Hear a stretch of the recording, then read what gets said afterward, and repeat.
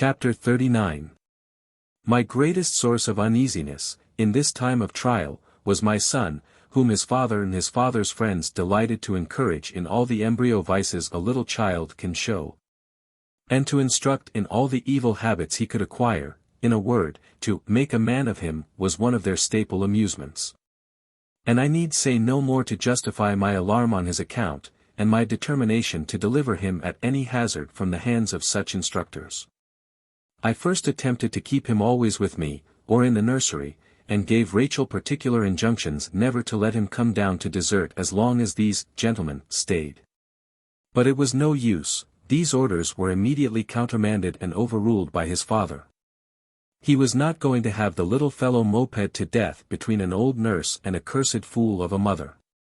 So the little fellow came down every evening in spite of his cross mamma, and learned to tipple wine like papa, to swear like Mr. Hattersley, and to have his own way like a man, and sent mamma to the devil when she tried to prevent him. To see such things done with the roguish naivete of that pretty little child, and hear such things spoken by that small infantile voice, was as peculiarly piquant and irresistibly droll to them as it was inexpressibly distressing and painful to me. And when he had set the table in a roar he would look round delightedly upon them all, and add his shrill laugh to theirs. But if that beaming blue eye rested on me, its light would vanish for a moment, and he would say, in some concern, "Mamma, why don't you laugh? Make her laugh, papa, she never will." Hence was I obliged to stay among these human brutes, watching an opportunity to get my child away from them instead of leaving them immediately after the removal of the cloth, as I should always otherwise have done. He was never willing to go, and I frequently had to carry him away by force, for which he thought me very cruel and unjust, and sometimes his father would insist upon my letting him remain. And then I would leave him to his kind friends, and retire to indulge my bitterness and despair alone, or to rack my brains for a remedy to this great evil. But here again I must do Mr. Hargrave the justice to acknowledge that I never saw him laugh at the child's misdemeanors, nor heard him utter a word of encouragement to his aspirations after manly accomplishments. But when anything very extraordinary was said or done by the infant profligate, I noticed, at times, a peculiar expression in his face that I could neither interpret nor define, a slight twitching about the muscles of the mouth, a sudden flash in the eye, as he darted a sudden glance at the child and then at me, and then I could fancy there arose a gleam of hard, keen, sombre satisfaction in his countenance at the look of impotent wrath and anguish he was too certain to behold in mine. But on one occasion, when Arthur had been behaving particularly ill, and Mr. Huntingdon and his guests had been particularly provoking and insulting to me in their encouragement of him, and I particularly anxious to get him out of the room, and on the very point of demeaning myself by a burst of uncontrollable passion, Mr. Hargrave suddenly rose from his seat with an aspect of stern determination, lifted the child from his father's knee, where he was sitting half tipsy, cocking his head and laughing at me, and execrating me with words he little knew the meaning of, handed him out of the room, and, setting him down in the hall, held the door open for me, gravely bowed as I withdrew, and closed it after me. I heard high words exchanged between him and his already half inebriated host as I departed, leading away my bewildered and disconcerted boy. But this should not continue, my child must not be abandoned to this corruption, better far that he should live in poverty and obscurity, with a fugitive mother, than in luxury and affluence with such a father. These guests might not be with us long, but they would return again, and he, the most injurious of the whole, his child's worst enemy, would still remain. I could endure it for myself, but for my son it must be borne no longer. The world's opinion and the feelings of my friends must be alike unheeded here. At least, alike unable to deter me from my duty. But where should I find an asylum, and how obtain subsistence for us both? Oh, I would take my precious charge at early dawn, take the coach to M, flee to the port of, cross the Atlantic, and seek a quiet, humble home in New England, where I would support myself and him by the labor of my hands. The palette and the easel, my darling playmates once, must be my sober toil fellows now. But was I sufficiently skilful as an artist to obtain my livelihood in a strange land, without friends, and without recommendation? No, I must wait a little. I must labor hard to improve my talent, and to produce something worth while as a specimen of my powers, something to speak favorably for me, whether as an actual painter or a teacher. Brilliant success, of course, I did not look for, but some degree of security from positive failure was indispensable. I must not take my son to starve. And then I must have money for the journey, the passage. And some little to support us in our retreat in case I should be unsuccessful at first, and not too little either, for who could tell how long I might have to struggle with the indifference or neglect of others, or my own inexperience or inability to suit their tastes. What should I do then?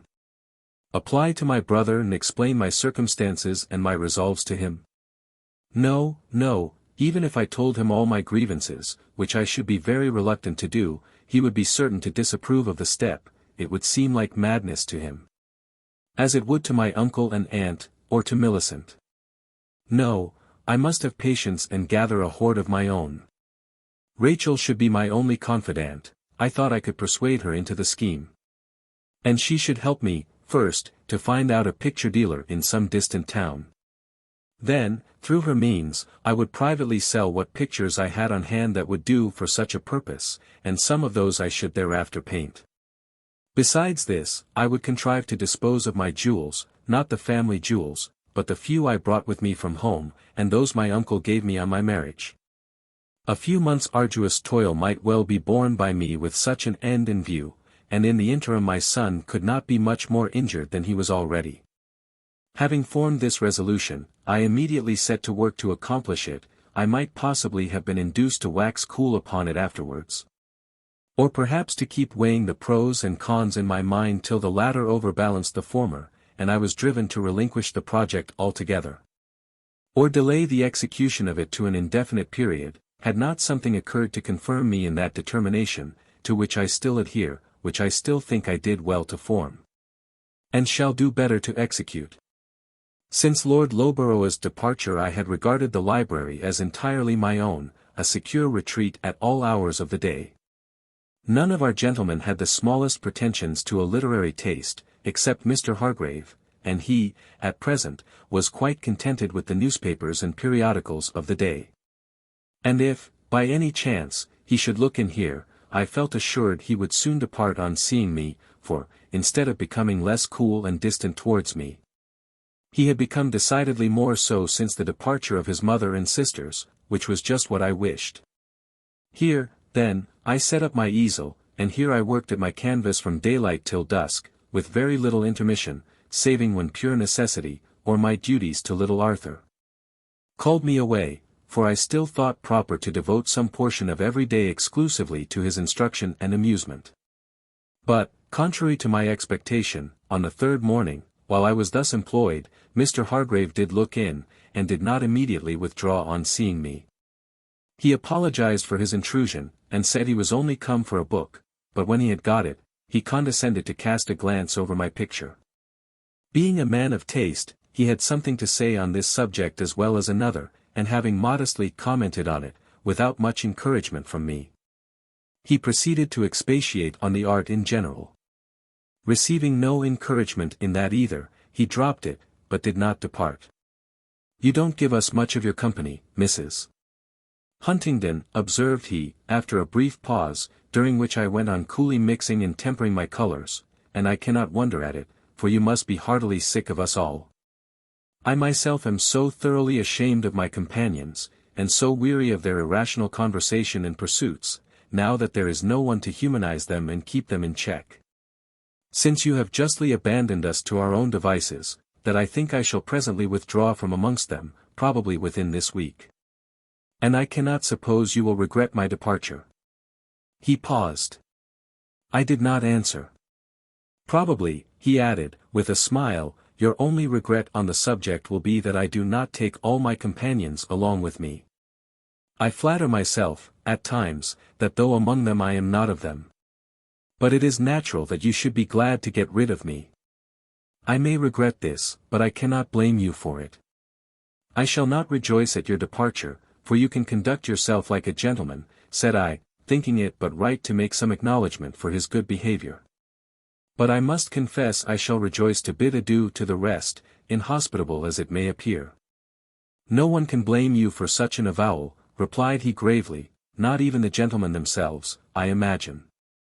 I'll just tell you, he continued, as if actuated by a sudden resolution, what was said last night in the dining-room, after you left us, perhaps you will not mind it.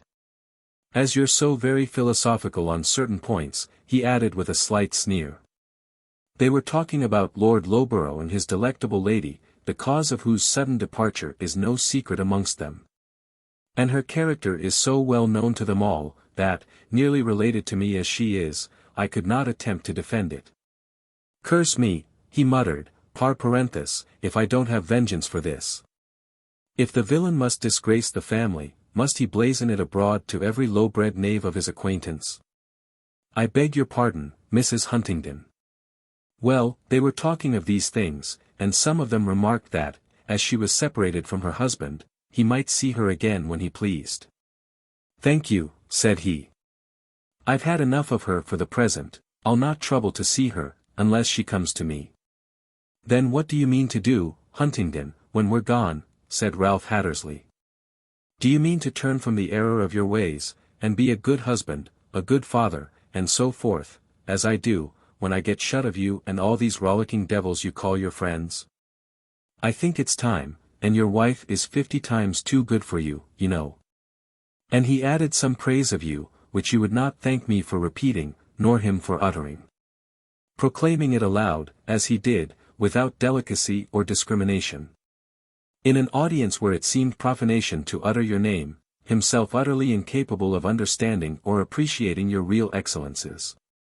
Huntingdon, meanwhile, sat quietly drinking his wine, or looking smilingly into his glass and offering no interruption or reply, till Hattersley shouted out, Do you hear me, man? Yes, go on, said he. Nay, I've done, replied the other, I only want to know if you intend to take my advice. What advice? To turn over a new leaf, you double-dyed scoundrel, shouted Ralph, and beg your wife's pardon, and be a good boy for the future. My wife. What wife? I have no wife, replied Huntingdon, looking innocently up from his glass, or if I have, look you, gentlemen, I value her so highly that anyone among you, that can fancy her, may have her and welcome, you may, by Jove, and my blessing into the bargain. Someone asked if he really meant what he said, upon which he solemnly swore he did, and no mistake. What do you think of that, Mrs. Huntingdon? Asked Mr. Hargrave, after a short pause, during which I had felt he was keenly examining my half-averted face. I say, replied I, calmly, that what he prizes so lightly will not be long in his possession. You cannot mean that you will break your heart and die for the detestable conduct of an infamous villain like that. By no means, my heart is too thoroughly dried to be broken in a hurry, and I mean to live as long as I can. Will you leave him then? Yes. When, and how? Asked he, eagerly. When I am ready, and how I can manage it most effectually. But your child? My child goes with me. He will not allow it. I shall not ask him. Ah, then, it is a secret flight you meditate. But with whom, Mrs. Huntingdon? With my son, and possibly, his nurse. Alone, and unprotected. But where can you go? What can you do? He will follow you and bring you back. I have laid my plans too well for that. Let me once get clear of Grassdale, and I shall consider myself safe. Mr. Hargrave advanced one step towards me, looked me in the face, and drew in his breath to speak. But that look, that heightened color, that sudden sparkle of the eye, made my blood rise in wrath. I abruptly turned away, and, snatching up my brush, began to dash away at my canvas with rather too much energy for the good of the picture. Mrs. Huntingdon, said he with bitter solemnity, you are cruel, cruel to me, cruel to yourself. Mr. Hargrave, remember your promise. I must speak, my heart will burst if I don't. I have been silent long enough, and you must hear me, cried he, boldly intercepting my retreat to the door. You tell me you owe no allegiance to your husband.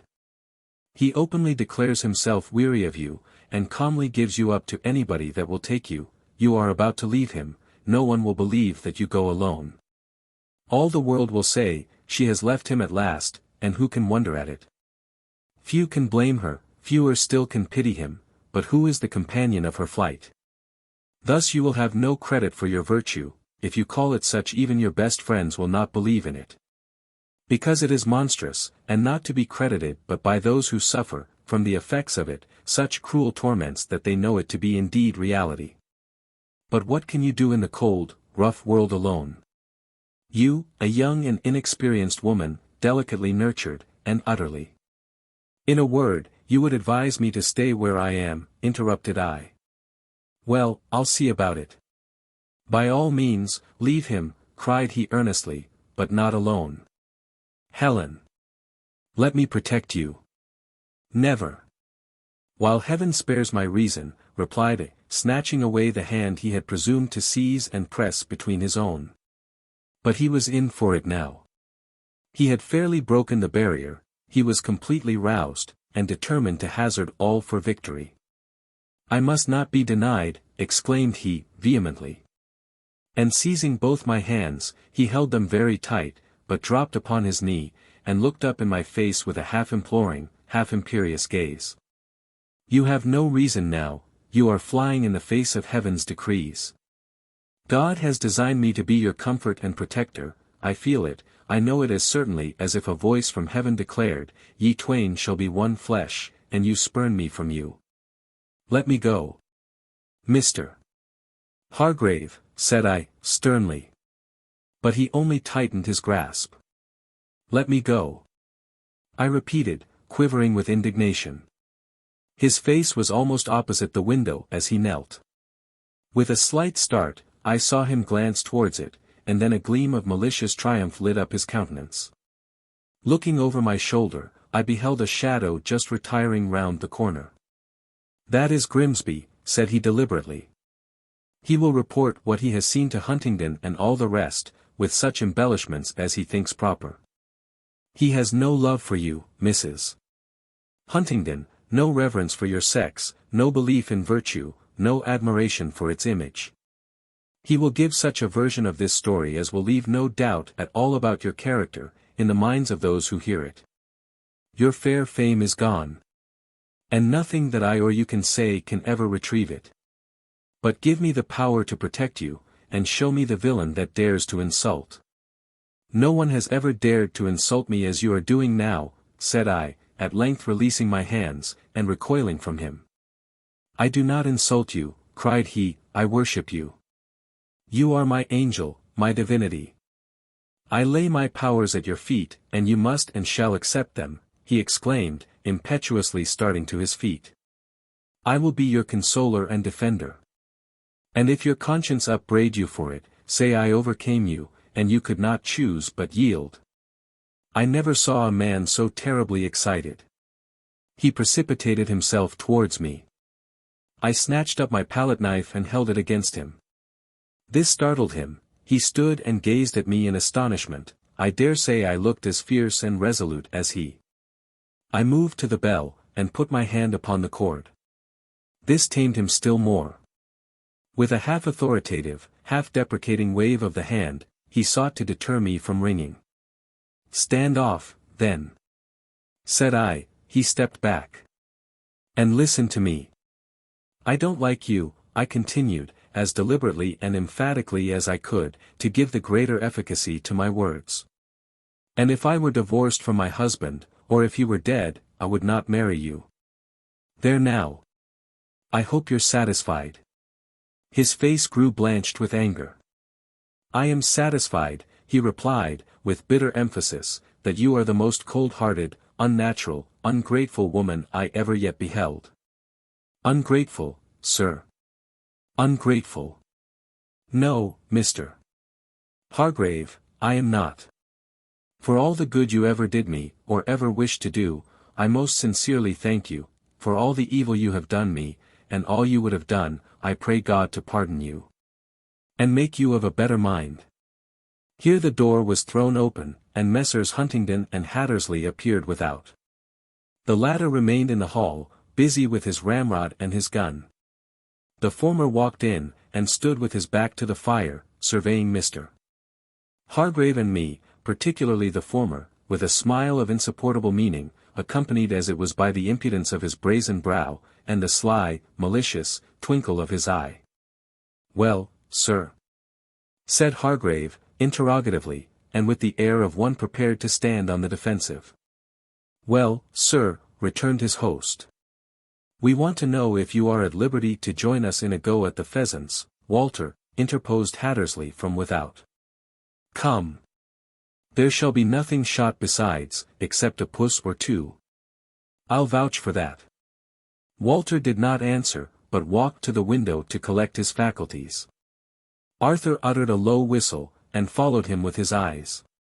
A slight flush of anger rose to Hargrave's cheek, but in a moment he turned calmly round, and said carelessly, "I came here to bid farewell to Mrs. Huntingdon, and tell her I must go tomorrow."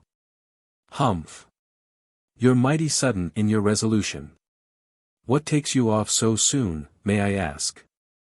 "Business," returned he, repelling the other's incredulous sneer with a glance of scornful defiance. "Very good," was the reply, and Hargrave walked away. Thereupon Mr. Huntingdon, gathering his coat laps under his arms, and setting his shoulder against the mantelpiece, turned to me, and, addressing me in a low voice, scarcely above his breath, poured forth a volley of the vilest and grossest abuse it was possible for the imagination to conceive or the tongue to utter.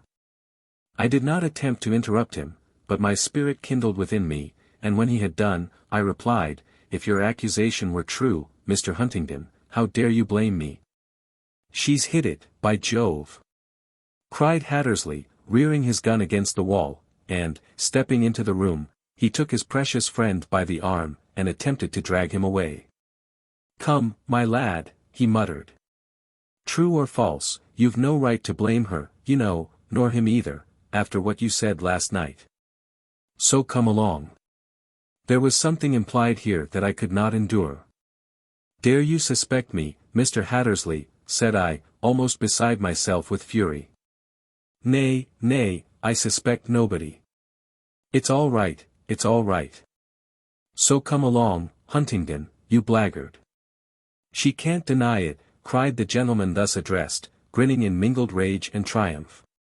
"She can't deny it if her life depended on it." And muttering some more abusive language, he walked into the hall, and took up his hat and gun from the table. "I scorn to justify myself to you," said I. "But you," turning to Hattersley, "if you presume to have any doubts on the subject, ask Mr. Hargrave." At this they simultaneously burst into a rude laugh that made my whole frame tingle to the fingers' ends. "Where is he?" "I'll ask him myself," said I, advancing towards them. Suppressing a new burst of merriment, Hattersley pointed to the outer door. It was half open. His brother-in-law was standing on the front without. "Mr. Hargrave, will you please to step this way?" said I.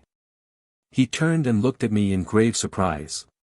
"Step this way, if you please," I repeated, in so determined a manner that he could not, or did not choose to resist its authority. Somewhat reluctantly he ascended the steps and advanced a pace or two into the hall. "And tell those gentlemen," I continued, "these men, whether or not I yielded to your solicitations." "I don't understand you, Mrs. Huntingdon." "You do understand me, sir, and I charge you, upon your honor as a gentleman, if you have any, to answer truly." "Did I, or did I not?" "No," muttered he, turning away. "Speak up, sir, they can't hear you." "Did I grant your request?" "You did not." "No, I'll be sworn she didn't," said Hattersley, "or he'd never look so black." "I'm willing to grant you the satisfaction of a gentleman, Huntingdon," said Mr. Hargrave, calmly addressing his host, but with a bitter sneer upon his countenance. "Go to the deuce," replied the latter, with an impatient jerk of the head. Hargrave withdrew with a look of cold disdain, saying, "You know where to find me, should you feel disposed to send a friend." Muttered oaths and curses were all the answer this intimation obtained. "Now, Huntingdon, you see," said Hattersley. "Clear as the day." "I don't care what he sees," said I, "or what he imagines. But you, Mr. Hattersley, when you hear my name belied and slandered, will you defend it?" "I will." I instantly departed and shut myself into the library. What could possess me to make such a request of such a man I cannot tell, but drowning men catch at straws, they had driven me desperate between them, I hardly knew what I said. There was no other to preserve my name from being blackened and aspersed among this nest of boon companions, and through them, perhaps, into the world. And beside my abandoned wretch of a husband, the base, malignant Grimsby, and the false villain Hargrave, this boorish ruffian, coarse and brutal as he was, shone like a glowworm in the dark among its fellow worms. What a scene was this! Could I ever have imagined that I should be doomed to bear such insults under my own roof, to hear such things spoken in my presence, nay, spoken to me and of me, and by those who arrogated to themselves the name of gentlemen? And could I have imagined that I should have been able to endure it as calmly, and to repel their insults as firmly and as boldly as I had done? A hardness such as this is taught by rough experience and despair alone.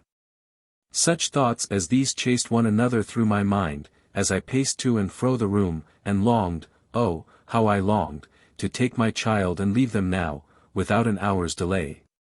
But it could not be, there was work before me, hard work, that must be done. "Then let me do it," said I, "and lose not a moment in vain repinings and idle chafings against my fate, and those who influence it." And conquering my agitation with a powerful effort, I immediately resumed my task, and labored hard all day. Mr. Hargrave did depart on the morrow, and I have never seen him since. The others stayed on for 2 or 3 weeks longer. But I kept aloof from them as much as possible, and still continued my labor, and have continued it, with almost unabated ardor, to the present day. I soon acquainted Rachel with my design, confiding all my motives and intentions to her ear, and, much to my agreeable surprise, found little difficulty in persuading her to enter into my views. She is a sober, cautious woman, but she so hates her master, and so loves her mistress and her nursling, that after several ejaculations, a few faint objections, and many tears and lamentations that I should be brought to such a pass, she applauded my resolution and consented to aid me with all her might, on one condition only, that she might share my exile, otherwise, she was utterly inexorable, regarding it as perfect madness for me and Arthur to go alone.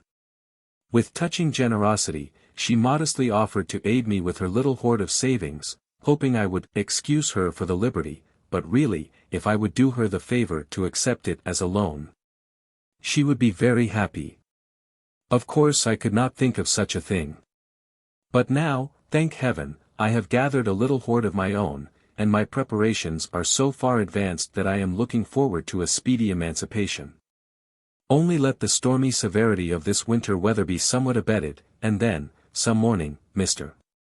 Huntingdon will come down to a solitary breakfast table, and perhaps be clamoring through the house for his invisible wife and child. When they are some 50 miles on their way to the western world, or it may be more, for we shall leave him hours before the dawn.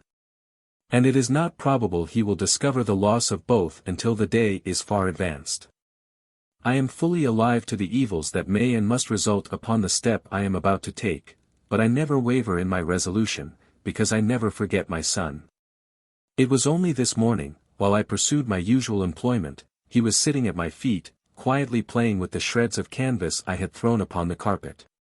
But his mind was otherwise occupied, for, in a while, he looked up wistfully in my face, and gravely asked, "Mamma, why are you wicked?" "Who told you I was wicked, love?" "Rachel." "No, Arthur, Rachel never said so, I am certain." "Well, then, it was Papa," replied he, thoughtfully.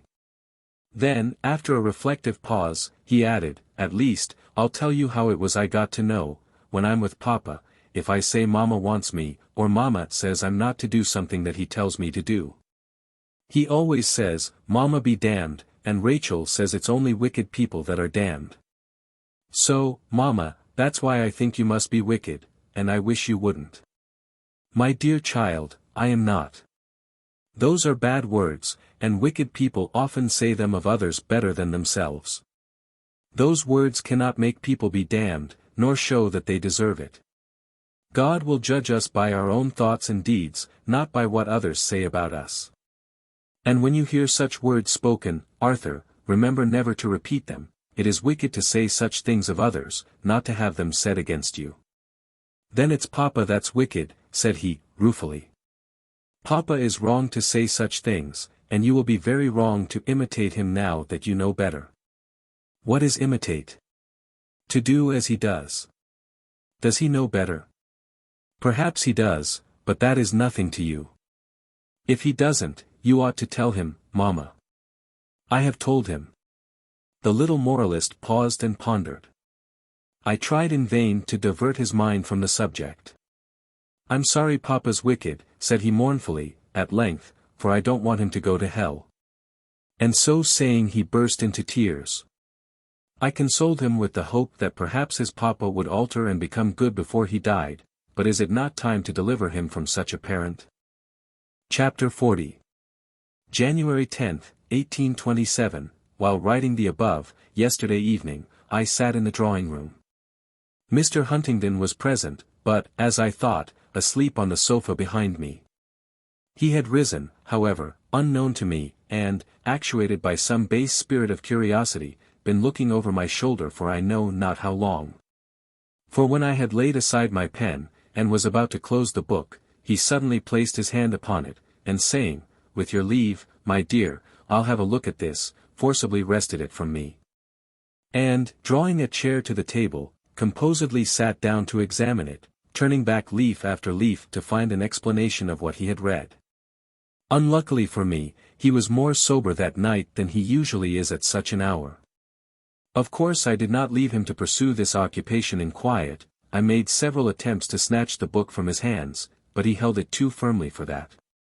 I upbraided him in bitterness and scorn for his mean and dishonorable conduct, but that had no effect upon him. And, finally, I extinguished both the candles, but he only wheeled round to the fire, and raising a blaze sufficient for his purposes, calmly continued the investigation. I had serious thoughts of getting a pitcher of water and extinguishing that light too. But it was evident his curiosity was too keenly excited to be quenched by that, and the more I manifested my anxiety to baffle his scrutiny, the greater would be his determination to persist in it. Besides, it was too late. "It seems very interesting, love," said he, lifting his head and turning to where I stood, wringing my hands in silent rage and anguish, "but it's rather long. I'll look at it some other time. And meanwhile I'll trouble you for your keys, my dear." "What keys?" "The keys of your cabinet, desk, drawers, and whatever else you possess," said he, rising and holding out his hand. "I've not got them," I replied. The key of my desk, in fact, was at that moment in the lock, and the others were attached to it. "Then you must send for them," said he. "And if that old devil, Rachel, doesn't immediately deliver them up, she tramps bag and baggage tomorrow." "She doesn't know where they are," I answered, quietly placing my hand upon them, and taking them from the desk, as I thought, unobserved. "I know, but I shall not give them up without a reason." "And I know, too," said he, suddenly seizing my closed hand and rudely abstracting them from it. He then took up one of the candles and relighted it by thrusting it into the fire. "Now, then," sneered he, "we must have a confiscation of property. But, first, let us take a peep into the studio."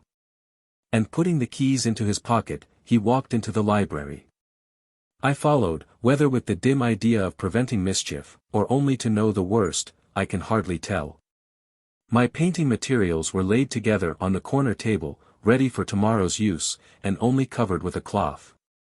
He soon spied them out, and putting down the candle, deliberately proceeded to cast them into the fire: palette, paints, bladders, pencils, brushes, varnish. I saw them all consumed, the palette knives snapped in two, the oil and turpentine sent hissing and roaring up the chimney. He then rang the bell. "Benson, take those things away," said he, pointing to the easel, canvas, and stretcher. And tell the housemaid she may kindle the fire with them, your mistress won't want them any more. Benson paused aghast and looked at me. Take them away, Benson, said I. And his master muttered an oath. And this and all, sir, said the astonished servant, referring to the half-finished picture. That and all, replied the master, and the things were cleared away. Mr. Huntingdon then went upstairs. I did not attempt to follow him, but remained seated in the armchair, speechless, tearless, and almost motionless, till he returned about half an hour after, and walking up to me, held the candle in my face and peered into my eyes with looks and laughter too insulting to be borne. With a sudden stroke of my hand I dashed the candle to the floor. How low, muttered he, starting back, she's the very devil for spite. Did ever any mortal see such eyes? They shine in the dark like a cat's. Oh, you're a sweet one. So saying, he gathered up the candle and the candlestick. The former being broken as well as extinguished, he rang for another. Benson, your mistress has broken the candle, bring another. You expose yourself finely, observed I, as the man departed. I didn't say I'd broken it, did I? Returned he. He then threw my keys into my lap, saying, there. You'll find nothing gone but your money, and the jewels, and a few little trifles I thought it advisable to take into my own possession, lest your mercantile spirit should be tempted to turn them into gold. I've left you a few sovereigns in your purse, which I expect to last you through the month. At all events, when you want more you will be so good as to give me an account of how that's spent. I shall put you upon a small monthly allowance, in future, for your own private expenses, and you needn't trouble yourself any more about my concerns. I shall look out for a steward, my dear, I won't expose you to the temptation. And as for the household matters, Mrs. Greaves must be very particular in keeping her accounts. We must go upon an entirely new plan. What great discovery have you made now, Mr. Huntingdon? Have I attempted to defraud you? Not in money matters, exactly, it seems. But it's best to keep out of the way of temptation. Here Benson entered with the candles, and there followed a brief interval of silence. I sitting still in my chair, and he standing with his back to the fire, silently triumphing in my despair. And so, said he at length, you thought to disgrace me, did you, by running away and turning artist, and supporting yourself by the labor of your hands, forsooth? And you thought to rob me of my son, too, and bring him up to be a dirty Yankee tradesman, or a low, beggarly painter. Yes, to obviate his becoming such a gentleman as his father. It's well you couldn't keep your own secret, ha, ha. It's well these women must be blabbing.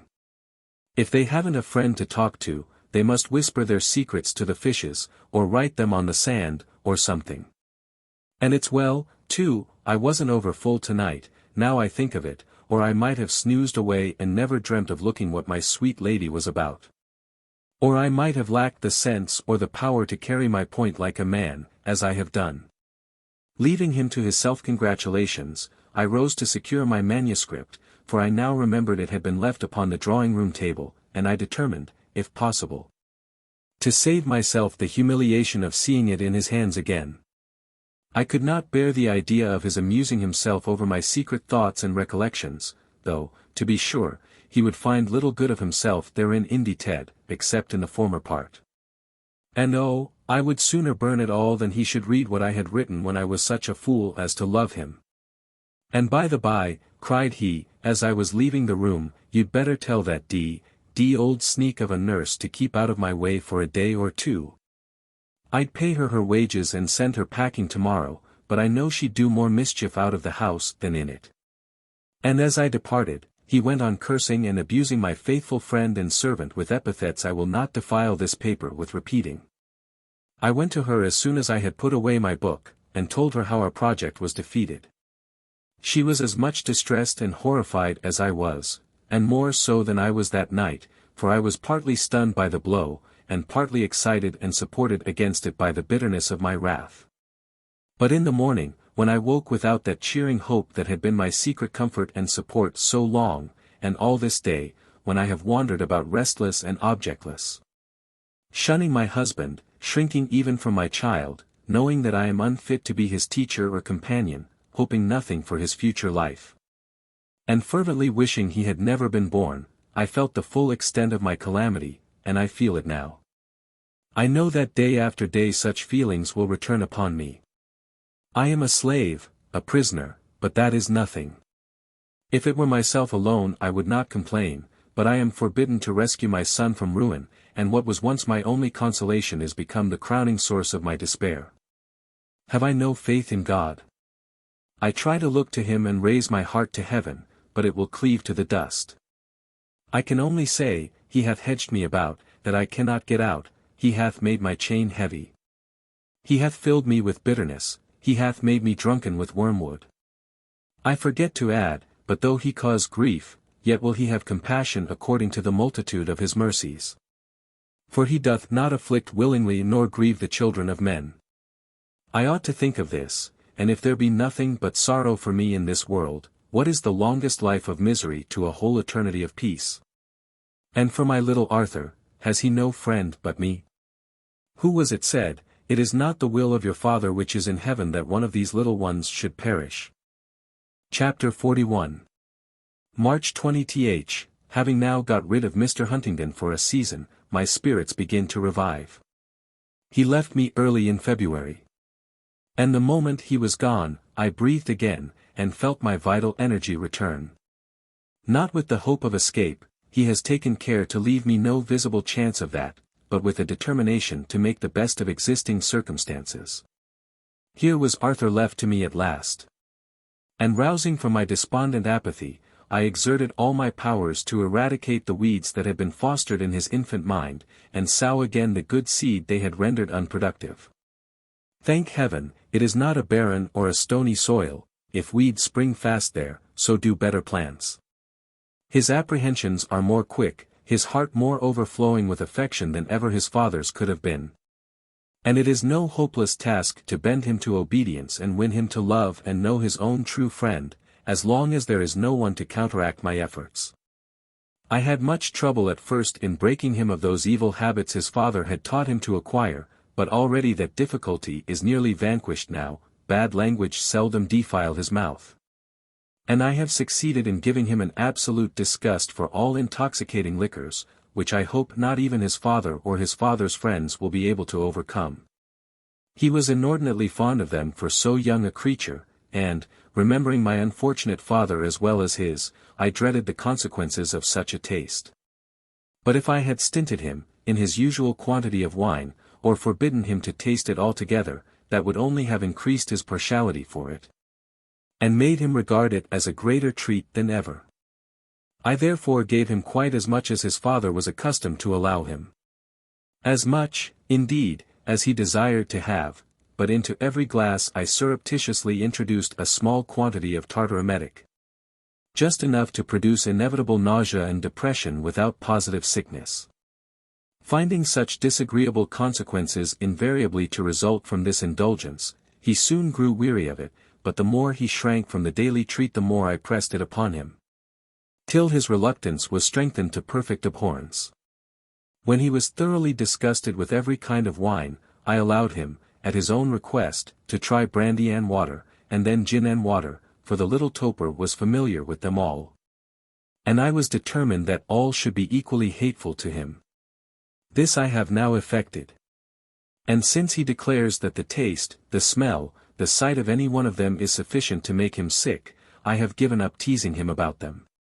Except now and then as objects of terror in cases of misbehavior. Arthur, if you're not a good boy I shall give you a glass of wine, or, now, Arthur, if you say that again you shall have some brandy and water, is as good as any other threat. And once or twice, when he was sick, I have obliged the poor child to swallow a little wine and water without the tartar emetic, by way of medicine. And this practice I intend to continue for some time to come. Not that I think it of any real service in a physical sense, but because I am determined to enlist all the powers of association in my service. I wish this aversion to be so deeply grounded in his nature that nothing in afterlife may be able to overcome it. Thus, I flatter myself, I shall secure him from this one vice. And for the rest, if on his father's return I find reason to apprehend that my good lessons will be all destroyed, if Mr. Huntingdon commence again the game of teaching the child to hate and despise his mother, and emulate his father's wickedness, I will yet deliver my son from his hands. I have devised another scheme that might be resorted to in such a case, and if I could but obtain my brother's consent and assistance, I should not doubt of its success. The old hall where he and I were born, and where our mother died, is not now inhabited, nor yet quite sunk into decay, as I believe. Now, if I could persuade him to have 1 or 2 rooms made habitable, and to let them to me as a stranger, I might live there, with my child, under an assumed name, and still support myself by my favorite art. He should lend me the money to begin with, and I would pay him back, and live in lowly independence and strict seclusion, for the house stands in a lonely place. And the neighborhood is thinly inhabited, and he himself should negotiate the sale of my pictures for me. I have arranged the whole plan in my head, and all I want is to persuade Frederick to be of the same mind as myself. He is coming to see me soon, and then I will make the proposal to him, having first enlightened him upon my circumstances sufficiently to excuse the project. Already, I believe, he knows much more of my situation than I have told him. I can tell this by the air of tender sadness pervading his letters, and by the fact of his so seldom mentioning my husband, and generally evincing a kind of covert bitterness when he does refer to him, as well as by the circumstance of his never coming to see me when Mr. Huntingdon is at home.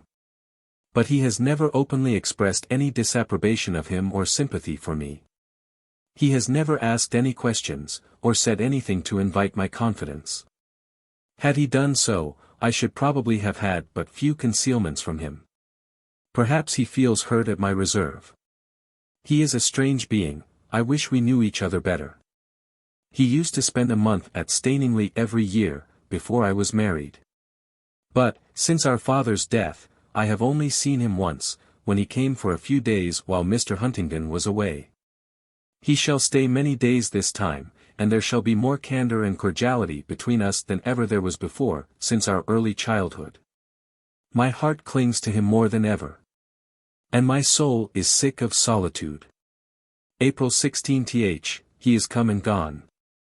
He would not stay above a fortnight. The time passed quickly, but very, very happily, and it has done me good. I must have a bad disposition, for my misfortunes have soured and embittered me exceedingly. I was beginning insensibly to cherish very unamiable feelings against my fellow mortals, the male part of them especially. But it is a comfort to see there is at least one among them worthy to be trusted and esteemed. And doubtless there are more, though I have never known them, unless I except poor Lord Loughborough, and he was bad enough in his day. But what would Frederick have been, if he had lived in the world, and mingled from his childhood with such men as these of my acquaintance? And what will Arthur be, with all his natural sweetness of disposition, if I do not save him from that world and those companions? I mentioned my fears to Frederick, and introduced the subject of my plan of rescue on the evening after his arrival, when I presented my little son to his uncle. He is like you, Frederick, said I, in some of his moods. I sometimes think he resembles you more than his father, and I am glad of it. You flatter me, Helen, replied he, stroking the child's soft, wavy locks. No, you will think it no compliment when I tell you I would rather have him to resemble Benson than his father. He slightly elevated his eyebrows, but said nothing. Do you know what sort of man Mr. Huntingdon is? Said I. I think I have an idea.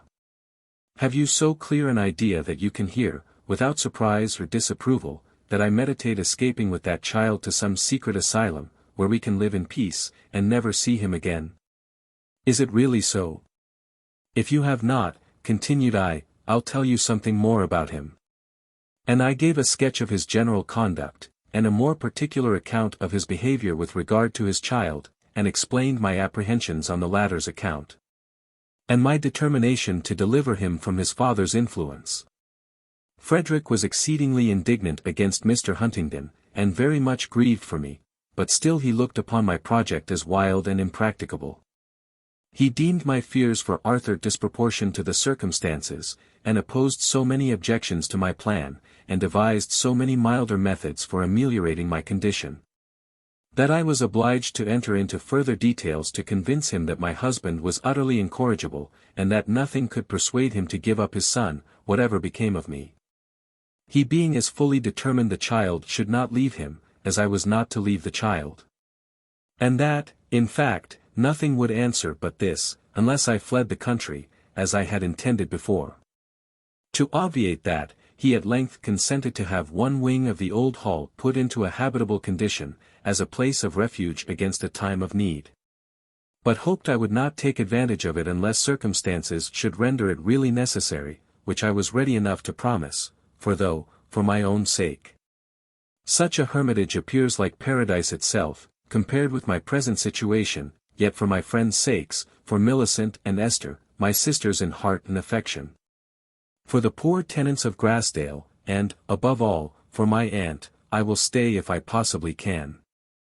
July 29 th. Mrs. Hargrave and her daughter are come back from London. Esther is full of her first season in town, but she is still heart-whole and unengaged.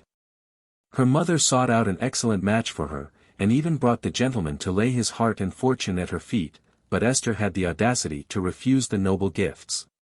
He was a man of good family and large possessions, but the naughty girl maintained he was old as Adam, ugly as sin, and hateful as one who shall be nameless. But, indeed, I had a hard time of it, said she. Mamma was very greatly disappointed at the failure of her darling project, and very, very angry at my obstinate resistance to her will. And is so still. But I can't help it. And Walter, too, is so seriously displeased at my perversity and absurd caprice, as he calls it, that I fear he will never forgive me. I did not think he could be so unkind as he has lately shown himself. But Millicent begged me not to yield, and I'm sure, Mrs. Huntingdon, if you had seen the man they wanted to palm upon me, you would have advised me not to take him too. I should have done so whether I had seen him or not, said I. It is enough that you dislike him. I knew you would say so. Though Mamma affirmed you would be quite shocked at my undutiful conduct. You can't imagine how she lectures me. I am disobedient and ungrateful. I am thwarting her wishes, wronging my brother, and making myself a burden on her hands. I sometimes fear she'll overcome me after all. I have a strong will, but so has she, and when she says such bitter things, it provokes me to such a pass that I feel inclined to do as she bids me, and then break my heart and say, "There, Mamma. It's all your fault." "Pray don't," said I. Obedience from such a motive would be positive wickedness, and certain to bring the punishment it deserves. Stand firm, and your mamma will soon relinquish her persecution.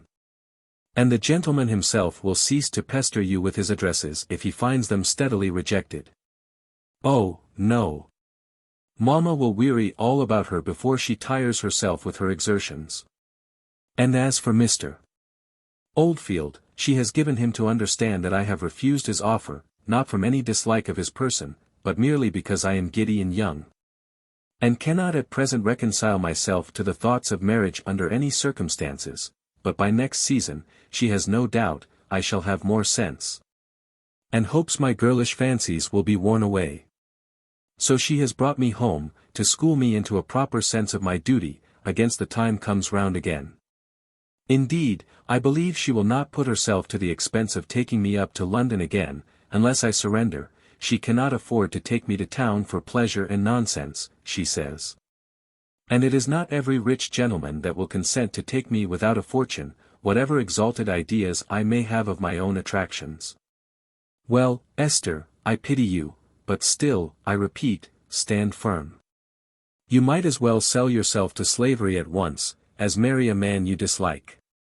If your mother and brother are unkind to you, you may leave them, but remember you are bound to your husband for life. But I cannot leave them unless I get married, and I cannot get married if nobody sees me. I saw one or two gentlemen in London that I might have liked, but they were younger sons, and Mamma would not let me get to know them, one especially, who I believe rather liked me, but she threw every possible obstacle in the way of our better acquaintance. Wasn't it provoking? I have no doubt you would feel it so, but it is possible that if you married him, you might have more reason to regret it hereafter than if you married Mr. Oldfield. When I tell you not to marry without love, I do not advise you to marry for love alone. There are many, many other things to be considered. Keep both heart and hand in your own possession, till you see good reason to part with them. And if such an occasion should never present itself, comfort your mind with this reflection, that though in single life your joys may not be very many, your sorrows, at least, will not be more than you can bear. Marriage may change your circumstances for the better, but, in my private opinion, it is far more likely to produce a contrary result. So thinks Millicent, but allow me to say I think otherwise. If I thought myself doomed to old maidenhood, should cease to value my life. The thoughts of living on, year after year, at the Grove, a hanger-on upon Mamma and Walter, a mere cumberer of the ground, now that I know in what light they would regard it, is perfectly intolerable. I would rather run away with the butler. Your circumstances are peculiar, I allow, but have patience, love, do nothing rashly. Remember you are not yet 19, and many years are yet to pass before anyone can set you down as an old maid. You cannot tell what Providence may have in store for you.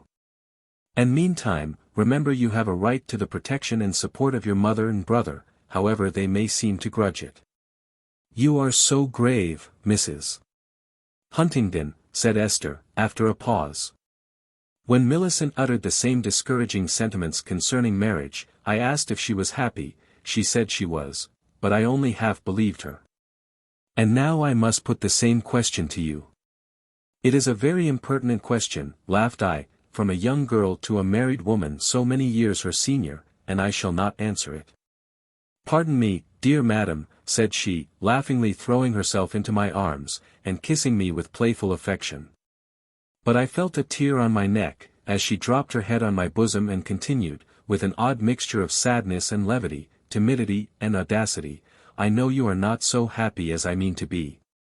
For you spend half your life alone at Grassdale, while Mr. Huntingdon goes about enjoying himself where and how he pleases. I shall expect my husband to have no pleasures but what he shares with me. And if his greatest pleasure of all is not the enjoyment of my company, why, it will be the worse for him, that's all. If such are your expectations of matrimony, Esther, you must, indeed, be careful whom you marry, or rather, you must avoid it altogether. Chapter 42. September 1st, no Mr. Huntingdon yet. Perhaps he will stay among his friends till Christmas, and then, next spring, he will be off again. If he continue this plan, I shall be able to stay at Grassdale well enough, that is, I shall be able to stay, and that is enough. Even an occasional bevy of friends at the shooting season may be borne, if Arthur gets so firmly attached to me, so well established in good sense and principles before they come that I shall be able, by reason and affection, to keep him pure from their contaminations. Vain hope, I fear. But still, till such a time of trial comes I will forbear to think of my quiet asylum in the beloved old hall. Mr. and Mrs. Hattersley have been staying at the Grove a fortnight, and as Mr. Hargrave is still absent, and the weather was remarkably fine, I never passed a day without seeing my two friends, Millicent and Esther, either there or here. On one occasion, when Mr. Hattersley had driven them over to Grassdale in the phaeton, with little Helen and Ralph, and we were all enjoying ourselves in the garden, I had a few minutes' conversation with that gentleman, while the ladies were amusing themselves with the children. Do you want to hear anything of your husband, Mrs. Huntingdon? Said he. No, unless you can tell me when to expect him home. I can't. You don't want him, do you? Said he, with a broad grin. No. Well, I think you're better without him, sure enough. For my part, I'm downright weary of him. I told him I'd leave him if he didn't mend his manners, and he wouldn't, so I left him. You see, I'm a better man than you think me. And, what's more, I have serious thoughts of washing my hands of him entirely, and the whole set of them, and comporting myself from this day forward with all decency and sobriety, as a Christian and the father of a family should do. What do you think of that?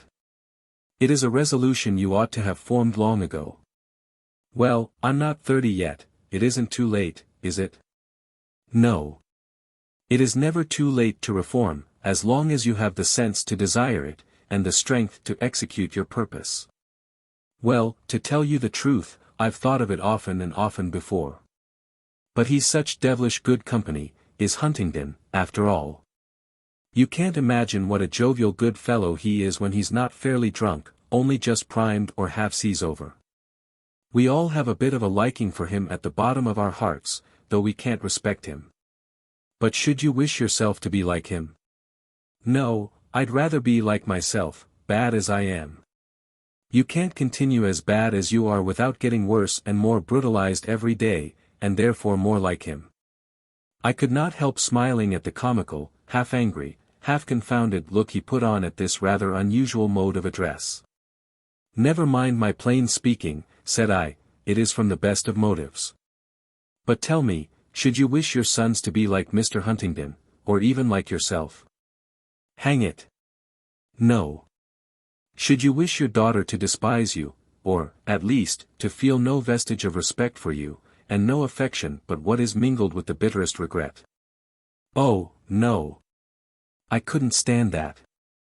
And, finally, should you wish your wife to be ready to sink into the earth when she hears you mentioned, and to loathe the very sound of your voice, and shudder at your approach? She never will. She likes me all the same, whatever I do. Impossible, Mr. Hattersley.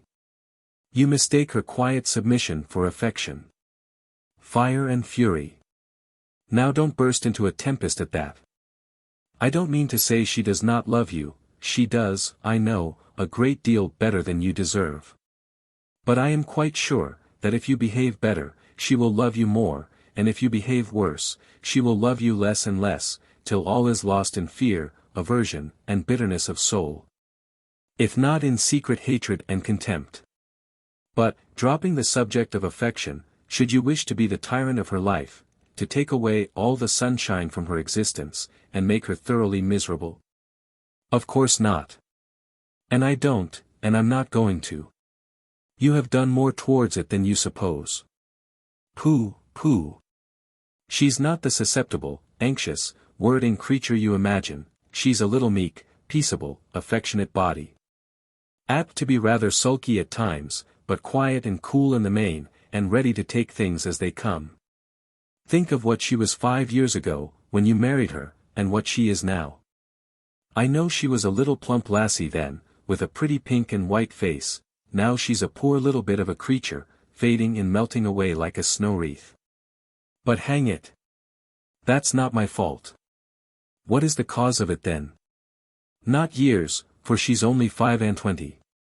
It's her own delicate health, and confound it, madam. What would you make of me? And the children, to be sure, that worry her to death between them. No, Mr. Hattersley, the children give her more pleasure than pain, they are fine, well-dispositioned children. I know they are, bless them. Then why lay the blame on them? I'll tell you what it is, it's silent fretting and constant anxiety on your account, mingled, I suspect, with something of bodily fear on her own.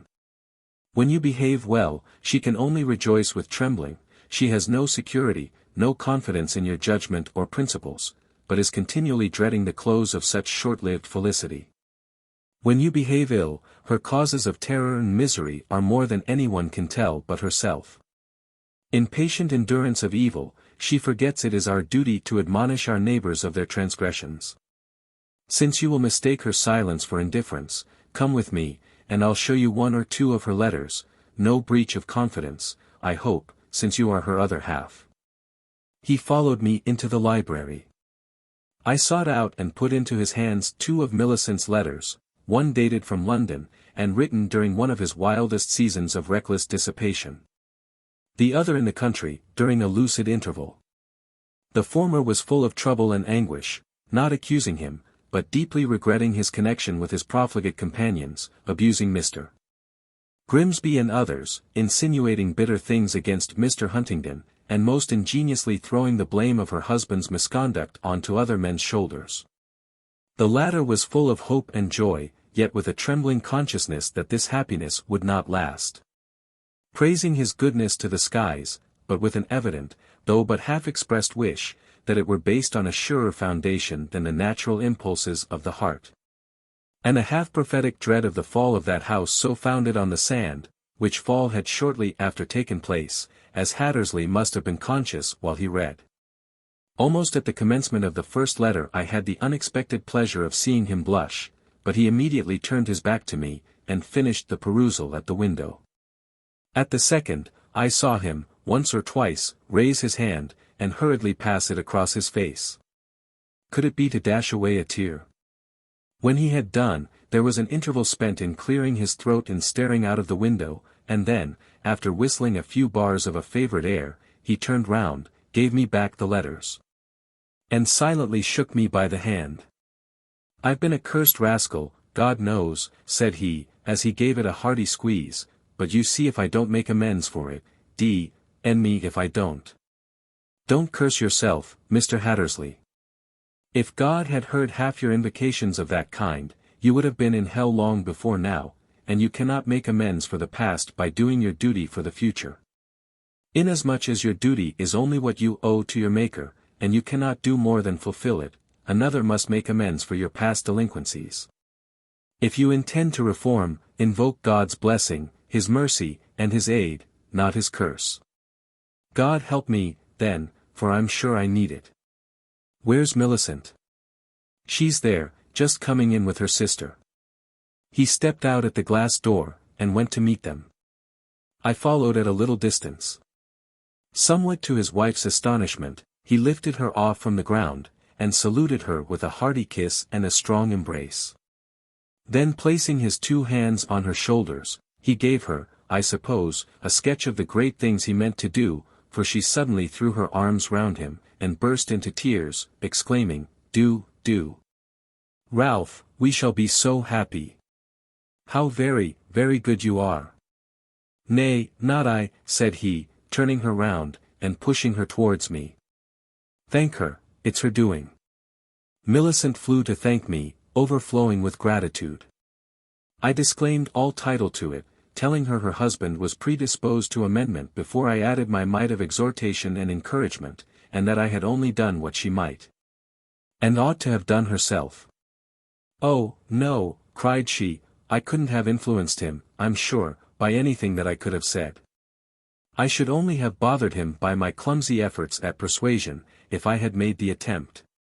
"You never tried me, Milly," said he, shortly after they took their leave. They are now gone on a visit to Hattersley's father. After that they will repair to their country home. I hope his good resolutions will not fall through, and poor Millicent will not be again disappointed. Her last letter was full of present bliss, and pleasing anticipations for the future. But no particular temptation has yet occurred to put his virtue to the test. Henceforth, however, she will doubtless be somewhat less timid and reserved, and he more kind and thoughtful. Surely, then, her hopes are not unfounded, and I have one bright spot, at least, whereon to rest my thoughts. Chapter 43. October 10th. Mr. Huntingdon returned about 3 weeks ago. His appearance, his demeanour and conversation, and my feelings with regard to him, I shall not trouble myself to describe. The day after his arrival, however, he surprised me by the announcement of an intention to procure a governess for little Arthur. I told him it was quite unnecessary, not to say ridiculous. At the present season, I thought I was fully competent to the task of teaching him myself. For some years to come, at least, the child's education was the only pleasure and business of my life. And since he had deprived me of every other occupation, he might surely leave me that. He said I was not fit to teach children, or to be with them. I had already reduced the boy to little better than an automaton. I had broken his fine spirit with my rigid severity. And I should freeze all the sunshine out of his heart, and make him as gloomy and ascetic as myself, if I had the handling of him much longer.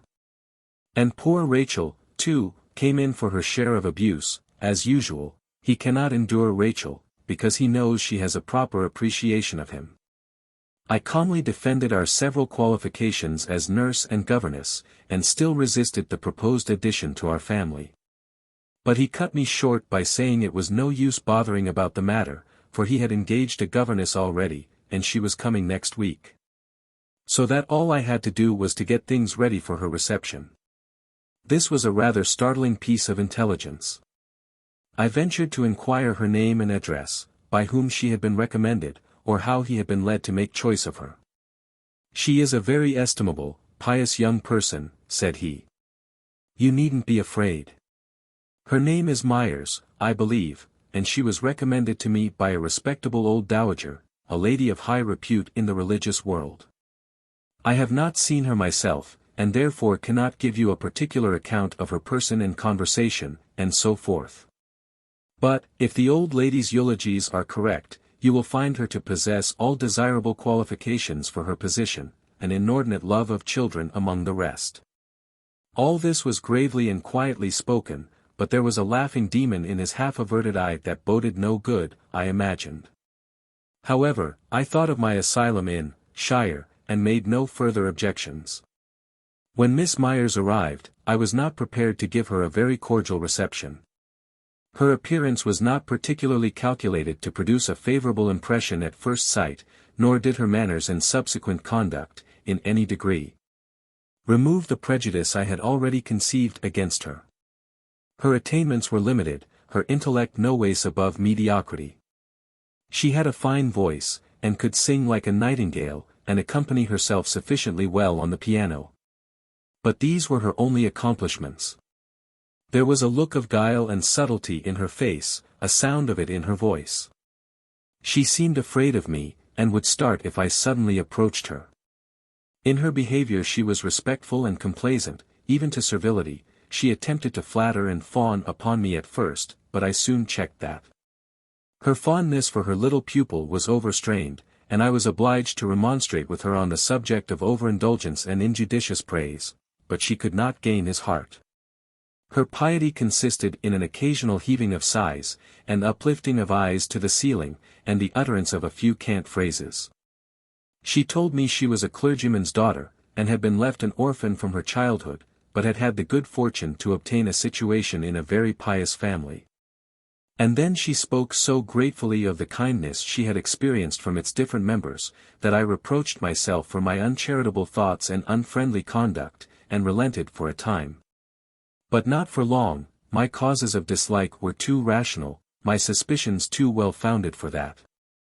And I knew it was my duty to watch and scrutinize till those suspicions were either satisfactorily removed or confirmed. I asked the name and residence of the kind and pious family. She mentioned a common name, and an unknown and distant place of abode, but told me they were now on the continent, and their present address was unknown to her. I never saw her speak much to Mr. Huntingdon, but he would frequently look into the schoolroom to see how little Arthur got on with his new companion, when I was not there. In the evening, she sat with us in the drawing-room, and would sing and play to amuse him or us, as she pretended, and was very attentive to his wants, and watchful to anticipate them. Though she only talked to me. Indeed, he was seldom in a condition to be talked to. Had she been other than she was, I should have felt her presence a great relief to come between us thus, except, indeed, that I should have been thoroughly ashamed for any decent person to see him as he often was. I did not mention my suspicions to Rachel, but she, having sojourned for half a century in this land of sin and sorrow, has learned to be suspicious herself. She told me from the first she was down of that new governess, and I soon found she watched her quite as narrowly as I did. And I was glad of it, for I longed to know the truth. The atmosphere of Grassdale seemed to stifle me, and I could only live by thinking of Wildfell Hall.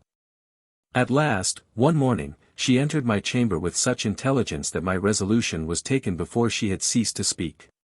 While she dressed me I explained to her my intentions and what assistance I should require from her, and told her which of my things she was to pack up, and what she was to leave behind for herself. As I had no other means of recompensing her for this sudden dismissal after her long and faithful service, a circumstance I most deeply regretted, but could not avoid. "And what will you do, Rachel?" said I. "Will you go home, or seek another place?" "I have no home, ma'am, but with you," she replied. And if I leave you I'll never go into place again as long as I live. But I can't afford to live like a lady now, returned I must be my own maid and my child's nurse. What signifies? Replied she, in some excitement. You'll want somebody to clean and wash, and cook, won't you? I can do all that. And never mind the wages, I've my bits savings yet, and if you wouldn't take me I should have to find my own board and lodging out of somewhere. Or else work among strangers, and it's what I'm not used to, so you can please yourself, ma'am. Her voice quavered as she spoke, and the tears stood in her eyes. I should like it above all things, Rachel. And I'd give you such wages as I could afford, such as I should give to any servant of all work I might employ, but don't you see I should be dragging you down with me when you have done nothing to deserve it? Oh, fiddle, ejaculated she. And, besides, my future way of living will be so widely different to the past, so different to all you have been accustomed to. Do you think, ma'am, I can't bear what my missus can? Surely I'm not so proud and so dainty as that comes to, and my little master, too, God bless him. But I'm young, Rachel, I shan't mind it, and Arthur is young too, it will be nothing to him. Nor me either, I'm not so old but what I can stand hard fare and hard work. If it's only to help and comfort them as I've loved like my own bairns, for all I'm too old to bide the thoughts leaving them in trouble and danger, and going amongst strangers myself. Then you shan't, Rachel, cried I, embracing my faithful friend. We'll all go together, and you shall see how the new life suits you. Bless you, honey, cried she, affectionately returning my embrace. Only let us get shut of this wicked house, and we'll do right enough, you'll see. So think I, was my answer, and so that point was settled. By that morning's post I dispatched a few hasty lines to Frederick, beseeching him to prepare my asylum for my immediate reception, for I should probably come to claim it within a day after the receipt of that note, and telling him, in few words, the cause of my sudden resolution. I then wrote 3 letters of adieu, the first to Esther Hargrave, in which I told her that I found it impossible to stay any longer at Grassdale, or to leave my son under his father's protection. And, as it was of the last importance that our future abode should be unknown to him and his acquaintance, I should disclose it to no one but my brother, through the medium of whom I hoped still to correspond with my friends. I then gave her his address, exhorted her to write frequently, reiterated some of my former admonitions regarding her own concerns, and bade her a fond farewell.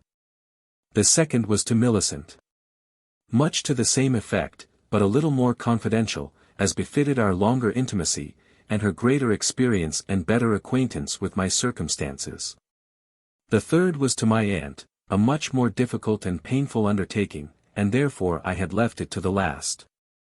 But I must give her some explanation of that extraordinary step I had taken, and that quickly, for she and my uncle would no doubt hear of it within a day or 2 after my disappearance.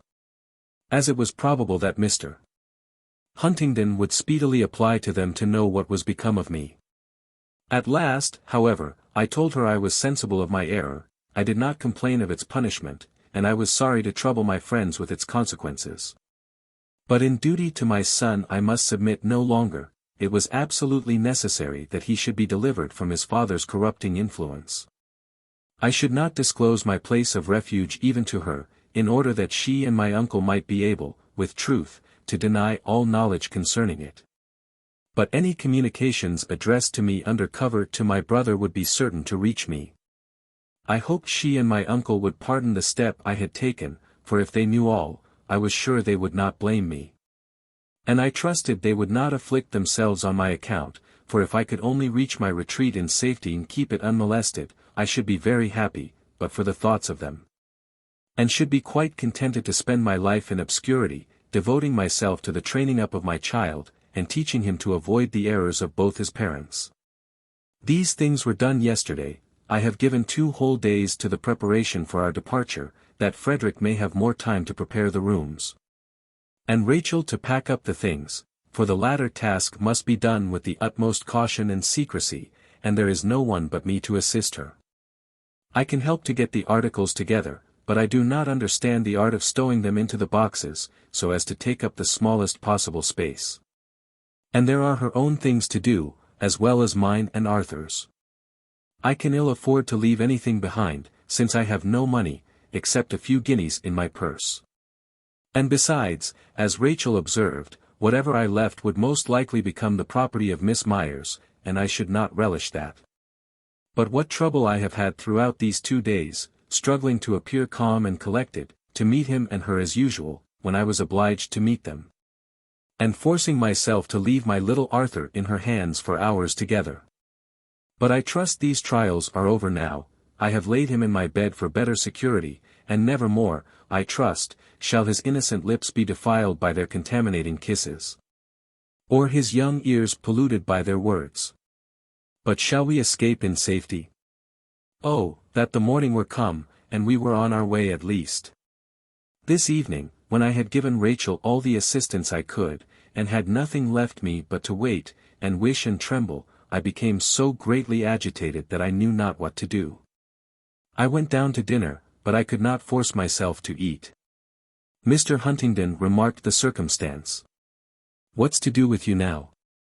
said he, when the removal of the second course gave him time to look about him. "I am not well," I replied. "I think I must lie down a little. You won't miss me much." "Not the least. If you leave your chair, it'll do just as well, better, a trifle," he muttered, as I left the room, "for I can fancy somebody else fills it." Somebody else may fill it tomorrow, I thought, but did not say. "There. I've seen the last of you, I hope," I muttered, as I closed the door upon him. Rachel urged me to seek repose at once, to recruit my strength for tomorrow's journey, as we must be gone before the dawn. But in my present state of nervous excitement that was entirely out of the question. It was equally out of the question to sit, or wander about my room, counting the hours and the minutes between me and the appointed time of action, straining my ears and trembling at every sound. Lest someone should discover and betray us after all.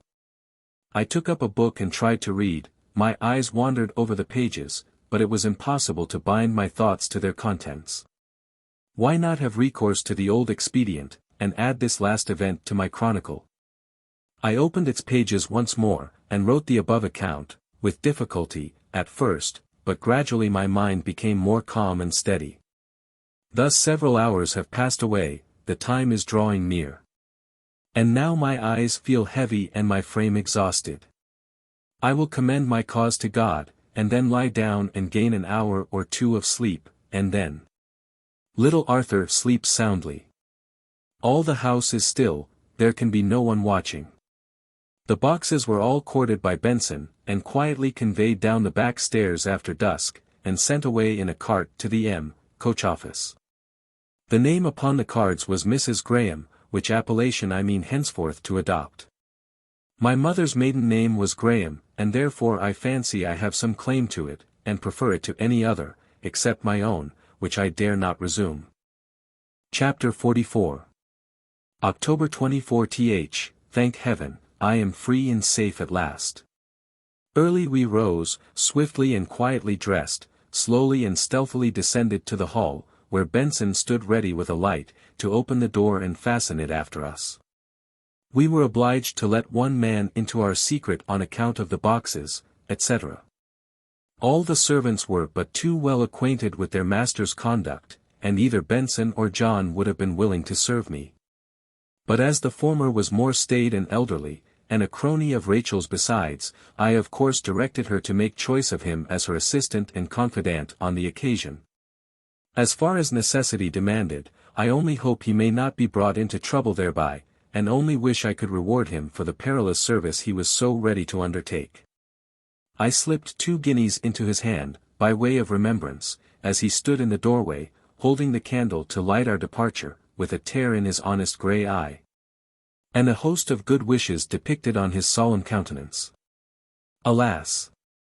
I could offer no more. I had barely sufficient remaining for the probable expenses of the journey. What trembling joy it was when the little wicket closed behind us, as we issued from the park. Then, for one moment, I paused, to inhale one draught of that cool, bracing air, and venture one look back upon the house. All was dark and still, no light glimmered in the windows, no wreath of smoke obscured the stars that sparkled above it in the frosty sky. As I bade farewell forever to that place, the scene of so much guilt and misery, I felt glad that I had not left it before. For now there was no doubt about the propriety of such a step, no shadow of remorse for him I left behind. There was nothing to disturb my joy but the fear of detection, and every step removed us further from the chance of that. We had left Grassdale many miles behind us before the round red sun arose to welcome our deliverance. And if any inhabitant of its vicinity had chanced to see us then, as we bowled along on the top of the coach, I scarcely think they would have suspected our identity. As I intend to be taken for a widow, I thought it advisable to enter my new abode in mourning. I was, therefore, attired in a plain black silk dress and mantle. A black veil, which I kept carefully over my face for the first 20 or 30 miles of the journey, and a black silk bonnet, which I had been constrained to borrow of Rachel, for want of such an article myself. It was not in the newest fashion, of course, but none the worse for that, under present circumstances. Arthur was clad in his plainest clothes, and wrapped in a coarse woolen shawl. And Rachel was muffled in a grey cloak and hood that had seen better days, and gave her more the appearance of an ordinary though decent old woman, than of a lady's maid. Oh, what delight it was to be thus seated aloft, rumbling along the broad, sunshiny road, with the fresh morning breeze in my face, surrounded by an unknown country, all smiling, cheerfully, gloriously smiling in the yellow luster of those early beams. With my darling child in my arms, almost as happy as myself, and my faithful friend beside me, a prison in despair behind me, receding further back at every clatter of the horses' feet. And liberty and hope before. I could hardly refrain from praising God aloud for my deliverance, or astonishing my fellow passengers by some surprising outburst of hilarity. But the journey was a very long one, and we were all weary enough before the close of it. It was far into the night when we reached the town of L, and still we were 7 miles from our journey's end. And there was no more coaching, nor any conveyance to be had, except a common cart, and that with the greatest difficulty, for half the town was in bed. And a dreary ride we had of it, that last stage of the journey, cold and weary as we were. Sitting on our boxes, with nothing to cling to, nothing to lean against, slowly dragged and cruelly shaken over the rough, hilly roads. But Arthur was asleep in Rachel's lap, and between us we managed pretty well to shield him from the cold night air. At last we began to ascend a terribly steep and stony lane, which, in spite of the darkness, Rachel said she remembered well. She had often walked there with me in her arms. And little thought to come again so many years after, under such circumstances as the present. Arthur being now awakened by the jolting and the stoppages, we all got out and walked. We had not far to go, but what if Frederick should not have received my letter? Or if he should not have had time to prepare the rooms for our reception, and we should find them all dark, damp, and comfortless, destitute of food, fire, and furniture, after all our toil. At length the grim, dark pile appeared before us. The lane conducted us round by the back way. We entered the desolate court, and in breathless anxiety surveyed the ruinous mass. Was it all blackness and desolation? No, one faint red glimmer cheered us from a window where the lattice was in good repair. The door was fastened, but after due knocking and waiting, and some parleying with a voice from an upper window, we were admitted by an old woman who had been commissioned to air and keep the house till our arrival, into a tolerably snug little apartment, formerly the scullery of the mansion, which Frederick had now fitted up as a kitchen.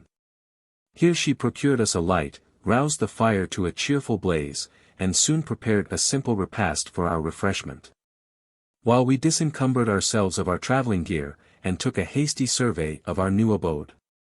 Besides the kitchen, there were 2 bedrooms, a good-sized parlour, and another smaller one, which I destined for my studio, all well aired and seemingly in good repair, but only partly furnished with a few old articles, chiefly of ponderous black oak, the veritable ones that had been there before, and which had been kept as antiquarian relics in my brother's present residence, and now, in all haste, transported back again. The old woman brought my supper and Arthur's into the parlour, and told me, with all due formality, that the master desired his compliments to Mrs. Graham, and he had prepared the rooms as well as he could upon so short a notice, but he would do himself the pleasure of calling upon her tomorrow, to receive her further commands. I was glad to ascend the stern-looking stone staircase, and lie down in the gloomy, old-fashioned bed, beside my little Arthur. He was asleep in a minute. But, weary as I was, my excited feelings and restless cogitations kept me awake till dawn began to struggle with the darkness. But sleep was sweet and refreshing when it came, and the waking was delightful beyond expression. It was little Arthur that roused me, with his gentle kisses. He was here, then, safely clasped in my arms, and many leagues away from his unworthy father. Broad daylight illumined the apartment, for the sun was high in heaven, though obscured by rolling masses of autumnal vapour. The scene, indeed, was not remarkably cheerful in itself, either within or without. The large bare room, with its grim old furniture, the narrow, latticed windows, revealing the dull, grey sky above and the desolate wilderness below, were the dark stone walls and iron gate. The rank growth of grass and weeds, and the hardy evergreens of preternatural forms. Alone remained to tell that there had been once a garden, and the bleak and barren fields beyond might have struck me as gloomy enough at another time. But now, each separate object seemed to echo back my own exhilarating sense of hope and freedom, indefinite dreams of the far past and bright anticipations of the future seemed to greet me at every turn. I should rejoice with more security, to be sure, had the broad sea rolled between my present and my former homes, but surely in this lonely spot I might remain unknown. And then I had my brother here to cheer my solitude with his occasional visits. He came that morning, and I have had several interviews with him since. But he is obliged to be very cautious when and how he comes.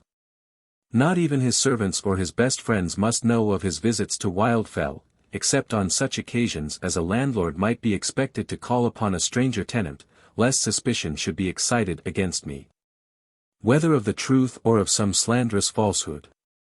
I have now been here nearly a fortnight, and, but for one disturbing care, the haunting dread of discovery.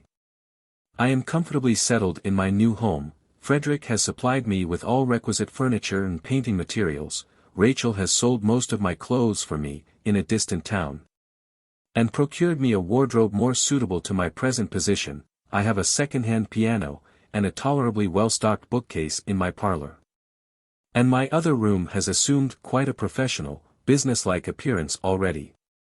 I am working hard to repay my brother for all his expenses on my account. Not that there is the slightest necessity for anything of the kind, but it pleases me to do so. I shall have so much more pleasure in my labour, my earnings, my frugal fare, and household economy, when I know that I am paying my way honestly, and that what little I possess is legitimately all my own. And that no one suffers for my folly, in a pecuniary way at least. I shall make him take the last penny I owe him, if I can possibly effect it without offending him too deeply. I have a few pictures already done, for I told Rachel to pack up all I had, and she executed her commission but too well, for among the rest, she put up a portrait of Mr. Huntingdon that I had painted in the first year of my marriage. It struck me with dismay, at the moment, when I took it from the box and beheld those eyes fixed upon me in their mocking mirth, as if exulting still in his power to control my fate, and deriding my efforts to escape. How widely different had been my feelings in painting that portrait to what they now were in looking upon it. How I had studied and toiled to produce something, as I thought, worthy of the original. What mingled pleasure and dissatisfaction I had had in the result of my labours, pleasure for the likeness I had caught, dissatisfaction, because I had not made it handsome enough. Now, I see no beauty in it, nothing pleasing in any part of its expression. And yet it is far handsomer and far more agreeable, far less repulsive I should rather say, than he is now, for these 6 years have wrought almost as great a change upon himself as on my feelings regarding him. The frame, however, is handsome enough, it will serve for another painting. The picture itself I have not destroyed, as I had first intended, I have put it aside. Not, I think, from any lurking tenderness for the memory of past affection, nor yet to remind me of my former folly, but chiefly that I may compare my son's features and countenance with this. As he grows up, and thus be enabled to judge how much or how little he resembles his father, if I may be allowed to keep him with me still. And never to behold that father's face again, a blessing I hardly dare reckon upon. It seems Mr. Huntingdon is making every exertion to discover the place of my retreat. He has been in person to Staningley, seeking redress for his grievances, expecting to hear of his victims, if not to find them there, and has told so many lies, and with such unblushing coolness, that my uncle more than half believes him, and strongly advocates my going back to him and being friends again. But my aunt knows better. She is too cool and cautious, and too well acquainted with both my husband's character and my own to be imposed upon by any specious falsehoods the former could invent. But he does not want me back, he wants my child. And gives my friends to understand that if I prefer living apart from him, he will indulge the whim and let me do so unmolested, and even settle a reasonable allowance on me, provided I will immediately deliver up his son. But heaven help me! I am not going to sell my child for gold, though it were to save both him and me from starving. It would be better that he should die with me than that he should live with his father. Frederick showed me a letter he had received from that gentleman, full of cool impudence such as would astonish anyone who did not know him, but such as, I am convinced, none would know better how to answer than my brother. He gave me no account of his reply, except to tell me that he had not acknowledged his acquaintance with my place of refuge, but rather left it to be inferred that it was quite unknown to him, by saying it was useless to apply to him, or any other of my relations, for information on the subject. As it appeared I had been driven to such extremity that I had concealed my retreat even from my best friends. But that if he had known it, or should at any time be made aware of it, most certainly Mr. Huntingdon would be the last person to whom he should communicate the intelligence. And that he need not trouble himself to bargain for the child, for he, Frederick, fancied he knew enough of his sister to enable him to declare, that wherever she might be, or however situated, no consideration would induce her to deliver him up. 30th, alas! My kind neighbors will not let me alone. By some means they have ferreted me out, and I have had to sustain visits from 3 different families, all more or less bent upon discovering who and what I am, whence I came, and why I have chosen such a home as this. Their society is unnecessary to me, to say the least, and their curiosity annoys and alarms me. If I gratify it, it may lead to the ruin of my son. And if I am too mysterious it will only excite their suspicions, invite conjecture, and rouse them to greater exertions, and perhaps be the means of spreading my fame from parish to parish, till it reach the ears of someone who will carry it to the Lord of Grassdale Manor. I shall be expected to return their calls, but if, upon inquiry, I find that any of them live too far away for Arthur to accompany me, they must expect in vain for a while. For I cannot bear to leave him, unless it be to go to church, and I have not attempted that yet, for, it may be foolish weakness, but I am under such constant dread of his being snatched away, that I am never easy when he is not by my side. And I fear these nervous terrors would so entirely disturb my devotions, that I should obtain no benefit from the attendance. I mean, however, to make the experiment next Sunday, and oblige myself to leave him in charge of Rachel for a few hours. It will be a hard task, but surely no imprudence. And the vicar has been to scold me for my neglect of the ordinances of religion. I had no sufficient excuse to offer, and I promised, if all were well, he should see me in my pew next Sunday. For I do not wish to be set down as an infidel. And, besides, I know I should derive great comfort and benefit from an occasional attendance at public worship.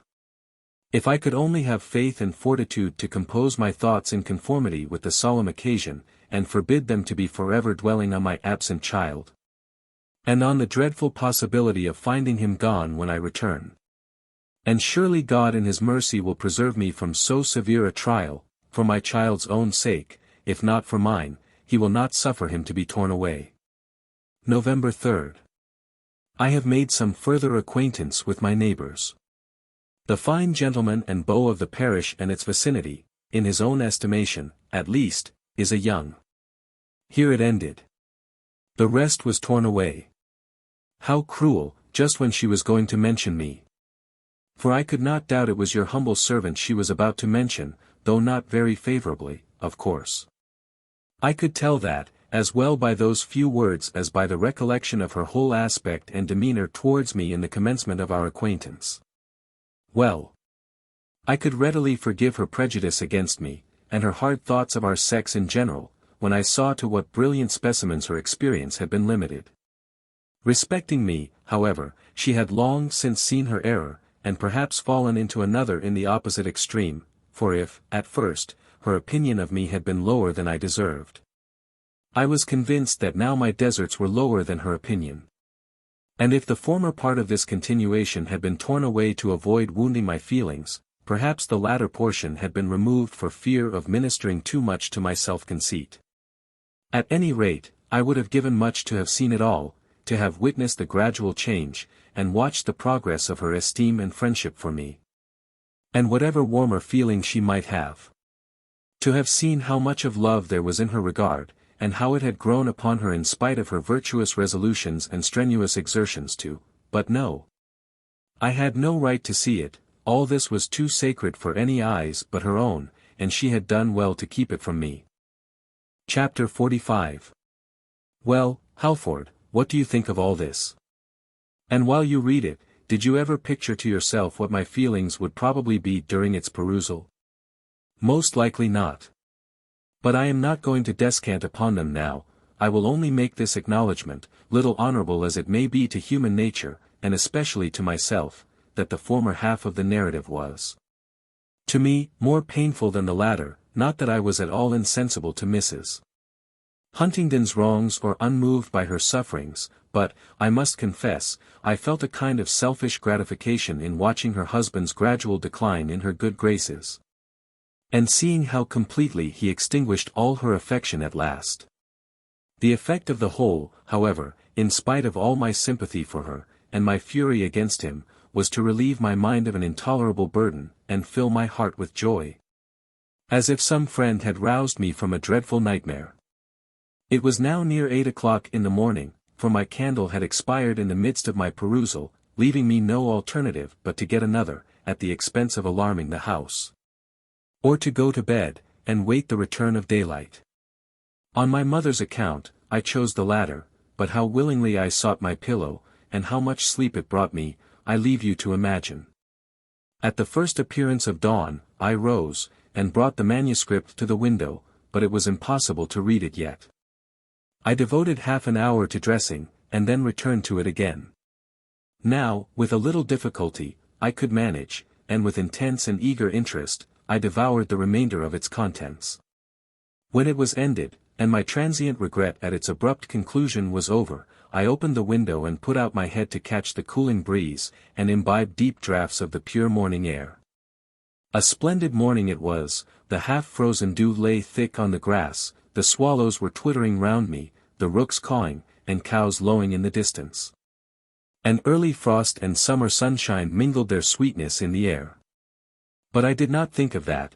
A confusion of countless thoughts and varied emotions crowded upon me while I gazed abstractedly on the lovely face of nature. Soon, however, this chaos of thoughts and passions cleared away, giving place to two distinct emotions, joy unspeakable that my adored Helen was all I wished to think her, that through the noisome vapours of the world's aspersions and my own fancied convictions, her character shone bright, and clear, and stainless as that sun I could not bear to look on. And shame and deep remorse for my own conduct. Immediately after breakfast I hurried over to Wildfell Hall. Rachel had risen many degrees in my estimation since yesterday. I was ready to greet her quite as an old friend, but every kindly impulse was checked by the look of cold distrust she cast upon me on opening the door. The old virgin had constituted herself the guardian of her lady's honour, I suppose, and doubtless she saw in me another Mr. Hargrave, only the more dangerous in being more esteemed and trusted by her mistress. "Mrs. can't see anyone today, sir, she's poorly," said she, in answer to my inquiry for Mrs. Graham. But I must see her, Rachel, said I, placing my hand on the door to prevent its being shut against me. Indeed, sir, you can't, replied she, settling her countenance in still more iron frigidity than before. Be so good as to announce me. It's no manner of use, Mr. Markham. She's poorly, I tell you. Just in time to prevent me from committing the impropriety of taking the citadel by storm, and pushing forward unannounced, an inner door opened. And little Arthur appeared with his frolicsome playfellow, the dog. He seized my hand between both his, and smilingly drew me forward. Mamma says you're to come in, Mr. Markham, said he, and I am to go out and play with Rover. Rachel retired with a sigh, and I stepped into the parlor and shut the door. There, before the fireplace, stood the tall, graceful figure, wasted with many sorrows. I cast the manuscript on the table, and looked in her face. Anxious and pale, it was turned towards me. Her clear, dark eyes were fixed on mine with a gaze so intensely earnest that they bound me like a spell. Have you looked it over? She murmured. The spell was broken. I've read it through, said I, advancing into the room, and I want to know if you'll forgive me, if you can forgive me. She did not answer, but her eyes glistened, and a faint red mantled on her lip and cheek. As I approached, she abruptly turned away, and went to the window. It was not in anger, I was well assured, but only to conceal or control her emotion. I therefore ventured to follow and stand beside her there, but not to speak. She gave me her hand, without turning her head, and murmured in a voice she strove in vain to steady, "Can you forgive me?" It might be deemed a breach of trust, I thought, to convey that lily hand to my lips, so I only gently pressed it between my own, and smilingly replied, "I hardly can." You should have told me this before. It shows a want of confidence. Oh, no, cried she, eagerly interrupting me, it was not that. It was no want of confidence in you. But if I had told you anything of my history, I must have told you all, in order to excuse my conduct, and I might well shrink from such a disclosure, till necessity obliged me to make it. But you forgive me, I have done very, very wrong, I know, but, as usual, I have reaped the bitter fruits of my own error, and must reap them to the end. Bitter, indeed, was the tone of anguish, repressed by resolute firmness, in which this was spoken. Now, I raised her hand to my lips, and fervently kissed it again and again. For tears prevented any other reply. She suffered these wild caresses without resistance or resentment, then, suddenly turning from me, she paced twice or thrice through the room. I knew by the contraction of her brow, the tight compression of her lips, and wringing of her hands, that meantime a violent conflict between reason and passion was silently passing within. At length she paused before the empty fireplace, and turning to me, said calmly, if that might be called calmness which was so evidently the result of a violent effort, "Now, Gilbert. You must leave me, not this moment, but soon, and you must never come again. Never again, Helen. Just when I love you more than ever. For that very reason, if it be so, we should not meet again." I thought this interview was necessary, at least, I persuaded myself it was so, that we might severally ask and receive each other's pardon for the past, but there can be no excuse for another. I shall leave this place, as soon as I have means to seek another asylum, but our intercourse must end here. End here, echoed I. And approaching the high, carved chimney-piece, I leant my hand against its heavy mouldings, and dropped my forehead upon it in silent, sullen despondency. You must not come again, continued she. There was a slight tremor in her voice, but I thought her whole manner was provokingly composed, considering the dreadful sentence she pronounced. You must know why I tell you so, she resumed. And you must see that it is better to part at once, if it be hard to say adieu forever, you ought to help me. She paused. I did not answer. Will you promise not to come? If you won't, and if you do come here again, you will drive me away before I know where to find another place of refuge, or how to seek it. Helen, said I, turning impatiently towards her, I cannot discuss the matter of eternal separation calmly and dispassionately as you can do. It is no question of mere expedience with me.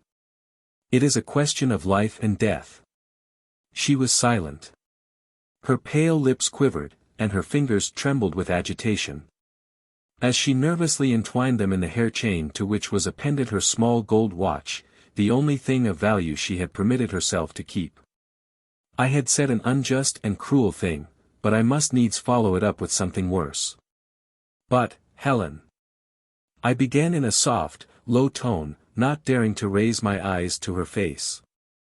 "That man is not your husband. In the sight of heaven he has forfeited all claim to." She seized my arm with a grasp of startling energy.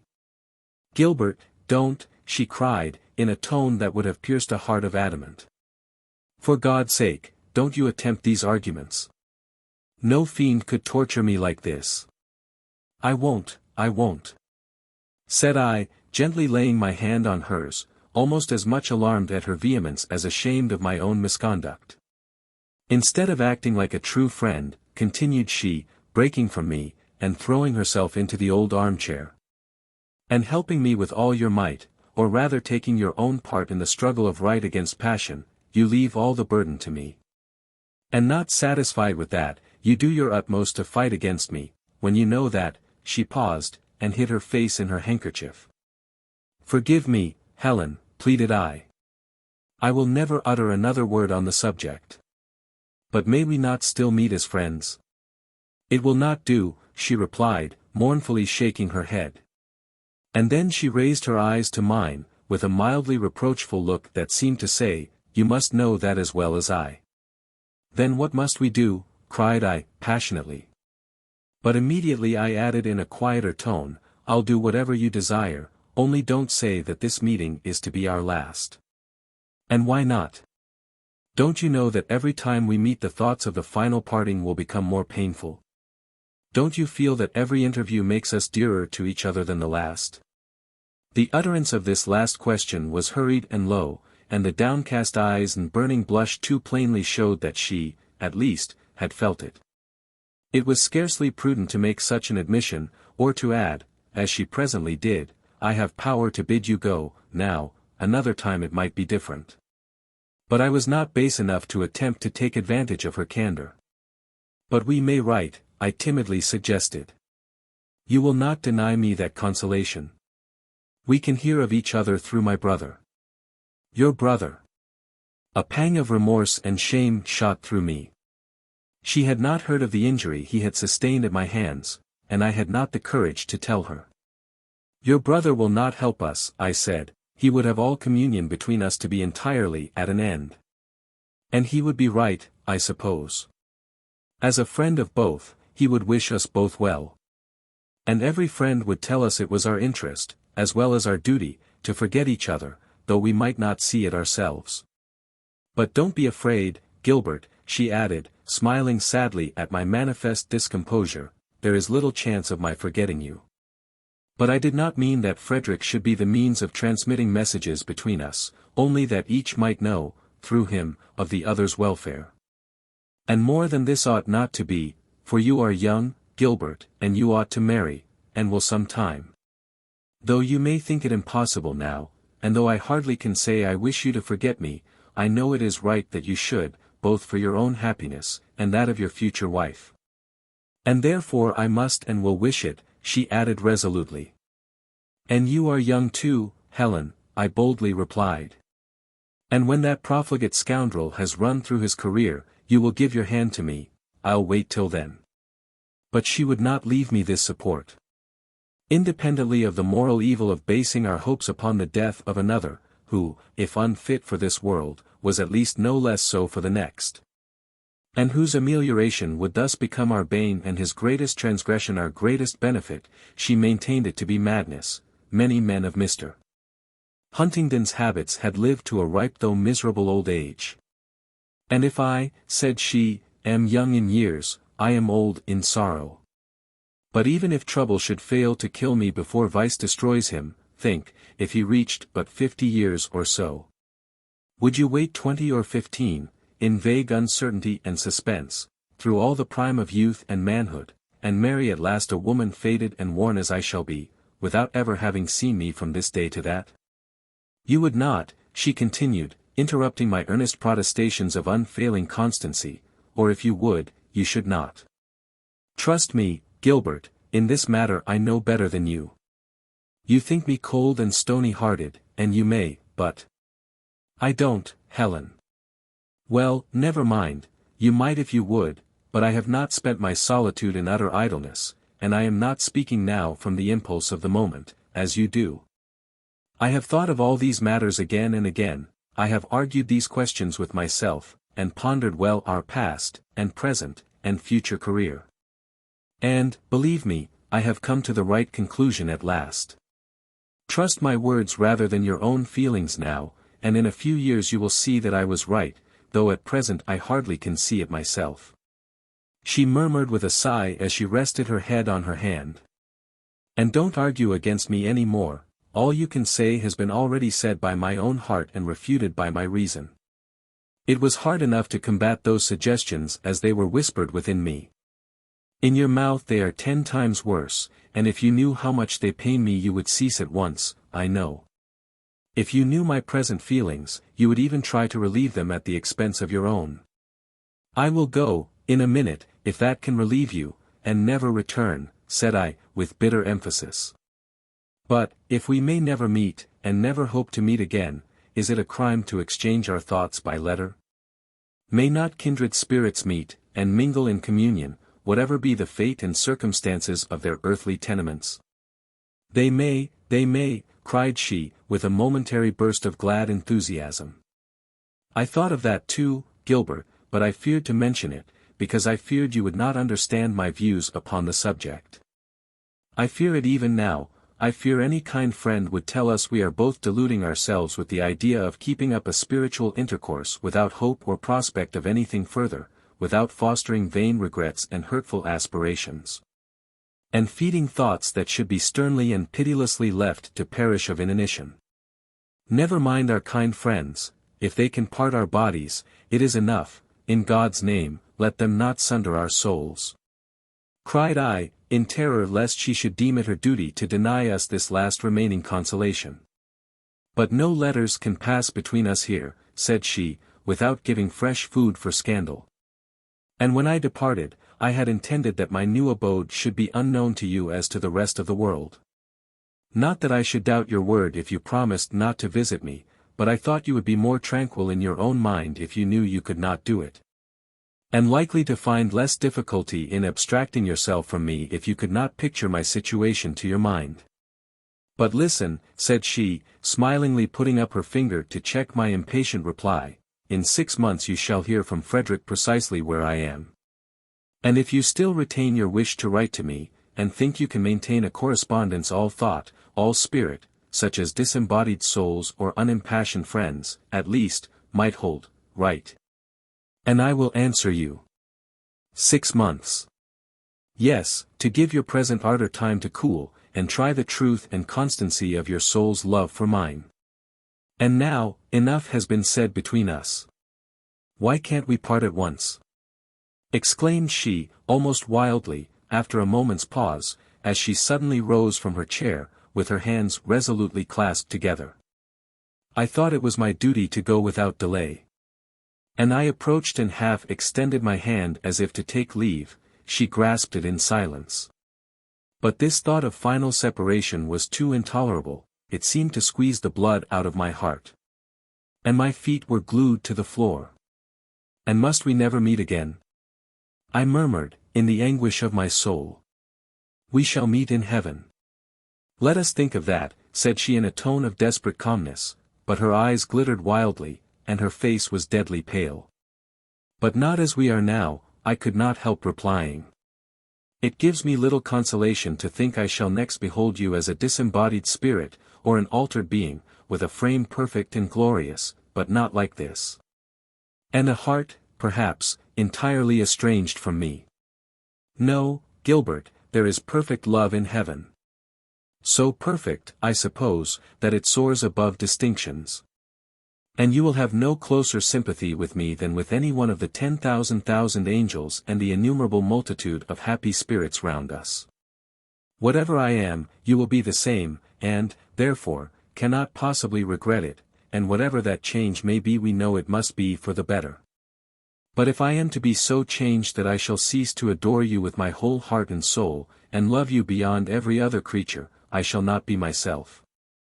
And though, if ever I win heaven at all, I must, I know, be infinitely better and happier than I am now, my earthly nature cannot rejoice in the anticipation of such beatitude, from which itself and its chief joy must be excluded. Is your love all earthly, then? No, but I am supposing we shall have no more intimate communion with each other than with the rest. If so, it will be because we love them more, and not each other less. Increase of love brings increase of happiness, when it is mutual, and pure as that will be. But can you, Helen, contemplate with delight this prospect of losing me in a sea of glory? I own I cannot, but we know not that it will be so. And I do know that to regret the exchange of earthly pleasures for the joys of heaven is as if the groveling caterpillar should lament that it must one day quit the nibbled leaf to soar aloft and flutter through the air, roving at will from flower to flower, sipping sweet honey from their cups, or basking in their sunny petals. If these little creatures knew how great a change awaited them, no doubt they would regret it, but would not all such sorrow be misplaced? And if that illustration will not move you, here is another. We are children now, we feel as children, and we understand as children. And when we are told that men and women do not play with toys, and that our companions will one day weary of the trivial sports and occupations that interest them and us so deeply now, we cannot help being saddened at the thoughts of such an alteration.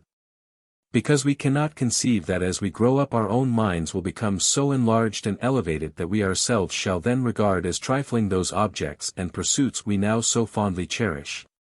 And that, though our companions will no longer join us in those childish pastimes, they will drink with us at other fountains of delight, and mingle their souls with ours in higher aims and nobler occupations beyond our present comprehension, but not less deeply relished or less truly good for that, while yet both we and they remain essentially the same individuals as before. But, Gilbert, can you really derive no consolation from the thought that we may meet together where there is no more pain and sorrow, no more striving against sin, and struggling of the spirit against the flesh, where both will behold the same glorious truths, and drink exalted and supreme felicity from the same fountain of light and goodness, that being whom both will worship with the same intensity of holy ardor, and where pure and happy creatures both will love with the same divine affection? If you cannot, never write to me. Helen, I can. If faith would never fail. Now, then, exclaimed she, while this hope is strong within us, we will part, I cried. You shall not have the pain of another effort to dismiss me. I will go at once. But I did not put my request in words, she understood it instinctively, and this time she yielded too, or rather, there was nothing so deliberate as requesting or yielding in the matter, there was a sudden impulse that neither could resist. One moment I stood and looked into her face, the next I held her to my heart, and we seemed to grow together in a close embrace from which no physical or mental force could rend us. A whispered, God bless you, and, go, was all she said, but while she spoke she held me so fast that, without violence, I could not have obeyed her. At length, however, by some heroic effort, we tore ourselves apart, and I rushed from the house. I have a confused remembrance of seeing little Arthur running up the garden walk to meet me, and of bolting over the wall to avoid him, and subsequently running down the steep fields, clearing the stone fences and hedges as they came in my way, till I got completely out of sight of the old hall and down to the bottom of the hill. And then of long hours spent in bitter tears and lamentations, and melancholy musings in the lonely valley, with the eternal music in my ears, of the west wind rushing through the overshadowing trees, and the brook babbling and gurgling along its stony bed. My eyes, for the most part, vacantly fixed on the deep, checkered shades restlessly playing over the bright sunny grass at my feet, where now and then a withered leaf or two would come dancing to share the revelry. But my heart was away up the hill in that dark room where she was weeping desolate and alone, she whom I was not to comfort, not to see again, till years or suffering had overcome us both, and torn our spirits from their perishing abodes of clay. There was little business done that day, you may be sure. The farm was abandoned to the laborers, and the laborers were left to their own devices. But one duty must be attended to. I had not forgotten my assault upon Frederick Lawrence, and I must see him to apologize for the unhappy deed. I would fain have put it off till the morrow. But what if he should denounce me to his sister in the meantime? No, no. I must ask his pardon today, and entreat him to be lenient in his accusation, if the revelation must be made. I deferred it, however, till the evening, when my spirits were more composed, and when, oh, wonderful perversity of human nature, some faint germs of indefinite hopes were beginning to rise in my mind. Not that I intended to cherish them, after all that had been said on the subject, but there they must lie for a while, uncrushed though not encouraged, till I had learnt to live without them. Arrived at Woodford, the young squire's abode, I found no little difficulty in obtaining admission to his presence. The servant that opened the door told me his master was very ill, and seemed to think it doubtful whether he would be able to see me. I was not going to be balked, however. I waited calmly in the hall to be announced, but inwardly determined to take no denial. The message was such as I expected, a polite intimation that Mr. Lawrence could see no one. He was feverish, and must not be disturbed. I shall not disturb him long, said I, but I must see him for a moment. It is on business of importance that I wish to speak to him. I'll tell him, sir, said the man. And I advanced further into the hall and followed him nearly to the door of the apartment where his master was, for it seemed he was not in bed. The answer returned was that Mr. Lawrence hoped I would be so good as to leave a message or a note with the servant, as he could attend to no business at present. He may as well see me as you, said I, and, stepping past the astonished footman, I boldly rapped at the door, entered, and closed it behind me. The room was spacious and handsomely furnished, very comfortably, too, for a bachelor. A clear, red fire was burning in the polished grate, a superannuated greyhound, given up to idleness and good living, lay basking before it on the thick, soft rug, on one corner of which, beside the sofa, sat a smart young springer, looking wistfully up in its master's face, perhaps asking permission to share his couch, or, it might be, only soliciting a caress from his hand or a kind word from his lips.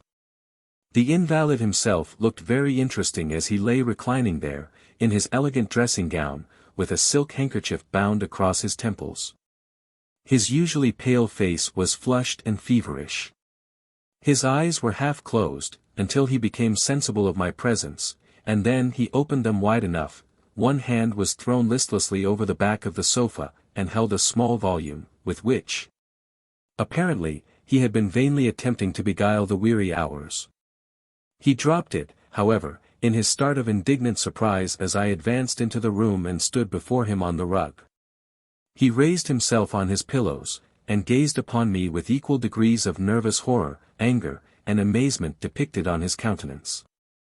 Mr. Markham, I scarcely expected this, he said.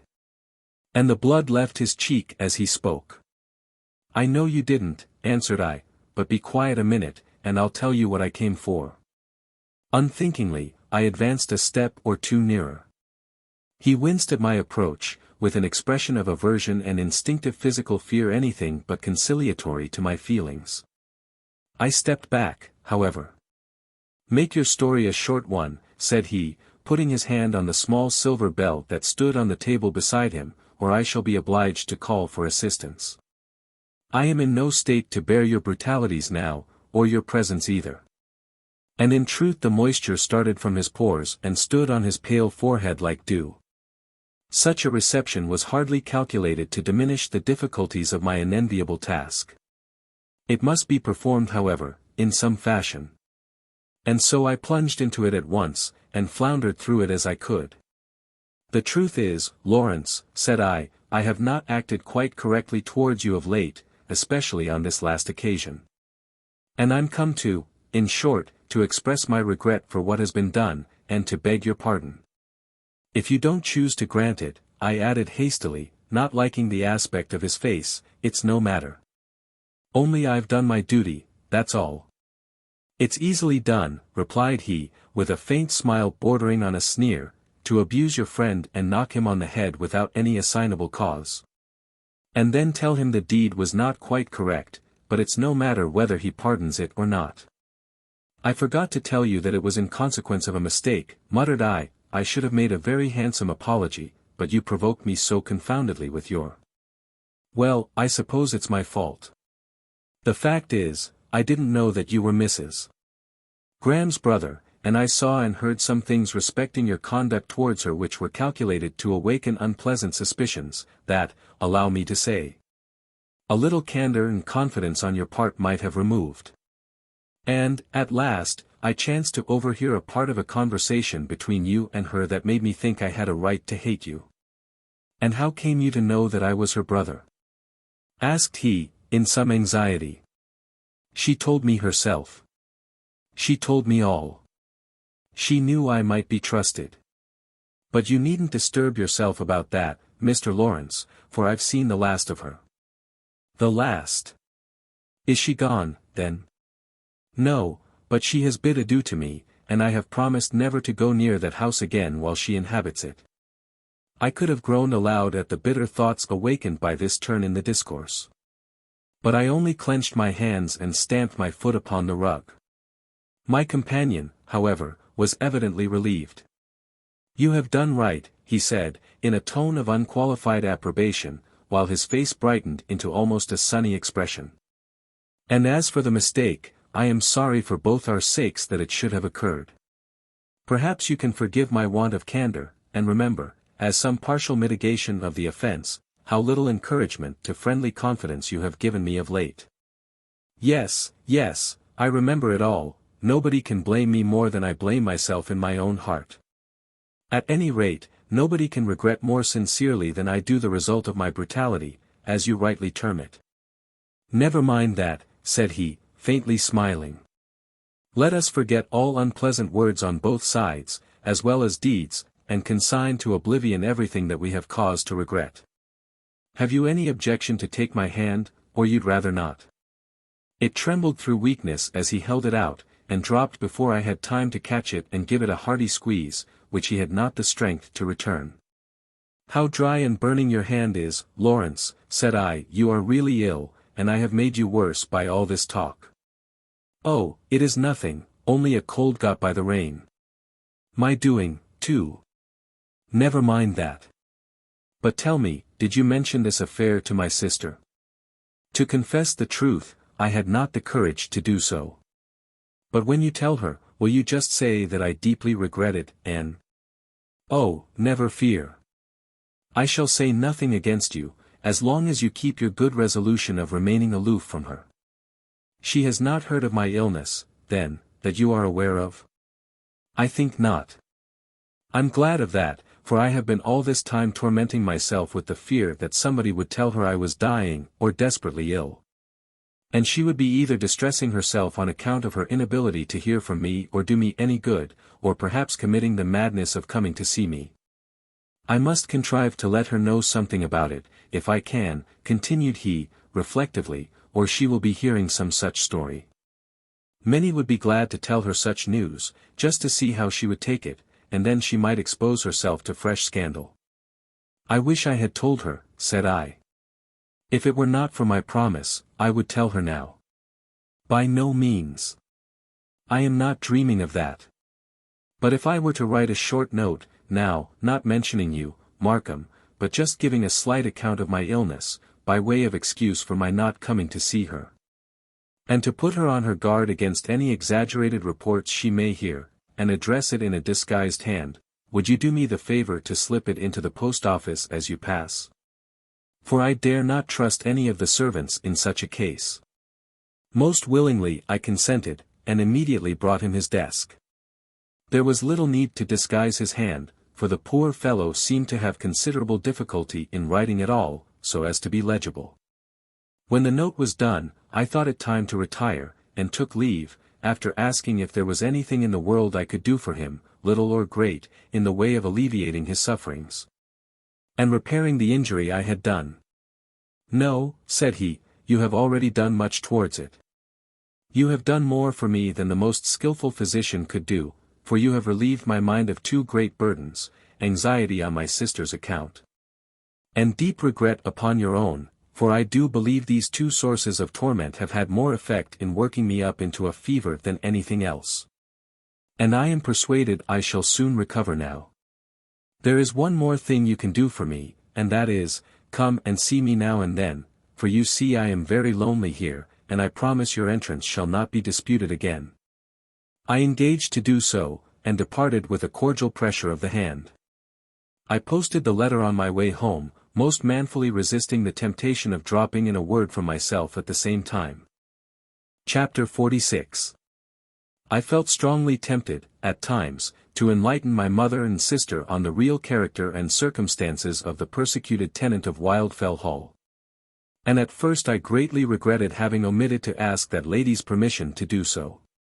But, on due reflection, I considered that if it were known to them, it could not long remain a secret to the Millwards and Wilsons. And such was my present appreciation of Eliza Millward's disposition, that, if once she got a clue to the story, I should fear she would soon find means to enlighten Mr. Huntingdon upon the place of his wife's retreat. I would therefore wait patiently till these weary 6 months were over, and then, when the fugitive had found another home, and I was permitted to write to her, I would beg to be allowed to clear her name from these vile calumnies. At present I must content myself with simply asserting that I knew them to be false, and would prove it some day, to the shame of those who slandered her. I don't think anybody believed me, but everybody soon learned to avoid insinuating a word against her, or even mentioning her name in my presence. They thought I was so madly infatuated by the seductions of that unhappy lady that I was determined to support her in the very face of reason. And meantime I grow insupportably morose and misanthropical from the idea that everyone I met was harboring unworthy thoughts of the supposed Mrs. Graham, and would express them if he dared. My poor mother was quite distressed about me. But I couldn't help it, at least I thought I could not, though sometimes I felt a pang of remorse for my undutiful conduct to her, and made an effort to amend, attended with some partial success. And indeed I was generally more humanized in my demeanor to her than to anyone else, Mr. Lawrence excepted. Rose and Fergus usually shunned my presence. And it was well they did, for I was not fit company for them, nor they for me, under the present circumstances. Mrs. Huntingdon did not leave Wildfell Hall till above 2 months after our farewell interview. During that time she never appeared at church, and I never went near the house. I only knew she was still there by her brother's brief answers to my many and varied inquiries respecting her. I was a very constant and attentive visitor to him throughout the whole period of his illness and convalescence. Not only from the interest I took in his recovery, and my desire to cheer him up and make the utmost possible amends for my former brutality, but from my growing attachment to himself, and the increasing pleasure I found in his society, partly from his increased cordiality to me, but chiefly on account of his close connection, both in blood and in affection, with my adored Helen. I loved him for it better than I liked to express, and I took a secret delight in pressing those slender white fingers, so marvelously like her own, considering he was not a woman, and in watching the passing changes in his fair, pale features, and observing the intonations of his voice, detecting resemblances which I wondered had never struck me before. He provoked me at times, indeed, by his evident reluctance to talk to me about his sister, though I did not question the friendliness of his motives in wishing to discourage my remembrance of her. His recovery was not quite so rapid as he had expected it to be. He was not able to mount his pony till a fortnight after the date of our reconciliation. And the first use he made of his returning strength was to ride over by night to Wildfell Hall, to see his sister. It was a hazardous enterprise both for him and for her, but he thought it necessary to consult with her on the subject of her projected departure. If not to calm her apprehensions respecting his health, and the worst result was a slight relapse of his illness, for no one knew of the visit but the inmates of the old hall, except myself. And I believe it had not been his intention to mention it to me, for when I came to see him the next day, and observed he was not so well as he ought to have been, He merely said he had caught cold by being out too late in the evening. You'll never be able to see your sister, if you don't take care of yourself, said I, a little provoked at the circumstance on her account, instead of commiserating him. I've seen her already, said he, quietly. You've seen her, cried I, in astonishment. Yes. And then he told me what considerations had impelled him to make the venture, and with what precautions he had made it. And how was she? I eagerly asked. As usual, was the brief though sad reply. As usual, that is, far from happy and far from strong. She is not positively ill, returned he. And she will recover her spirits in a while, I have no doubt, but so many trials have been almost too much for her. How threatening those clouds look, continued he, turning towards the window. We shall have thundershowers before night, I imagine, and they are just in the midst of stacking my corn. Have you got yours all in yet? No. And, Lawrence, did your sister mention me? She asked if I had seen you lately. And what else did she say? I cannot tell you all she said, replied he, with a slight smile, for we talked a good deal, though my stay was but short. But our conversation was chiefly on the subject of her intended departure, which I begged her to delay till I was better able to assist her in her search after another home. But did she say no more about me? She did not say much about you, Markham. I should not have encouraged her to do so, had she been inclined. But happily she was not, she only asked a few questions concerning you, and seemed satisfied with my brief answers, wherein she showed herself wiser than her friend. And I may tell you, too, that she seemed to be far more anxious lest you should think too much of her, than lest you should forget her. She was right. But I fear your anxiety is quite the other way respecting her. No, it is not, I wish her to be happy, but I don't wish her to forget me altogether. She knows it is impossible that I should forget her, and she is right to wish me not to remember her too well. I should not desire her to regret me too deeply. But I can scarcely imagine she will make herself very unhappy about me, because I know I am not worthy of it, except in my appreciation of her. You are neither of you worthy of a broken heart, nor of all the sighs, and tears, and sorrowful thoughts that have been, and I fear will be, wasted upon you both. But, at present, each has a more exalted opinion of the other than, I fear, he or she deserves, and my sister's feelings are naturally full as keen as yours, and I believe more constant. But she has the good sense and fortitude to strive against them in this particular, and I trust she will not rest till she has entirely weaned her thoughts. He hesitated. From me, said I.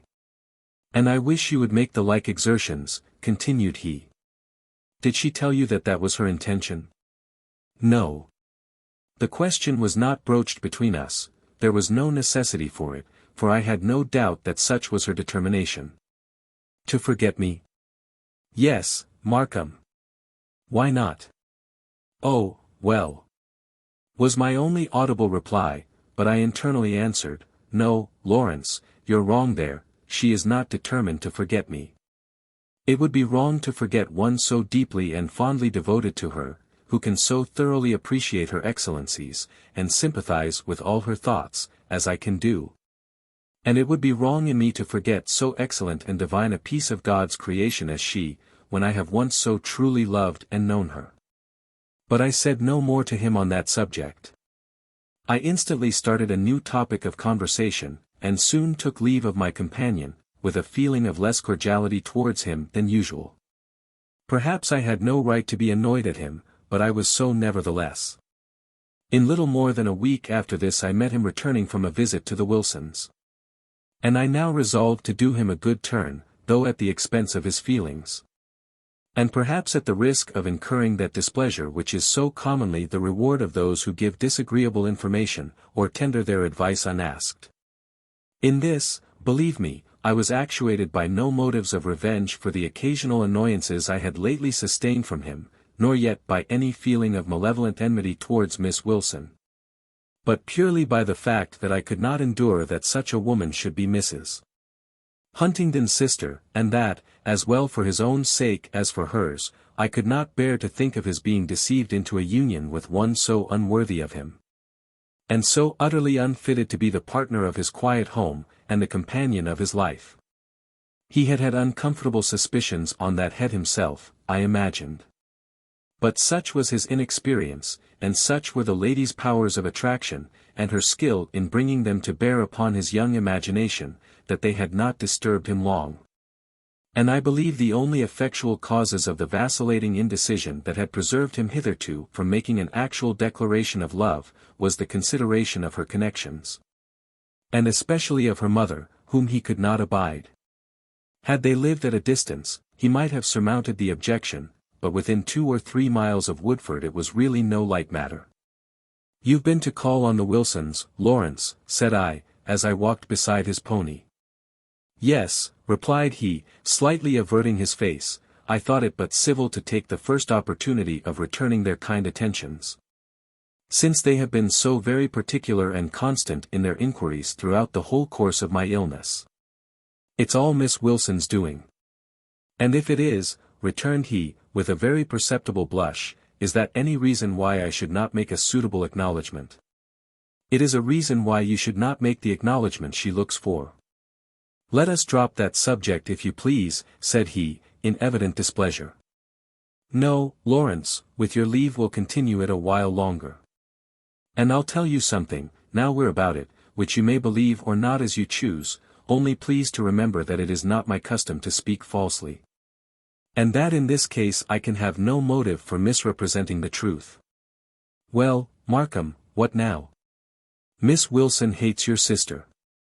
It may be natural enough that, in her ignorance of the relationship, she should feel some degree of enmity against her, but no good or amiable woman would be capable of evincing that bitter, cold-blooded, designing malice towards a fancied rival that I have observed in her."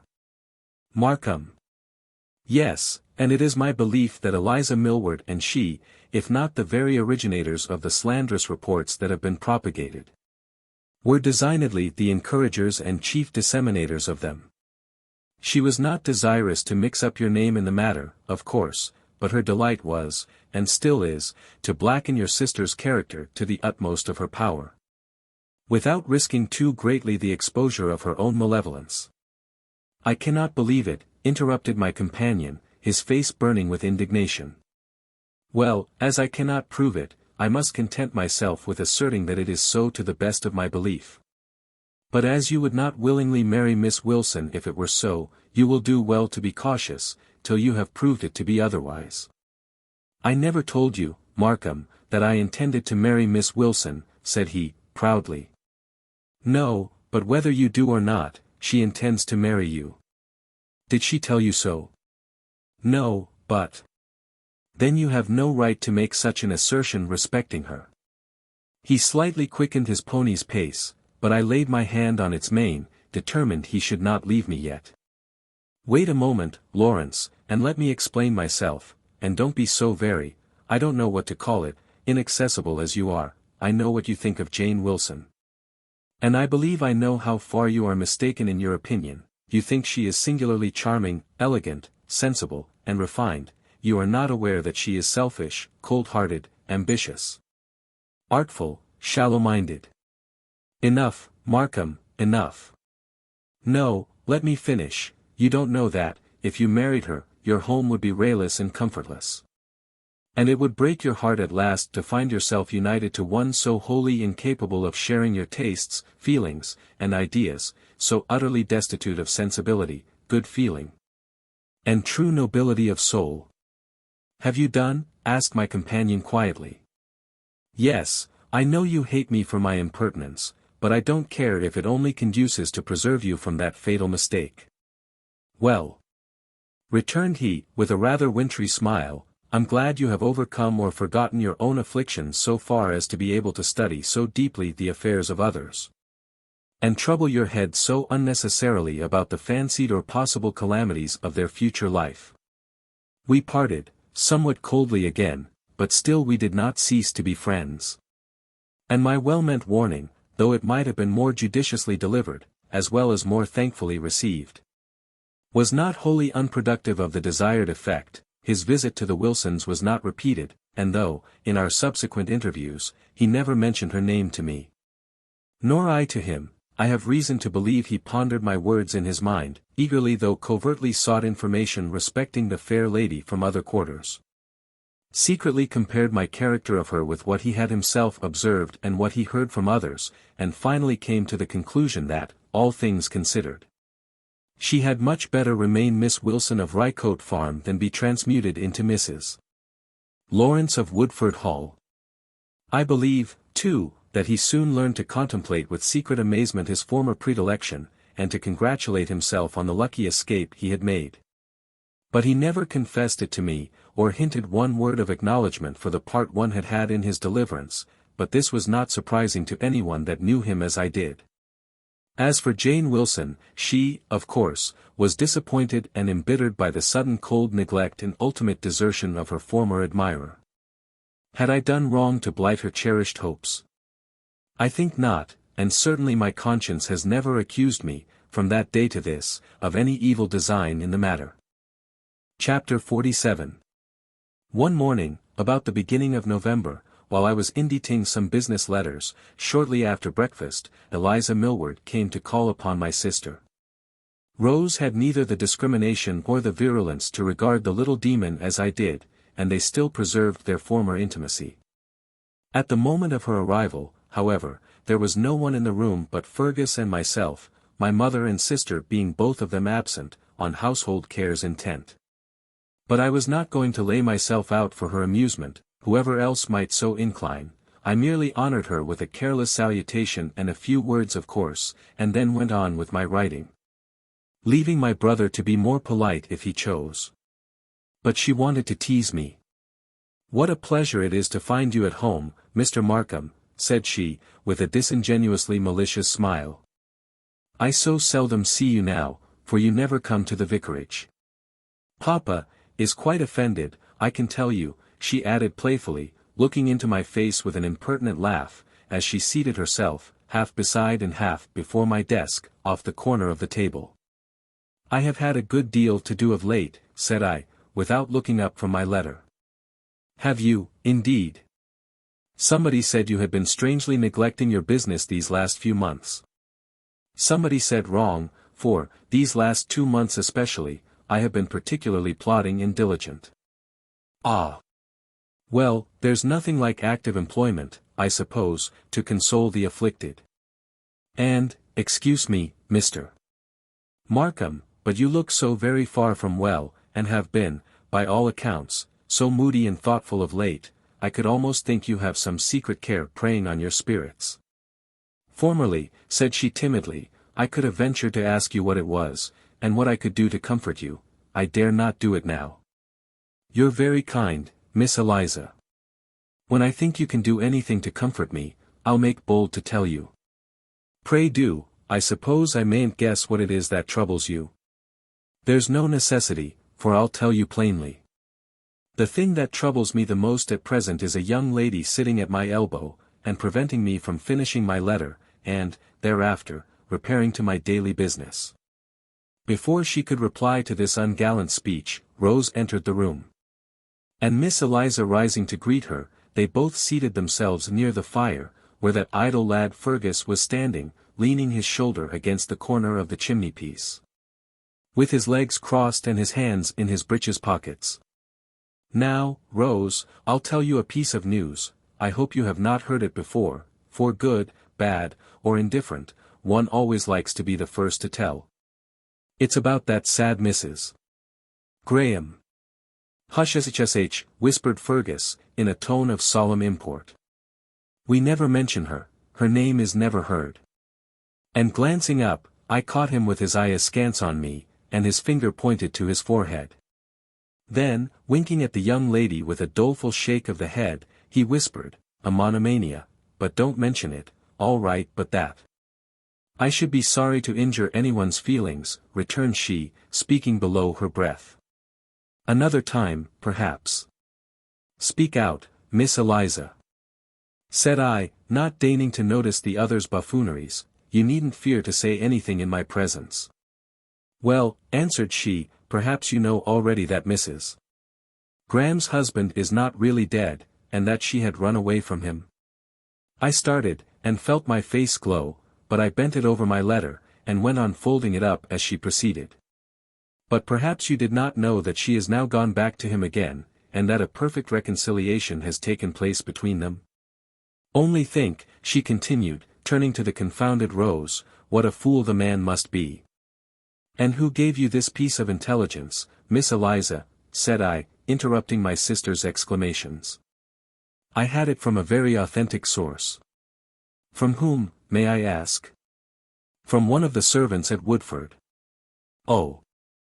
I was not aware that you were on such intimate terms with Mr. Lawrence's household.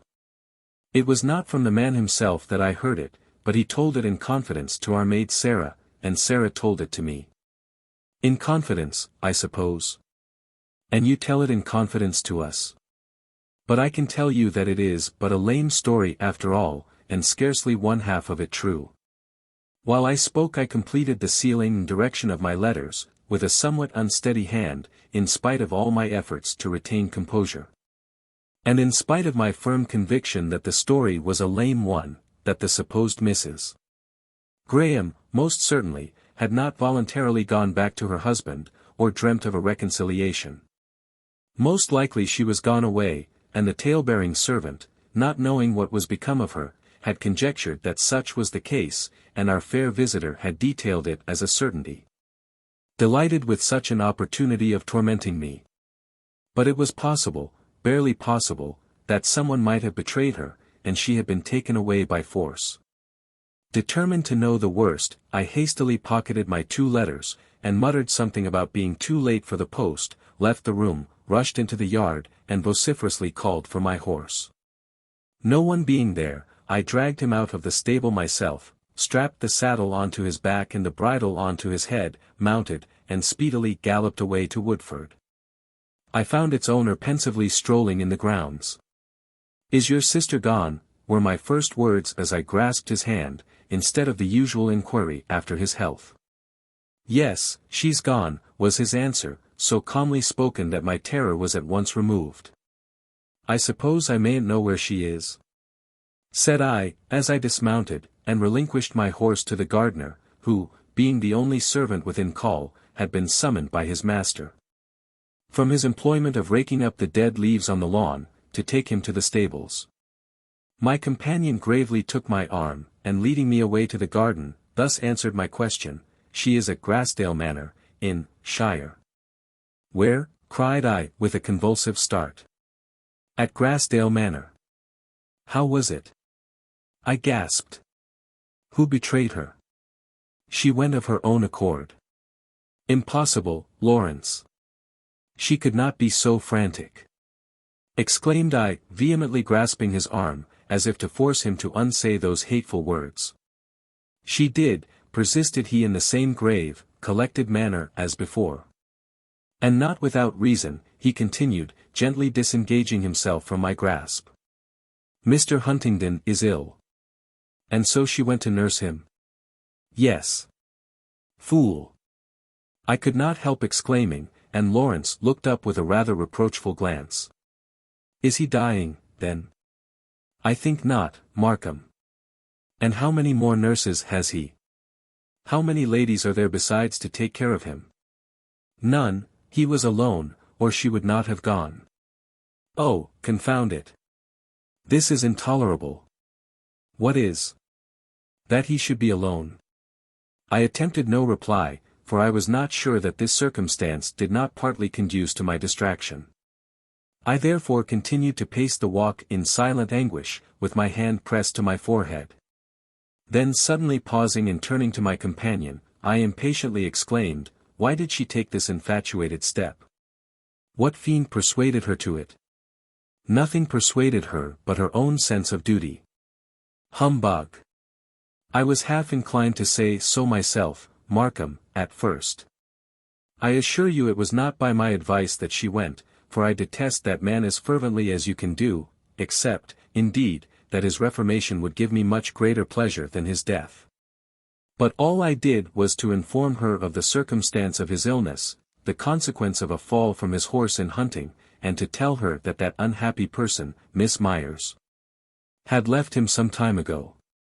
It was ill done. Now, when he finds the convenience of her presence, he will make all manner of lying speeches and false, fair promises for the future, and she will believe him. And then her condition will be 10 times worse and 10 times more irremediable than before. There does not appear to be much ground for such apprehensions at present, said he, producing a letter from his pocket. From the account I received this morning, I should say. It was her writing.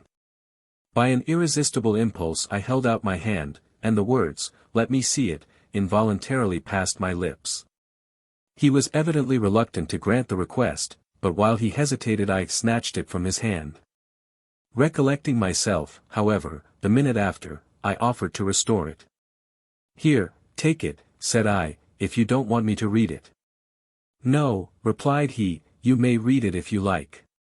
"I read it, and so may you." Grassdale, November 4th. Dear Frederick, I know you will be anxious to hear from me, and I will tell you all I can. Mr. Huntingdon is very ill, but not dying, or in any immediate danger. And he is rather better at present than he was when I came. I found the house in sad confusion. Mrs. Greaves, Benson, every decent servant had left, and those that were come to supply their places were a negligent, disorderly set, to say no worse. I must change them again, if I stay. A professional nurse, a grim, hard old woman, had been hired to attend the wretched invalid. He suffers much, and has no fortitude to bear him through. The immediate injuries he sustained from the accident, however, were not very severe, and would, as the doctor says, have been but trifling to a man of temperate habits. But with him it is very different. On the night of my arrival, when I first entered his room, he was lying in a kind of half-delirium. He did not notice me till I spoke, and then he mistook me for another. "Is it you, Alice, come again?" he murmured. "What did you leave me for?" "It is I, Arthur, it is Helen, your wife," I replied. "My wife," said he, with a start. "For heaven's sake, don't mention her, I have none." "Devil take her," he cried, a moment after, "and you, too. What did you do it for?" I said no more. But observing that he kept gazing towards the foot of the bed, I went and sat there, placing the light so as to shine full upon me, for I thought he might be dying, and I wanted him to know me. For a long time he lay silently looking upon me, first with a vacant stare, then with a fixed gaze of strange growing intensity. At last he startled me by suddenly raising himself on his elbow and demanding in a horrified whisper, with his eyes still fixed upon me, "Who is it?" "It is Helen Huntingdon," said I, quietly rising at the same time, and removing to a less conspicuous position. "I must be going mad," cried he, "or something, delirious, perhaps. But leave me, whoever you are. I can't bear that white face, and those eyes. For God's sake go, and send me somebody else that doesn't look like that." I went at once, and sent the hired nurse. But next morning I ventured to enter his chamber again, and, taking the nurse's place by his bedside, I watched him and waited on him for several hours, showing myself as little as possible, and only speaking when necessary, and then not above my breath.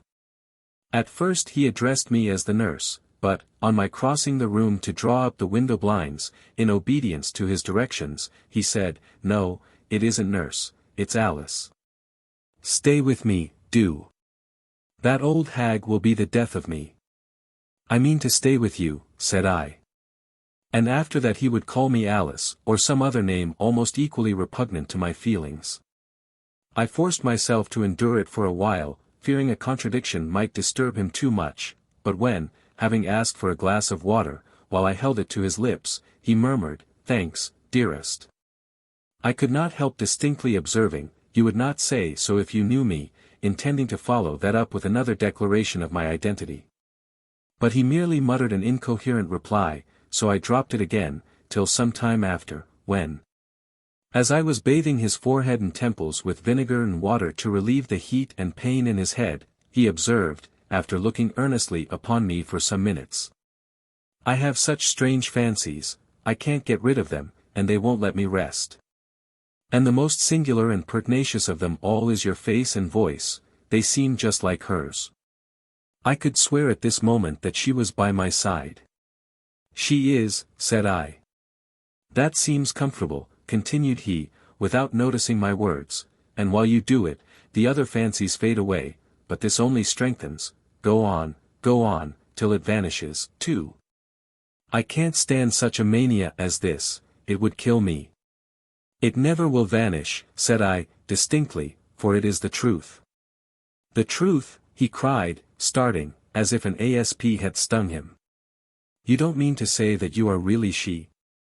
I do, but you needn't shrink away from me, as if I were your greatest enemy. I am come to take care of you, and do what none of them would do.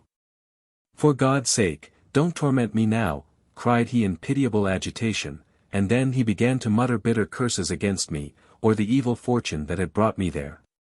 While I put down the sponge and basin, and resumed my seat at the bedside. Where are they? Said he, have they all left me, servants and all? There are servants within call if you want them.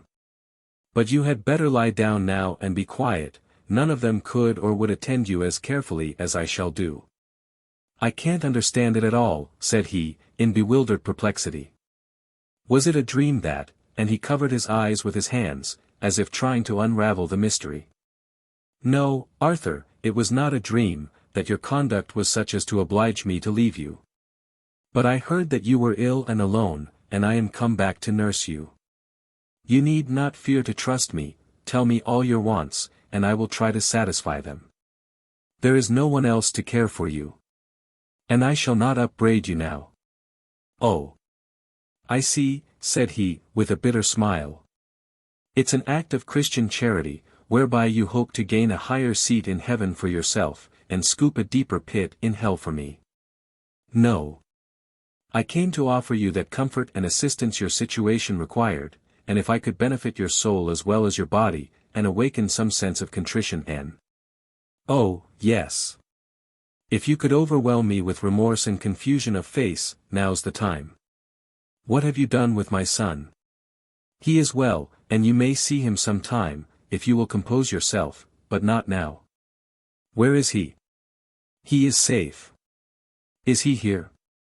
Wherever he is, you will not see him till you have promised to leave him entirely under my care and protection, and to let me take him away whenever and wherever I please.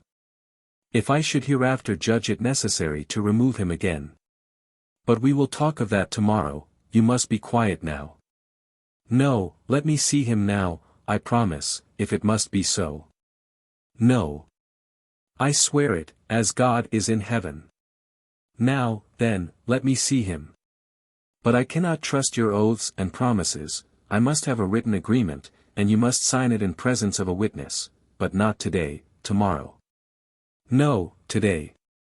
Now, persisted he, and he was in such a state of feverish excitement, and so bent upon the immediate gratification of his wish, that I thought it better to grant it at once.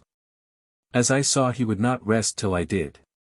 But I was determined my son's interest should not be forgotten, and having clearly written out the promise I wished Mr. Huntingdon to give upon a slip of paper, I deliberately read it over to him, and made him sign it in the presence of Rachel. He begged I would not insist upon this, it was a useless exposure of my want of faith in his word to the servant. I told him I was sorry, but since he had forfeited my confidence, he must take the consequence. He next pleaded inability to hold the pen.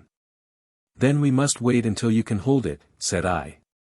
Upon which he said he would try, but then he could not see to write. I placed my finger where the signature was to be, and told him he might write his name in the dark, if he only knew where to put it. But he had not power to form the letters. In that case, you must be too ill to see the child, said I, and finding me inexorable, he at length managed to ratify the agreement, and I bade Rachel send the boy. All this may strike you as harsh, but I felt I must not lose my present advantage, and my son's future welfare should not be sacrificed to any mistaken tenderness for this man's feelings. Little Arthur had not forgotten his father, but 13 months of absence, during which he had seldom been permitted to hear a word about him, or hardly to whisper his name. had rendered him somewhat shy. And when he was ushered into the darkened room where the sick man lay, so altered from his former self, with fiercely flushed face and wildly gleaming eyes, he instinctively clung to me, and stood looking on his father with a countenance expressive of far more awe than pleasure. "Come here, Arthur," said the latter, extending his hand towards him. The child went, and timidly touched that burning hand, but almost started in alarm, when his father suddenly clutched his arm and drew him nearer to his side. "Do you know me?" asked Mr. Huntingdon, intently perusing his features. "Yes." "Who am I?" "Papa." "Are you glad to see me?" "Yes." "You're not," replied the disappointed parent, relaxing his hold, and darting a vindictive glance at me. Arthur, thus released, crept back to me and put his hand in mine. His father swore I had made the child hate him, and abused and cursed me bitterly. The instant he began I sent our son out of the room. And when he paused to breathe, I calmly assured him that he was entirely mistaken. I had never once attempted to prejudice his child against him. "I did indeed desire him to forget you," I said, "and especially to forget the lessons you taught him. And for that cause, and to lessen the danger of discovery, I own I have generally discouraged his inclination to talk about you, but no one can blame me for that, I think." The invalid only replied by groaning aloud, and rolling his head on a pillow in a paroxysm of impatience. "I am in hell, already," cried he. "This cursed thirst is burning my heart to ashes. Will nobody—" Before he could finish the sentence I had poured out a glass of some acidulated, cooling drink that was on the table, and brought it to him. He drank it greedily, but muttered, as I took away the glass, "I suppose you're heaping coals of fire on my head, you think?" Not noticing this speech, I asked if there was anything else I could do for him. "Yes. I'll give you another opportunity of showing your Christian magnanimity," sneered he. "Set my pillow straight, and these confounded bedclothes." I did so. "There, now get me another glass of that slop." I complied. "This is delightful, isn't it?" said he with a malicious grin, as I held it to his lips. "You never hoped for such a glorious opportunity." "Now, shall I stay with you?" said I, as I replaced the glass on the table, "or will you be more quiet if I go and send the nurse?" "Oh, yes, you're wondrous gentle and obliging. But you've driven me mad with it all," responded he, with an impatient toss. "I'll leave you, then," said I. And I withdrew, and did not trouble him with my presence again that day, except for a minute or two at a time, just to see how he was and what he wanted.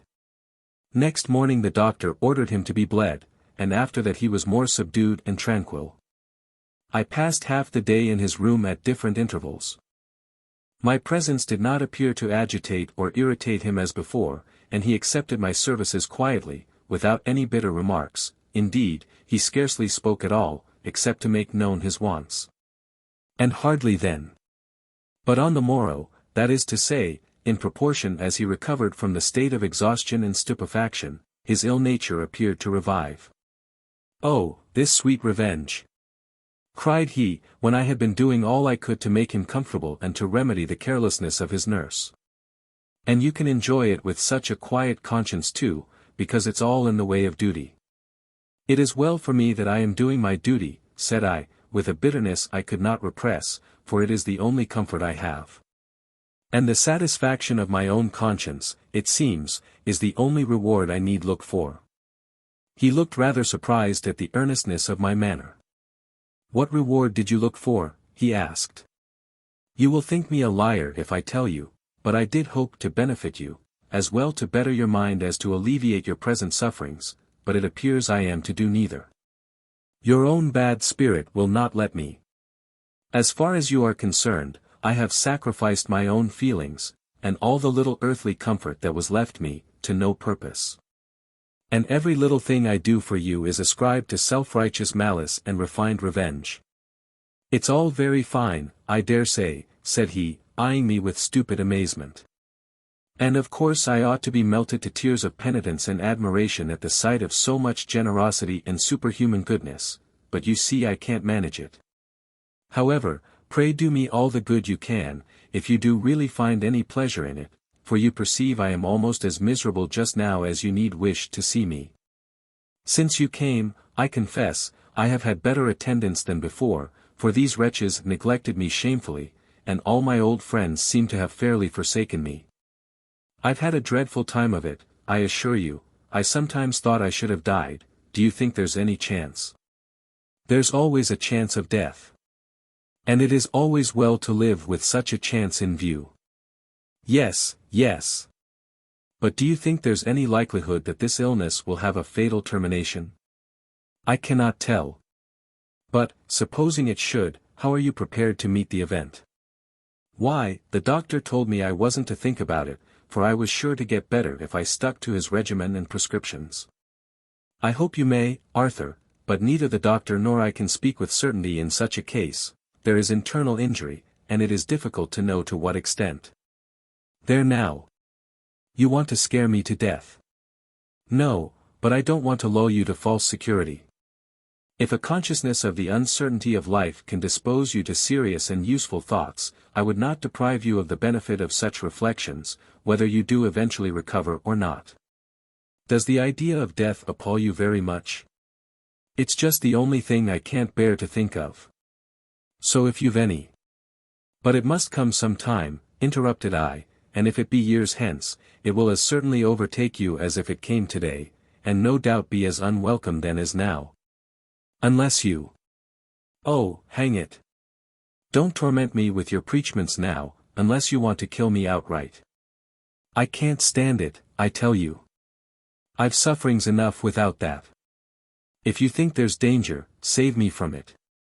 And then, in gratitude, I'll hear whatever you like to say. I accordingly dropped the unwelcome topic. And now, Frederick, I think I may bring my letter to a close. From these details you may form your own judgment of the state of my patient, and of my own position and future prospects.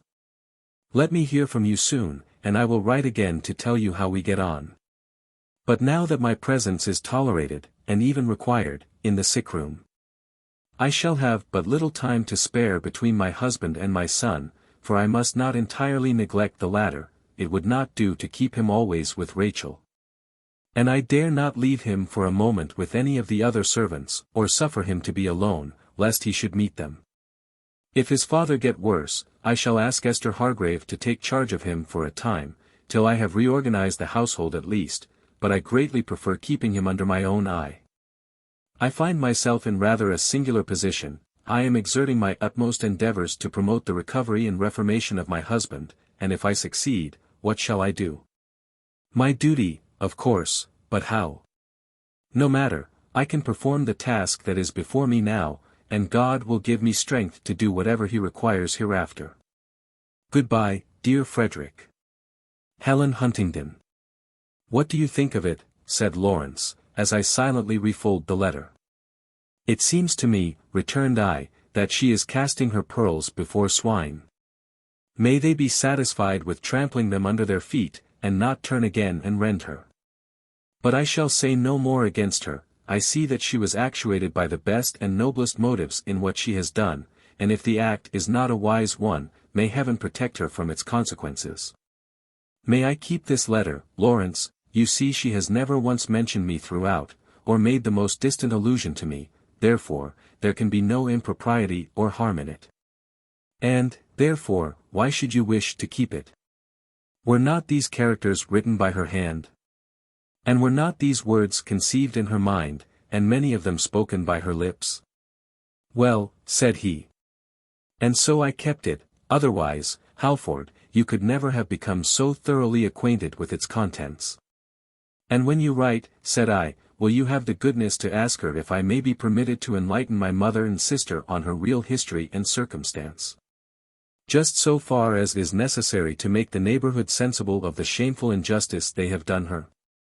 I want no tender messages, but just ask her that, and tell her it is the greatest favor she could do me, and tell her, no, nothing more. You see I know the address, and I might write to her myself, but I am so virtuous as to refrain. Well, I'll do this for you, Markham. And as soon as you receive an answer, you'll let me know. If all be well, I'll come myself and tell you immediately. Chapter 48. 5 or 6 days after this Mr. Lawrence paid us the honor of a call. And when he and I were alone together, which I contrived as soon as possible by bringing him out to look at my corn stacks, he showed me another letter from his sister. This one he was quite willing to submit to my longing gaze. He thought, I suppose, it would do me good. The only answer it gave to my message was this. Mr. Markham is at liberty to make such revelations concerning me as he judges necessary. He will know that I should wish but little to be said on the subject. I hope he is well. But tell him he must not think of me. I can give you a few extracts from the rest of the letter, for I was permitted to keep this also, perhaps, as an antidote to all pernicious hopes and fancies. He is decidedly better, but very low from the depressing effects of his severe illness and the strict regimen he is obliged to observe, so opposite to all his previous habits. It is deplorable to see how completely his past life has degenerated his once noble constitution, and vitiated the whole system of his organization. But the doctor says he may now be considered out of danger, if he will only continue to observe the necessary restrictions. Some stimulating cordials he must have, but they should be judiciously diluted and sparingly used, and I find it very difficult to keep him to this. At first, his extreme dread of death rendered the task an easy one, but in proportion as he feels his acute suffering abating, and sees the danger receding, the more intractable he becomes. Now, also, his appetite for food is beginning to return, and here, too, his long habits of self-indulgence are greatly against him. I watch and restrain him as well as I can, and often get bitterly abused for my rigid severity, and sometimes he contrives to elude my vigilance, and sometimes acts in opposition to my will. But he is now so completely reconciled to my attendance in general that he is never satisfied when I am not by his side. I am obliged to be a little stiff with him sometimes, or he would make a complete slave of me, and I know it would be unpardonable weakness to give up all other interests for him. I have the servants to overlook, and my little Arthur to attend to, and my own health too, all of which would be entirely neglected were I to satisfy his exorbitant demands. I do not generally sit up at night, for I think the nurse who has made it her business is better qualified for such undertakings than I am. But still, an unbroken night's rest is what I but seldom enjoy, and never can venture to reckon upon. For my patient makes no scruple of calling me up at an hour when his wants or his fancies require my presence. But he is manifestly afraid of my displeasure. And if at one time he tries my patience by his unreasonable exactions, and fretful complaints and reproaches, at another he depresses me by his abject submission and deprecatory self-abasement when he fears he has gone too far. But all this I can readily pardon. I know it is chiefly the result of his enfeebled frame and disordered nerves. What annoys me the most, is his occasional attempts at affectionate fondness that I can neither credit nor return. Not that I hate him, his sufferings and my own laborious care have given him some claim to my regard, to my affection even, if he would only be quiet and sincere, and content to let things remain as they are.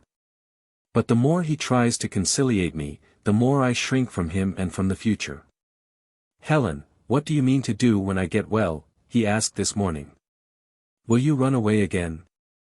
"It entirely depends upon your own conduct." "Oh, I'll be very good. But if I find it necessary to leave you, Arthur, I shall not run away. You know I have your own promise that I may go whenever I please, and take my son with me." "Oh, but you shall have no cause." And then followed a variety of professions, which I rather coldly checked. "Will you not forgive me, then?" said he. "Yes, I have forgiven you, but I know you cannot love me as you once did, and I should be very sorry if you were to, for I could not pretend to return it, so let us drop the subject, and never recur to it again. By what I have done for you, you may judge of what I will do, if it be not incompatible with the higher duty I owe to my son, higher, because he never forfeited his claims, and because I hope to do more good to him than I can ever do to you. And if you wish me to feel kindly towards you, it is deeds not words which must purchase my affection and esteem." His sole reply to this was a slight grimace, and a scarcely perceptible shrug. Alas, unhappy man! Words, with him, are so much cheaper than deeds. It was as if I had said, pounds, not pence, must buy the article you want.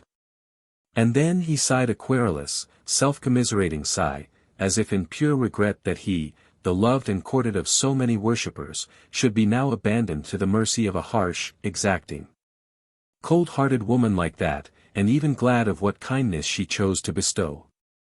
"It's a pity, isn't it?" said I. And whether I rightly divined his musings or not, the observation chimed in with his thoughts, for he answered, "It can't be helped," with a rueful smile at my penetration.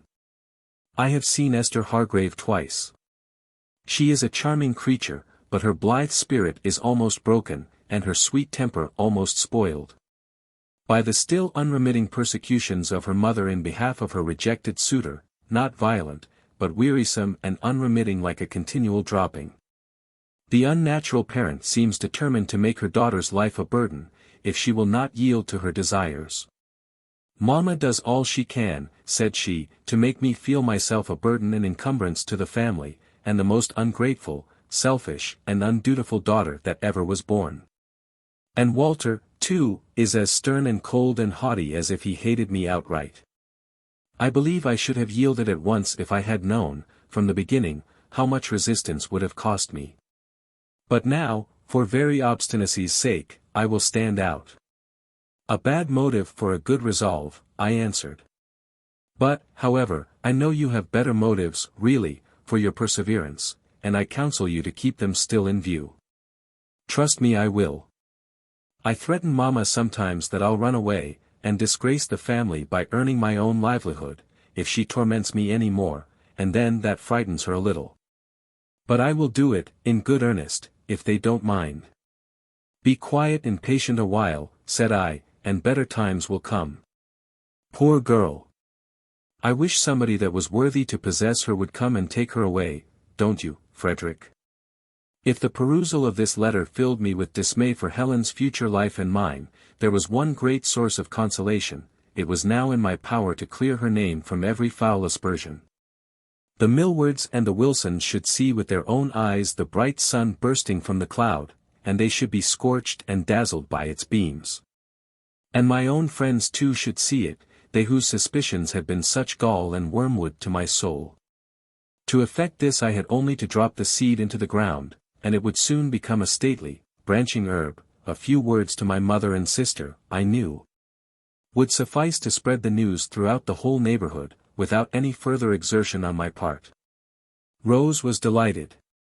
And as soon as I had told her all I thought proper, which was all I affected to know, she flew with alacrity to put on her bonnet and shawl, and hastened to carry the glad tidings to the Millwards and Wilsons. Glad tidings, I suspect, to none but herself and Mary Millward, that steady, sensible girl, whose sterling worth had been so quickly perceived and duly valued by the supposed Mrs.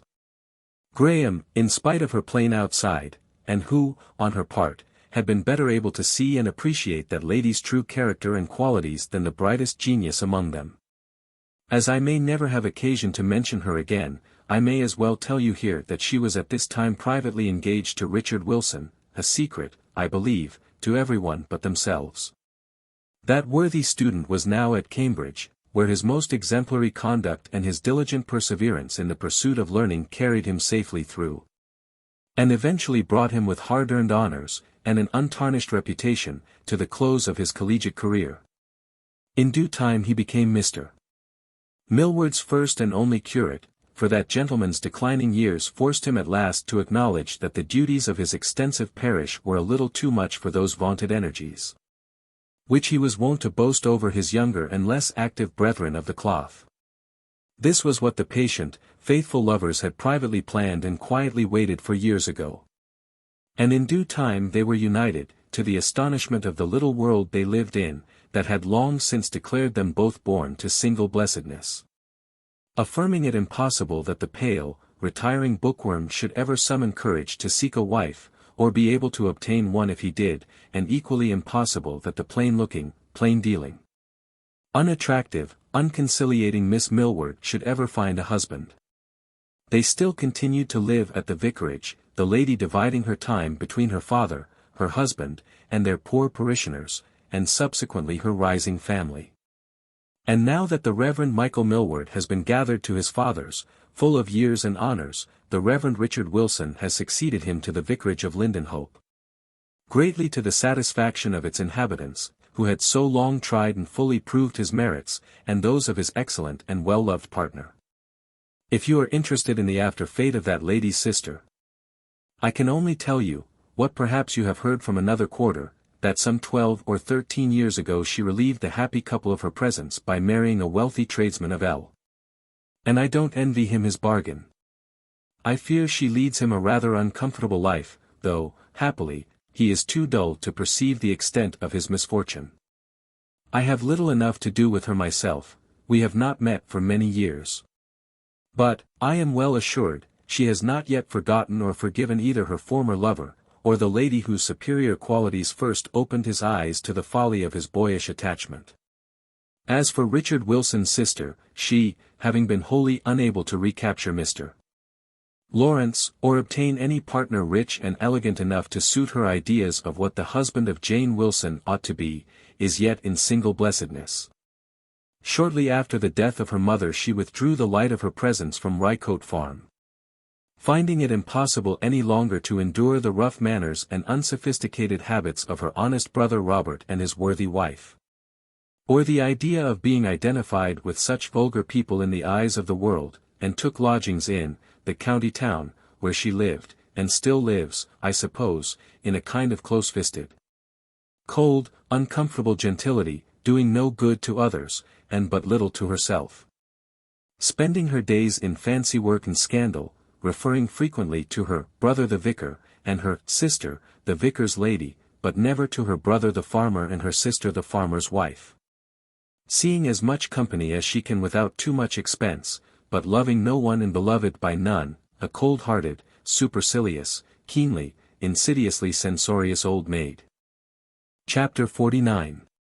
Though Mr. Lawrence's health was now quite re-established, my visits to Woodford were as unremitting as ever, though often less protracted than before.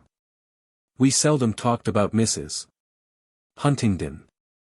But yet we never met without mentioning her, for I never sought his company but with the hope of hearing something about her, and he never sought mine at all, because he saw me often enough without. But I always began to talk of other things, and waited first to see if he would introduce the subject. If he did not, I would casually ask, "Have you heard from your sister lately?"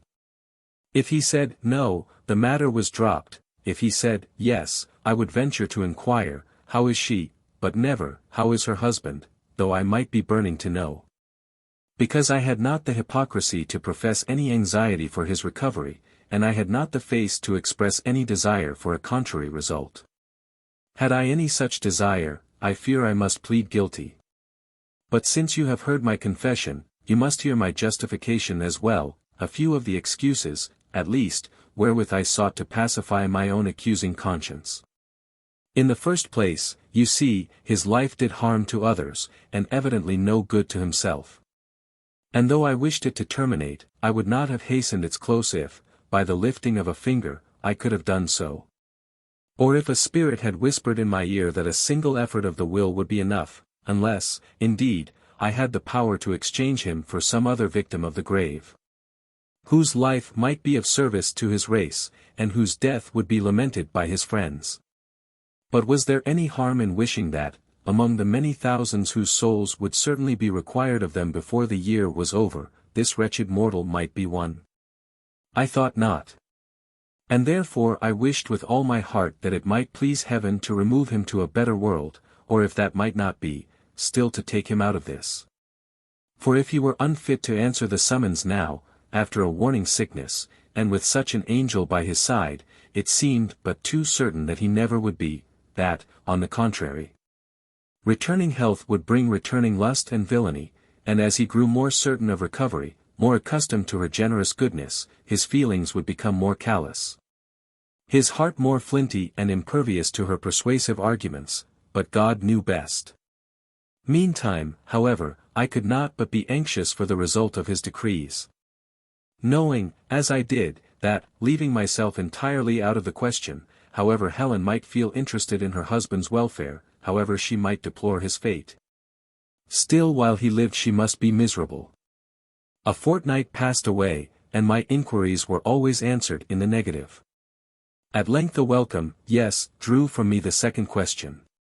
Lawrence divined my anxious thoughts, and appreciated my reserve. I feared, at first, he was going to torture me by unsatisfactory replies, and either leave me quite in the dark concerning what I wanted to know, or force me to drag the information out of him, morsel by morsel, by direct inquiries. And serve you right, you will say, but he was more merciful, and in a little while he put his sister's letter into my hand. I silently read it, and restored it to him without comment or remark. This mode of procedure suited him so well, that thereafter he always pursued the plan of showing me her letters at once, when inquired after her. If there were any to show, it was so much less trouble than to tell me their contents. And I received such confidences so quietly and discreetly that he was never induced to discontinue them. But I devoured those precious letters with my eyes, and never let them go till their contents were stamped upon my mind. And when I got home, the most important passages were entered in my diary among the remarkable events of the day. The first of these communications brought intelligence of a serious relapse in Mr. Huntingdon's illness, entirely the result of his own infatuation in persisting in the indulgence of his appetite for stimulating drink. In vain had she remonstrated, in vain she had mingled his wine with water, her arguments and entreaties were a nuisance, her interference was an insult so intolerable that, at length, on finding she had covertly diluted the pale port that was brought him, he threw the bottle out of the window, swearing he would not be cheated like a baby, ordered the butler, on pain of instant dismissal, to bring a bottle of the strongest wine in the cellar, and affirming that he should have been well long ago if he had been let to have his own way. But she wanted to keep him weak in order that she might have him under her thumb, but, by the Lord Harry, he would have no more humbug, seized a glass in one hand and the bottle in the other, and never rested till he had drunk it dry. Alarming symptoms were the immediate result of this imprudence, as she mildly termed it, symptoms which had rather increased than diminished since. And this was the cause of her delay in writing to her brother. Every former feature of his malady had returned with augmented virulence, the slight external wound, half healed, had broken out afresh. Internal inflammation had taken place, which might terminate fatally if not soon removed. Of course, the wretched sufferer's temper was not improved by this calamity, in fact, I suspect it was well nigh insupportable, though his kind nurse did not complain. But she said she had been obliged at last to give her son in charge to Esther Hargrave, as her presence was so constantly required in the sick-room that she could not possibly attend to him herself. And though the child had begged to be allowed to continue with her there, and to help her to nurse his papa, and though she had no doubt he would have been very good and quiet, she could not think of subjecting his young and tender feelings to the sight of so much suffering, or of allowing him to witness his father's impatience, or hear the dreadful language he was wont to use in his paroxysms of pain or irritation. The latter, continued she, most deeply regrets the step that has occasioned his relapse, but, as usual, he throws the blame upon me. If I had reasoned with him like a rational creature, he says, it never would have happened. But to be treated like a baby or a fool was enough to put any man past his patience, and drive him to assert his independence even at the sacrifice of his own interest. He forgets how often I had reasoned him past his patience, before. He appears to be sensible of his danger, but nothing can induce him to behold it in the proper light. The other night, while I was waiting on him, and just as I had brought him a draught to assuage his burning thirst, he observed, with a return of his former sarcastic bitterness, "Yes. You're mighty attentive now.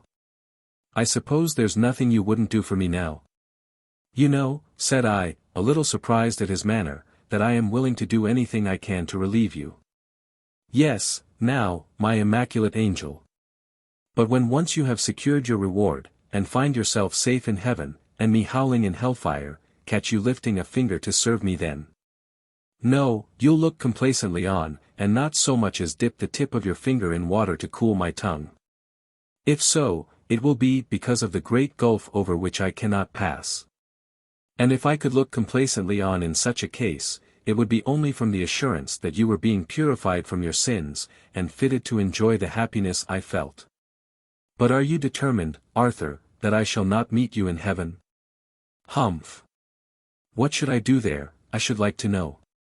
Indeed, I cannot tell. And I fear it is too certain that your tastes and feelings must be widely altered before you can have any enjoyment there. But do you prefer sinking, without an effort, into the state of torment you picture to yourself? Oh, it's all a fable, said he, contemptuously. Are you sure, Arthur? Are you quite sure? Because, if there is any doubt, and if you should find yourself mistaken after all, when it is too late to turn. It would be rather awkward, to be sure, said he. But don't bother me now, I'm not going to die yet. I can't and won't, he added vehemently, as if suddenly struck with the appalling aspect of that terrible event. Helen, you must save me. And he earnestly seized my hand, and looked into my face with such imploring eagerness that my heart bled for him, and I could not speak for tears. The next letter brought intelligence that the malady was fast increasing, and the poor sufferer's horror of death was still more distressing than his impatience of bodily pain. All his friends had not forsaken him, for Mr. Hattersley, hearing of his danger, had come to see him from his distant home in the north. His wife had accompanied him, as much for the pleasure of seeing her dear friend, from whom she had been parted so long, as to visit her mother and sister. Mrs. Huntingdon expressed herself glad to see Millicent once more, and pleased to behold her so happy and well. She is now at the Grove, continued the letter, but she often calls to see me. Mr. Hattersley spends much of his time at Arthur's bedside. With more good feeling than I gave him credit for, he evinces considerable sympathy for his unhappy friend, and is far more willing than able to comfort him. Sometimes he tries to joke and laugh with him, but that will not do. Sometimes he endeavors to cheer him with talk about old times, and this at one time may serve to divert the sufferer from his own sad thoughts. At another, it will only plunge him into deeper melancholy than before. And then Hattersley is confounded, and knows not what to say, unless it be a timid suggestion that the clergyman might be sent for. But Arthur will never consent to that. He knows he has rejected the clergyman's well-meant admonitions with scoffing levity at other times, and cannot dream of turning to him for consolation now. Mr. Hattersley sometimes offers his services instead of mine, but Arthur will not let me go. That strange whim still increases, as his strength declines, the fancy to have me always by his side. I hardly ever leave him, except to go into the next room, where I sometimes snatch an hour or so of sleep when he is quiet, but even then the door is left ajar, that he may know me to be within call. I am with him now, while I write, and I fear my occupation annoys him, though I frequently break off to attend to him, and though Mr. Hattersley is also by his side. That gentleman came, as he said, to beg a holiday for me, that I might have a run in the park, this fine frosty morning, with Millicent and Esther and little Arthur, whom he had driven over to see me. Our poor invalid evidently felt it a heartless proposition, and would have felt it still more heartless in me to accede to it. I therefore said I would only go and speak to them a minute, and then come back. I did but exchange a few words with them, just outside the portico, inhaling the fresh, bracing air as I stood, and then, resisting the earnest and eloquent entreaties of all three to stay a little longer, and join them in a walk round the garden, I tore myself away and returned to my patient. I had not been absent 5 minutes, but he reproached me bitterly for my levity and neglect. His friend espoused my cause. Nay, nay, Huntingdon, said he, you're too hard upon her. She must have food and sleep, and a mouthful of fresh air now and then, or she can't stand it, I tell you. Look at her, man. She's worn to a shadow already. What are her sufferings to mine? Said the poor invalid. You don't grudge me these attentions, do you, Helen? No, Arthur, if I could really serve you by them. I would give my life to save you, if I might. Would you, indeed? No. Most willingly I would. Ah! That's because you think yourself more fit to die. There was a painful pause. He was evidently plunged in gloomy reflections. But while I pondered for something to say that might benefit without alarming him, Hattersley, whose mind had been pursuing almost the same course, broke silence with, "I say, Huntingdon. I would send for a parson of some sort. If you didn't like the vicar, you know, you could have his curate, or somebody else." "No, none of them can benefit me if she can't," was the answer. And the tears gushed from his eyes as he earnestly exclaimed, "Oh, Helen, if I had listened to you, it never would have come to this. And if I had heard you long ago, oh, God! How different it would have been." "Hear me now, then, Arthur," said I, gently pressing his hand. "It's too late now," said he despondingly. And after that another paroxysm of pain came on. And then his mind began to wander, and we feared his death was approaching, but an opiate was administered, his sufferings began to abate, he gradually became more composed. And at length sank into a kind of slumber. He has been quieter since, and now Hattersley has left him, expressing a hope that he shall find him better when he calls tomorrow. "Perhaps I may recover," he replied, "who knows? This may have been the crisis. What do you think, Helen?" Unwilling to depress him, I gave the most cheering answer I could, but still recommended him to prepare for the possibility of what I inwardly feared was but too certain. But he was determined to hope. Shortly after he relapsed into a kind of doze, but now he groans again. There is a change. Suddenly he called me to his side, with such a strange, excited manner, that I feared he was delirious, but he was not.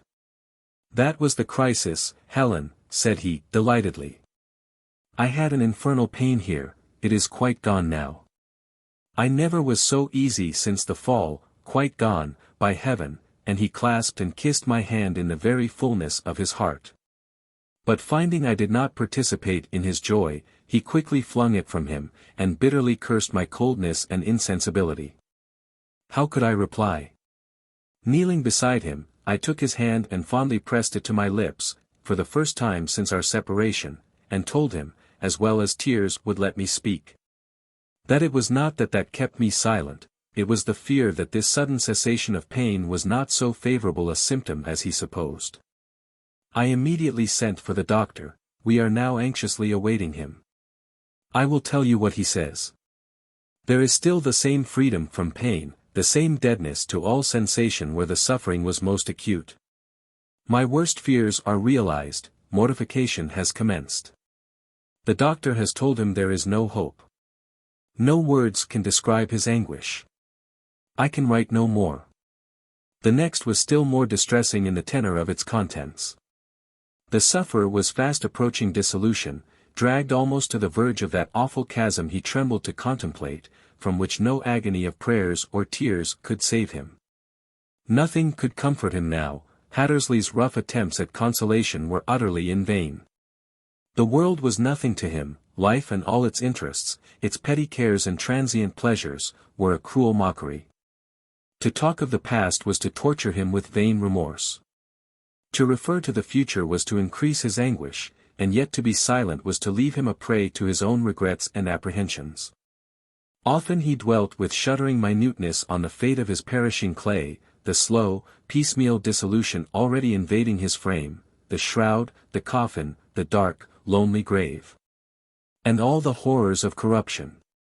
"If I try," said his afflicted wife, "to divert him from these things, to raise his thoughts to higher themes, it is no better, worse and worse," he groans. "If there be really life beyond the tomb, and judgment after death, how can I face it? I cannot do him any good, he will neither be enlightened, nor roused, nor comforted by anything I say. And yet he clings to me with unrelenting pertinacity, with a kind of childish desperation, as if I could save him from the fate he dreads. He keeps me night and day beside him. He is holding my left hand now, while I write. He has held it thus for hours, sometimes quietly, with his pale face upturned to mine, sometimes clutching my arm with violence, the big drops starting from his forehead at the thoughts of what he sees, or thinks he sees, before him. If I withdraw my hand for a moment it distresses him. Stay with me, Helen, he says, let me hold you so, it seems as if harm could not reach me while you are here. But death will come, it is coming now, fast, fast, and, oh, if I could believe there was nothing after. Don't try to believe it, Arthur. There is joy and glory after, if you will but try to reach it. What, for me? He said, with something like a laugh. Are we not to be judged according to the deeds done in the body? Where's the use of a probationary existence, if a man may spend it as he pleases, just contrary to God's decrees?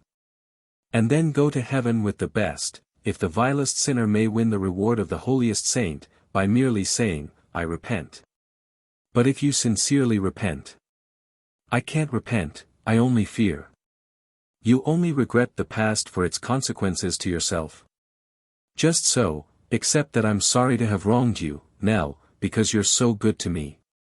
Think of the goodness of God, and you cannot but be grieved to have offended him. What is God? I cannot see him or hear him, God is only an idea. God is infinite wisdom, and power, and goodness, and love. But if this idea is too vast for your human faculties, if your mind loses itself in its overwhelming infinitude, fix it on him who condescended to take our nature upon him. Who was raised to heaven even in his glorified human body, in whom the fullness of the Godhead shines. But he only shook his head and sighed. Then, in another paroxysm of shuddering horror, he tightened his grasp on my hand and arm, and, groaning and lamenting, still clung to me with that wild, desperate earnestness so harrowing to my soul, because I know I cannot help him. I did my best to soothe and comfort him. Death is so terrible, he cried, I cannot bear it. You don't know, Helen, you can't imagine what it is, because you haven't it before you. And when I'm buried, you'll return to your old ways and be as happy as ever, and all the world will go on just as busy and merry as if I had never been, while he burst into tears. You needn't let that distress you, I said, we shall all follow you soon enough. I wish to God I could take you with me now, he exclaimed, you should plead for me.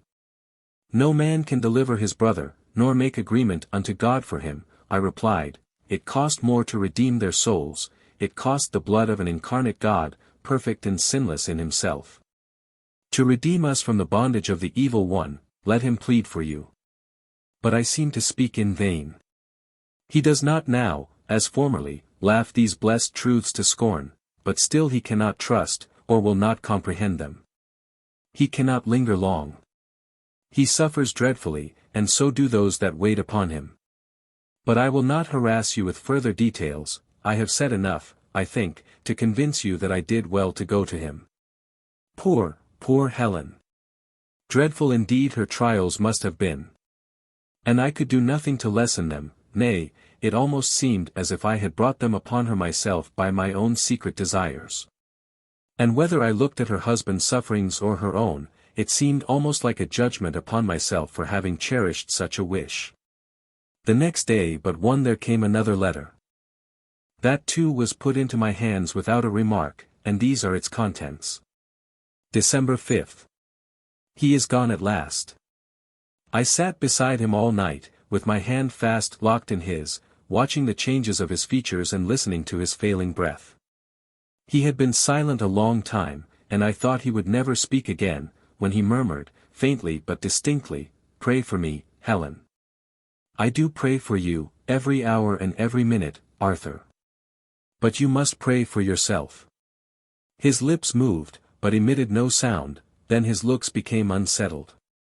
And, from the incoherent, half-uttered words that escaped him from time to time, supposing him to be now unconscious, I gently disengaged my hand from his, intending to steal away for a breath of air, for I was almost ready to faint. But a convulsive movement of the fingers, and a faintly whispered, "Don't leave me," immediately recalled me. I took his hand again, and held it till he was no more, and then I fainted. It was not grief, it was exhaustion, that, till then, I had been enabled successfully to combat. Oh, Frederick! None can imagine the miseries, bodily and mental, of that deathbed. How could I endure to think that that poor trembling soul was hurried away to everlasting torment? It would drive me mad. But, thank God, I have hope, not only from a vague dependence on the possibility that penitence and pardon might have reached him at the last, but from the blessed confidence that, through whatever purging fires the erring spirit may be doomed to pass, whatever fate awaits it, still it is not lost, and God, who hatteth nothing that he hath made, will bless it in the end. His body will be consigned on Thursday to that dark grave he so much dreaded, but the coffin must be closed as soon as possible. If you will attend the funeral, come quickly, for I need help. Helen Huntingdon. Chapter 50. On reading this I had no reason to disguise my joy and hope from Frederick Lawrence, for I had none to be ashamed of. I felt no joy but that his sister was at length released from her afflictive, overwhelming toil, no hope but that she would in time recover from the effects of it, and be suffered to rest in peace and quietness, at least, for the remainder of her life. I experienced a painful commiseration for her unhappy husband, though fully aware that he had brought every particle of his sufferings upon himself, and but too well deserved them all. And a profound sympathy for her own afflictions, and deep anxiety for the consequences of those harassing cares, those dreadful vigils. That incessant and deleterious confinement beside a living corpse, for I was persuaded she had not hinted half the suffering she had had to endure. "You will go to her, Lawrence," said I, as I put the letter into his hand. "Yes, immediately." "That's right. I'll leave you, then, to prepare for your departure." "I've done that already, while you were reading the letter, and before you came, and the carriage is now coming round to the door." Inwardly approving his promptitude, I bade him good morning, and withdrew. He gave me a searching glance as we pressed each other's hands at parting. But whatever he sought in my countenance, he saw there nothing but the most becoming gravity. It might be mingled with a little sternness in momentary resentment at what I suspected to be passing in his mind. Had I forgotten my own prospects, my ardent love, my pertinacious hopes? It seemed like sacrilege to revert to them now, but I had not forgotten them. It was, however, with a gloomy sense of the darkness of those prospects, the fallacy of those hopes, and the vanity of that affection, that I reflected on those things as I remounted my horse and slowly journeyed homewards. Mrs. Huntingdon was free now. It was no longer a crime to think of her, but did she ever think of me? Not now, of course it was not to be expected, but would she when this shock was over? In all the course of her correspondence with her brother, our mutual friend, as she herself had called him, she had never mentioned me but once, and that was from necessity. This alone afforded strong presumption that I was already forgotten, yet this was not the worst. It might have been her sense of duty that had kept her silent, she might be only trying to forget. But in addition to this, I had a gloomy conviction that the awful realities she had seen and felt, her reconciliation with the man she had once loved, his dreadful sufferings and death, must eventually efface from her mind all traces of her passing love for me. She might recover from these horrors so far as to be restored to her former health, her tranquillity, her cheerfulness even, but never to those feelings which would appear to her, henceforth, as a fleeting fancy, a vain, elusive dream. Especially as there was no one to remind her of my existence, no means of assuring her of my fervent constancy, now that we were so far apart, and delicacy forbade me to see her or to write to her, for months to come at least. And how could I engage her brother in my behalf? How could I break that icy crust of shy reserve? Perhaps he would disapprove of my attachment now as highly as before. Perhaps he would think me too poor, too lowly born, to match with his sister. Yes, there was another barrier. Doubtless there was a wide distinction between the rank and circumstances of Mrs. Huntingdon, the lady of Grassdale Manor, and those of Mrs. Graham, the artist, the tenant of Wildfell Hall. And it might be deemed presumption in me to offer my hand to the former, by the world, by her friends, if not by herself, a penalty I might brave, if I were certain she loved me. But otherwise, how could I? And, finally, her deceased husband, with his usual selfishness, might have so constructed his will as to place restrictions upon her marrying again. So that you see I had reasons enough for despair if I chose to indulge it. Nevertheless, it was with no small degree of impatience that I looked forward to Mr. Lawrence's return from Grassdale, impatience that increased in proportion as his absence was prolonged. He stayed away some 10 or 12 days. All very right that he should remain to comfort and help his sister, but he might have written to tell me how she was, or at least to tell me when to expect his return. For he might have known I was suffering tortures of anxiety for her, and uncertainty for my own future prospects. And when he did return, all he told me about her was, that she had been greatly exhausted and worn by her unremitting exertions in behalf of that man who had been the scourge of her life, and had dragged her with him nearly to the portals of the grave, and was still much shaken and depressed by his melancholy end and the circumstances attendant upon it.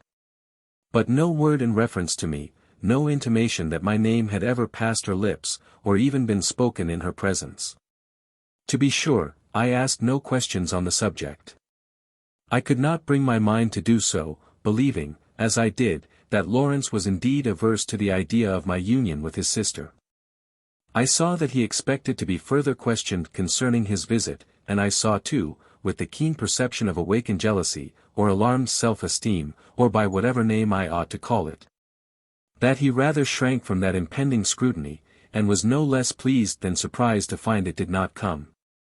Of course, I was burning with anger, but pride obliged me to suppress my feelings, and preserve a smooth face, or at least a stoic calmness, throughout the interview. It was well it did, for, reviewing the matter in my sober judgment, I must say it would have been highly absurd and improper to have quarrelled with him on such an occasion. I must confess, too, that I wronged him in my heart. The truth was, he liked me very well, but he was fully aware that a union between Mrs. Huntingdon and me would be what the world calls a mésalliance, and it was not in his nature to set the world at defiance. Especially in such a case as this, for its dread laugh, or ill opinion, would be far more terrible to him directed against his sister than himself. Had he believed that a union was necessary to the happiness of both, or of either, or had he known how fervently I loved her, he would have acted differently. But seeing me so calm and cool, he would not for the world disturb my philosophy. And though refraining entirely from any active opposition to the match, he would yet do nothing to bring it about, and would much rather take the part of prudence, in aiding us to overcome our mutual predilections, than that of feeling, to encourage them. And he was in the right of it, you will say. Perhaps he was. At any rate, I had no business to feel so bitterly against him as I did. But I could not then regard the matter in such a moderate light. And, after a brief conversation upon indifferent topics, I went away, suffering all the pangs of wounded pride and injured friendship, in addition to those resulting from the fear that I was indeed forgotten, and the knowledge that she I loved was alone and afflicted, suffering from injured health and dejected spirits. And I was forbidden to console or assist her, forbidden even to assure her of my sympathy, for the transmission of any such message through Mr. Lawrence was now completely out of the question. But what should I do? I would wait, and see if she would notice me, which of course she would not, unless by some kind message entrusted to her brother, that, in all probability, he would not deliver, and then, dreadful thought, she would think me cooled and changed for not returning it, or, perhaps, he had already given her to understand that I had ceased to think of her. I would wait, however, till the 6 months after our parting were fairly past, which would be about the close of February, and then I would send her a letter, modestly reminding her of her former permission to write to her at the close of that period, and hoping I might avail myself of it, at least to express my heartfelt sorrow for her late afflictions, my just appreciation of her generous conduct, and my hope that her health was now completely re-established, and that she would, some time, be permitted to enjoy those blessings of a peaceful, happy life which had been denied her so long, but which none could more truly be said to merit than herself, adding a few words of kind remembrance to my little friend Arthur, with a hope that he had not forgotten me, and perhaps a few more in reference to bygone times, to the delightful hours I had passed in her society, and my unfading recollection of them, which was the salt and solace of my life, and a hope that her recent troubles had not entirely banished me from her mind. If she did not answer this, of course I should write no more. If she did, as surely she would, in some fashion, my future proceedings should be regulated by her reply. 10 weeks was long to wait in such a miserable state of uncertainty, but courage. It must be endured. And meantime I would continue to see Lawrence now and then, though not so often as before, and I would still pursue my habitual inquiries after his sister, if he had lately heard from her. And how she was, but nothing more. I did so, and the answers I received were always provokingly limited to the letter of the inquiry. She was much as usual, she made no complaints. But the tone of her last letter evinced great depression of mind. She said she was better, and, finally, she said she was well, and very busy with her son's education. And with the management of her late husband's property, and the regulation of his affairs. The rascal had never told me how that property was disposed, or whether Mr. Huntingdon had died intestate or not. And I would sooner die than ask him, lest he should misconstrue into covetousness my desire to know. He never offered to show me his sister's letters now, and I never hinted a wish to see them. February, however, was approaching, December was past. January, at length, was almost over, a few more weeks, and then, certain despair or renewal of hope would put an end to this long agony of suspense. But alas! It was just about that time she was called to sustain another blow in the death of her uncle, a worthless old fellow enough in himself, I dare say. But he had always shown more kindness and affection to her than to any other creature, and she had always been accustomed to regard him as a parent. She was with him when he died, and had assisted her aunt to nurse him during the last stage of his illness. Her brother went to Staningley to attend the funeral, and told me, upon his return, that she was still there, endeavouring to cheer her aunt with her presence, and likely to remain some time. This was bad news for me, for while she continued there I could not write to her, as I did not know the address, and would not ask it of him. But week followed week, and every time I inquired about her she was still at Staningley. "Where is Staningley?" I asked at last. "In shire," was the brief reply. And there was something so cold and dry in the manner of it, that I was effectually deterred from requesting a more definite account. "When will she return to Grassdale?" was my next question. "I don't know." "Confound it!" I muttered. "Why, Markham?" asked my companion, with an air of innocent surprise.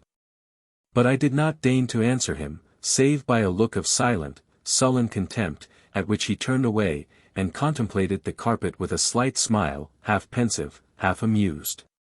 But quickly looking up, he began to talk of other subjects, trying to draw me into a cheerful and friendly conversation, but I was too much irritated to discourse with him, and soon took leave.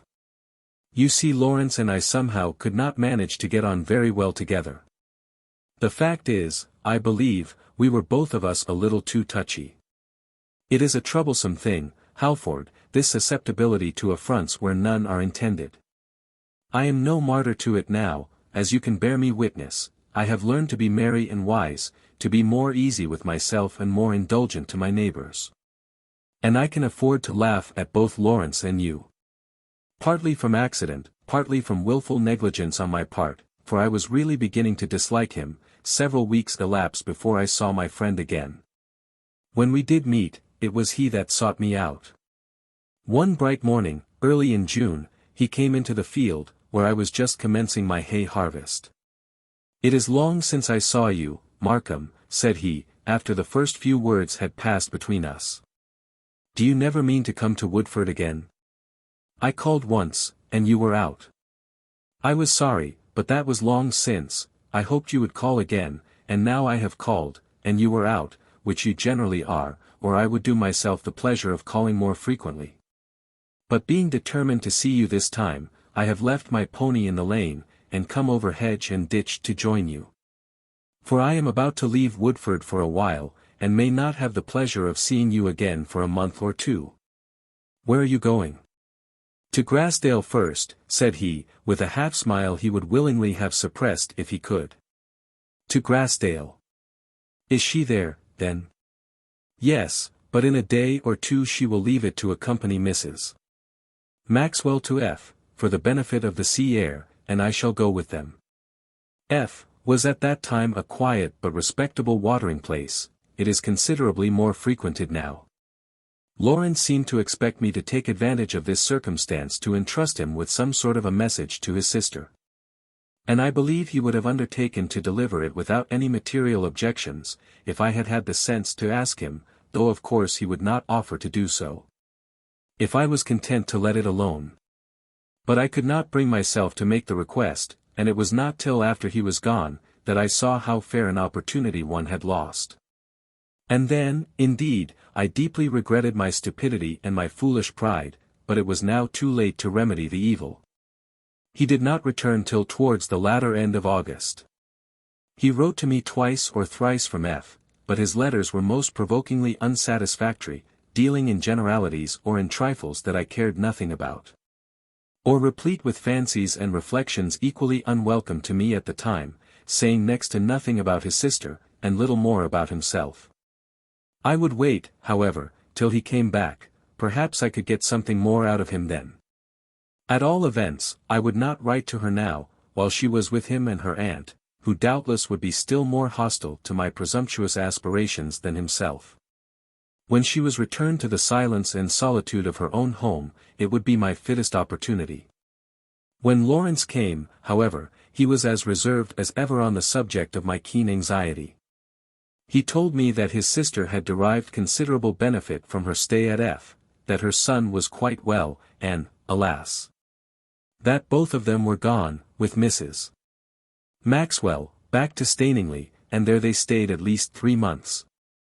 But instead of boring you with my chagrin, my expectations and disappointments, my fluctuations of dull despondency and flickering hope, my varying resolutions, now to drop it, and now to persevere, now to make a bold push, and now to let things pass and patiently abide my time, I will employ myself in settling the business of one or two of the characters introduced in the course of this narrative, whom I may not have occasion to mention again. Some time before Mr. Huntingdon's death Lady Loughborough eloped with another gallant to the Continent, where, having lived a while in reckless gaiety and dissipation, they quarrelled and parted. She went dashing on for a season, but years came and money went, she sunk, at length, in difficulty and debt, disgrace and misery, and died at last, as I have heard, in penury, neglect, and utter wretchedness. But this might be only a report. She may be living yet for anything I or any of her relatives or former acquaintances can tell. For they have all lost sight of her long years ago, and would as thoroughly forget her if they could. Her husband, however, upon this second misdemeanor, immediately sought and obtained a divorce, and, not long after, married again. It was well he did, for Lord Loughborough, morose and moody as he seemed, was not the man for a bachelor's life. No public interests, no ambitious projects, or active pursuits, or ties of friendship even, if he had had any friends, could compensate to him for the absence of domestic comforts and endearments. He had a son and a nominal daughter, it is true, but they too painfully reminded him of their mother, and the unfortunate little Annabella was a source of perpetual bitterness to his soul. He had obliged himself to treat her with paternal kindness, he had forced himself not to hate her, and even, perhaps, to feel some degree of kindly regard for her, at last, in return for her artless and unsuspecting attachment to himself. But the bitterness of his self-condemnation for his inward feelings towards that innocent being, his constant struggles to subdue the evil promptings of his nature, for it was not a generous one, though partly guessed at by those who knew him, could be known to God in his own heart alone. So also was the hardness of his conflicts with the temptation to return to the vice of his youth, and seek oblivion for past calamities, and deadness to the present misery of a blighted heart, a joyless, friendless life, and a morbidly disconsolate mind, by yielding again to that insidious foe to health, and sense, and virtue, which had so deplorably enslaved and degraded him before. The second object of his choice was widely different from the first. Some wondered at his taste, some even ridiculed it, but in this their folly was more apparent than his. The lady was about his own age, i.e., between 30 and 40, remarkable neither for beauty, nor wealth, nor brilliant accomplishments, nor any other thing that I ever heard of, except genuine good sense, unswerving integrity, active piety, warm-hearted benevolence, and a fund of cheerful spirits. These qualities, however, as you may readily imagine, combined to render her an excellent mother to the children, and an invaluable wife to his lordship. He, with his usual self-depreciation, thought her a world too good for him, and while he wondered at the kindness of Providence in conferring such a gift upon him, and even at her taste in preferring him to other men, he did his best to reciprocate the good she did him, and so far succeeded that she was, and I believe still is, one of the happiest and fondest wives in England. And all who question the good taste of either partner may be thankful if their respective selections afford them half the genuine satisfaction in the end, or repay their preference with affection half as lasting and sincere. If you are at all interested in the fate of that low scoundrel, Grimsby, I can only tell you that he went from bad to worse, sinking from bathos to bathos of vice and villainy, consorting only with the worst members of his club and the lowest dregs of society, happily for the rest of the world, and at last met his end in a drunken brawl, from the hands, it is said, of some brother scoundrel he had cheated at play. As for Mr. Hattersley, he had never wholly forgotten his resolution to come out from among them, and behave like a man and a Christian. And the last illness and death of his once jolly friend Huntingdon so deeply and seriously impressed him with the evil of their former practices, that he never needed another lesson of the kind. Avoiding the temptations of the town, he continued to pass his life in the country, immersed in the usual pursuits of a hardy, active, country gentleman. His occupations being those of farming, and breeding horses and cattle, diversified with a little hunting and shooting, and enlivened by the occasional companionship of his friends, better friends than those of his youth, and the society of his happy little wife, now cheerful and confiding as heart could wish, and his fine family of stalwart sons and blooming daughters. His father, the banker, having died some years ago and left him all his riches, he has now full scope for the exercise of his prevailing tastes, and I need not tell you that Ralph Hattersley, Esq., is celebrated throughout the country for his noble breed of horses. Chapter 51.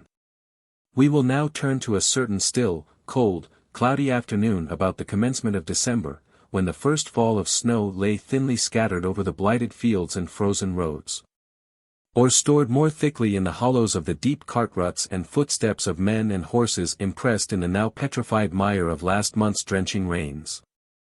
I remember it well, for I was walking home from the vicarage with no less remarkable a personage than Miss Eliza Millward by my side. I had been to call upon her father, a sacrifice to civility undertaken entirely to please my mother, not myself, for I hated to go near the house. Not merely on account of my antipathy to the once so bewitching Eliza, but because I had not half forgiven the old gentleman himself for his ill opinion of Mrs. Huntingdon. For though now constrained to acknowledge himself mistaken in his former judgment, he still maintained that she had done wrong to leave her husband. It was a violation of her sacred duties as a wife, and a tempting of Providence by laying herself open to temptation. And nothing short of bodily ill usage, and that of no trifling nature, could excuse such a step, nor even that, for in such a case she ought to appeal to the laws for protection. But it was not of him I intended to speak, it was of his daughter Eliza. Just as I was taking leave of the vicar, she entered the room, ready equipped for a walk. "I was just coming to see your sister, Mr. Markham," said she, "and so, if you have no objection, I'll accompany you home. I like company when I'm walking out, don't you?" "Yes, when it's agreeable." "That of course," rejoined the young lady, smiling archly. So we proceeded together. "Shall I find Rose at home, do you think?" said she, as we closed the garden gate, and set our faces towards Linden-Car. "I believe so. I trust one shall, for I've a little bit of news for her, if you haven't forestalled me." "Yes, do you know what Mr. Lawrence is gone for?" She looked up anxiously for my reply. "Is he gone?" said I, and her face brightened. "Ah! Then he hasn't told you about his sister?" What of her? I demanded in terror, lest some evil should have befallen her. Oh, Mr. Markham, how you blush, cried she, with a tormenting laugh. Ha, ha, you have not forgotten her yet. But you had better be quick about it, I can tell you, for, alas, alas, she's going to be married next Thursday. No, Miss Eliza, that's false. Do you charge me with a falsehood, sir? You are misinformed. Am I? Do you know better, then? I think I do. What makes you look so pale then, said she, smiling with delight at my emotion. Is it anger at poor me for telling such a fib? Well, I only tell the tale as 'twas told to me, I don't vouch for the truth of it. But at the same time, I don't see what reason Sarah should have for deceiving me, or her informant for deceiving her, and that was what she told me the footman told her, that Mrs. Huntingdon was going to be married on Thursday, and Mr. Lawrence was gone to the wedding. She did tell me the name of the gentleman, but I've forgotten that. Perhaps you can assist me to remember it. Is there not someone that lives near, or frequently visits the neighborhood, that has long been attached to her, a Mr. Oh, dear. Mr. Hargrave, suggested I, with a bitter smile. You're right, cried she, that was the very name. Impossible, Miss Eliza. I exclaimed, in a tone that made her start. Well, you know, that's what they told me, said she, composedly staring me in the face. And then she broke out into a long shrill laugh that put me to my wits' end with fury. Really you must excuse me, cried she. I know it's very rude, but ha, ha, ha, did you think to marry her yourself? Dear, dear, what a pity, ha, ha, ha. Gracious, Mr. Markham, are you going to faint? Oh, mercy. Shall I call this man? Here, Jacob, but checking the word on her lips, I seized her arm and gave it, I think, a pretty severe squeeze, for she shrank into herself with a faint cry of pain or terror. But the spirit within her was not subdued, instantly rallying, she continued, with well-feigned concern, what can I do for you? Will you have some water, some brandy? I dare say they have some in the public house down there, if you'll let me run. Have done with this nonsense, cried I, sternly. She looked confounded, almost frightened again, for a moment. You know I hate such jests, I continued. Jests indeed. I wasn't jesting. You were laughing, at all events. And I don't like to be laughed at, returned I, making violent efforts to speak with proper dignity and composure, and to say nothing but what was coherent and sensible. And since you are in such a merry mood, Miss Eliza, you must be good enough company for yourself. And therefore I shall leave you to finish your walk alone, for, now I think of it, I have business elsewhere, so good evening. With that I left her, smothering her malicious laughter, and turned aside into the fields, springing up the bank, and pushing through the nearest gap in the hedge. Determined at once to prove the truth, or rather the falsehood, of her story, I hastened to Woodford as fast as my legs could carry me. First veering round by a circuitous course, but the moment I was out of sight of my fair tormentor cutting away across the country, just as a bird might fly, over pastureland, and fallow, and stubble, and lane, clearing hedges and ditches and hurdles, till I came to the young squire's gates. Never till now had I known the full fervour of my love, the full strength of my hopes, not wholly crushed even in my hours of deepest despondency. Always tenaciously clinging to the thought that one day she might be mine, or, if not that, at least that something of my memory, some slight remembrance of our friendship and our love, would be forever cherished in her heart. I marched up to the door, determined, if I saw the master, to question him boldly concerning his sister, to wait and hesitate no longer, but cast false delicacy and stupid pride behind my back, and know my fate at once. Is Mr. Lawrence at home? I eagerly asked of the servant that opened the door. No, sir, master went yesterday, replied he, looking very alert. Went where? To Grassdale, sir, wasn't you aware, sir? He's very close, is master, said the fellow, with a foolish, simpering grin. "I suppose, sir." But I turned and left him, without waiting to hear what he supposed. I was not going to stand there to expose my tortured feelings to the insolent laughter and impertinent curiosity of a fellow like that. But what was to be done now? Could it be possible that she had left me for that man? I could not believe it. Me she might forsake, but not to give herself to him. Well, I would know the truth. To no concerns of daily life could I attend while this tempest of doubt and dread, of jealousy and rage, distracted me. I would take the morning coach from the evening one would be already gone, and fly to Grassdale. I must be there before the marriage. And why? Because a thought struck me that perhaps I might prevent it, that if I did not, she and I might both lament it to the latest moment of our lives. It struck me that someone might have belied me to her, perhaps her brother. Yes, no doubt her brother had persuaded her that I was false and faithless, and taking advantage of her natural indignation, and perhaps her desponding carelessness about her future life, had urged her, artfully, cruelly, on to this other marriage, in order to secure her from me. If this was the case, and if she should only discover her mistake when too late to repair it, to what a life of misery and vain regret might she be doomed as well as me. And what remorse for me to think my foolish scruples had induced it all. Oh, I must see her, she must know my truth even if I told it at the church door. I might pass for a madman or an impertinent fool, even she might be offended at such an interruption, or at least might tell me it was now too late. But if I could save her, if she might be mine. It was too rapturous a thought. Winged by this hope, and goaded by these fears, I hurried homewards to prepare for my departure on the morrow. I told my mother that urgent business which admitted no delay, but which I could not then explain, called me away.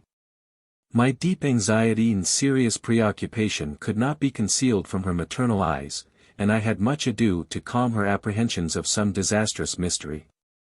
That night there came a heavy fall of snow, which so retarded the progress of the coaches on the following day that I was almost driven to distraction. I travelled all night, of course, for this was Wednesday. Tomorrow morning, doubtless, the marriage would take place. But the night was long and dark, the snow heavily clogged the wheels and balled the horses' feet, the animals were consumedly lazy, the coachman most execrably cautious. The passengers confoundedly apathetic in their supine indifference to the rate of our progression. Instead of assisting me to bully the several coachmen and urge them forward, they merely stared and grinned at my impatience. One fellow even ventured to rally me upon it, but I silenced him with a look that quelled him for the rest of the journey. And when, at the last stage, I would have taken the reins into my own hand, they all with one accord opposed it. It was broad daylight when we entered and drew up at the Rose and Crown. I alighted and called aloud for a post-chaise to Grassdale. There was none to be had, the only one in the town was under repair. A gig, then, a fly, car, anything, only be quick. There was a gig, but not a horse to spare. I sent into the town to seek one, but they were such an intolerable time about it that I could wait no longer. I thought my own feet could carry me sooner. And bidding them send the conveyance after me, if it were ready within an hour, I set off as fast as I could walk. The distance was little more than 6 miles, but the road was strange, and I had to keep stopping to inquire my way. Hallooing to carters and clodhoppers, and frequently invading the cottages, for there were few abroad that winter's morning. Sometimes knocking up the lazy people from their beds, for where so little work was to be done, perhaps so little food and fire to be had, they cared not to curtail their slumbers. I had no time to think of them, however, aching with weariness and desperation, I hurried on. The gig did not overtake me, and it was well I had not waited for it. Vexatious rather, that I had been fool enough to wait so long. At length, however, I entered the neighbourhood of Grassdale. I approached the little rural church, but lo! There stood a train of carriages before it. It needed not the white favours bedecking the servants and horses, nor the merry voices of the village idlers assembled to witness the show, to apprise me that there was a wedding within. I ran in among them, demanding, with breathless eagerness, had the ceremony long commenced. They only gaped and stared. In my desperation, I pushed past them, and was about to enter the churchyard gate, when a group of ragged urchins, that had been hanging like bees to the window, suddenly dropped off and made a rush for the porch, vociferating in the uncouth dialect of their country something which signified, "It's over, they're coming out." If Eliza Millward had seen me then she might indeed have been delighted. I grasped the gate-post for support, and stood intently gazing towards the door to take my last look on my soul's delight, my first on that detested mortal who had torn her from my heart, and doomed her, I was certain, to a life of misery and hollow, vain repining, for what happiness could she enjoy with him? I did not wish to shock her with my presence now, but I had not power to move away. Forth came the bride and bridegroom. Him I saw not, I had eyes for none but her. A long veil shrouded half her graceful form, but did not hide it. I could see that while she carried her head erect, her eyes were bent upon the ground, and her face and neck were suffused with a crimson blush. But every feature was radiant with smiles, and gleaming through the misty whiteness of her veil were clusters of golden ringlets. Oh, heavens! It was not my Helen. The first glimpse made me start, but my eyes were darkened with exhaustion and despair. Dare I trust them? Yes, it is not she. It was a younger, slighter, rosier beauty, lovely indeed, but with far less dignity and depth of soul, without that indefinable grace, that keenly spiritual yet gentle charm, that ineffable power to attract and subjugate the heart, my heart at least. I looked at the bridegroom. It was Frederick Lawrence. I wiped away the cold drops that were trickling down my forehead, and stepped back as he approached. But, his eyes fell upon me, and he knew me, altered as my appearance must have been. "Is that you, Markham?" said he, startled and confounded at the apparition, perhaps, too, at the wildness of my looks. "Yes, Lawrence, is that you?" I mustered the presence of mind to reply. He smiled and colored, as if half proud and half ashamed of his identity. And if he had reason to be proud of the sweet lady on his arm, he had no less cause to be ashamed of having concealed his good fortune so long. "Allow me to introduce you to my bride," said he, endeavoring to hide his embarrassment by an assumption of careless gaiety. "Esther, this is Mr. Markham, my friend Markham, Mrs. Lawrence, late Miss Hargrave." I bowed to the bride, and vehemently wrung the bridegroom's hand. "Why did you not tell me of this?" I said, reproachfully, pretending a resentment I did not feel, for in truth I was almost wild with joy to find myself so happily mistaken. And overflowing with affection to him for this and for the base injustice I felt that I had done him in my mind, he might have wronged me, but not to that extent. And as I had hated him like a demon for the last 40 hours, the reaction from such a feeling was so great that I could pardon all offenses for the moment, and love him in spite of them too. "I did tell you," said he, with an air of guilty confusion, "you received my letter." "What letter?" "The one announcing my intended marriage." "I never received the most distant hint of such an intention." "It must have crossed you on your way then, it should have reached you yesterday morning. It was rather late, I acknowledge. But what brought you here, then, if you received no information?" It was now my turn to be confounded.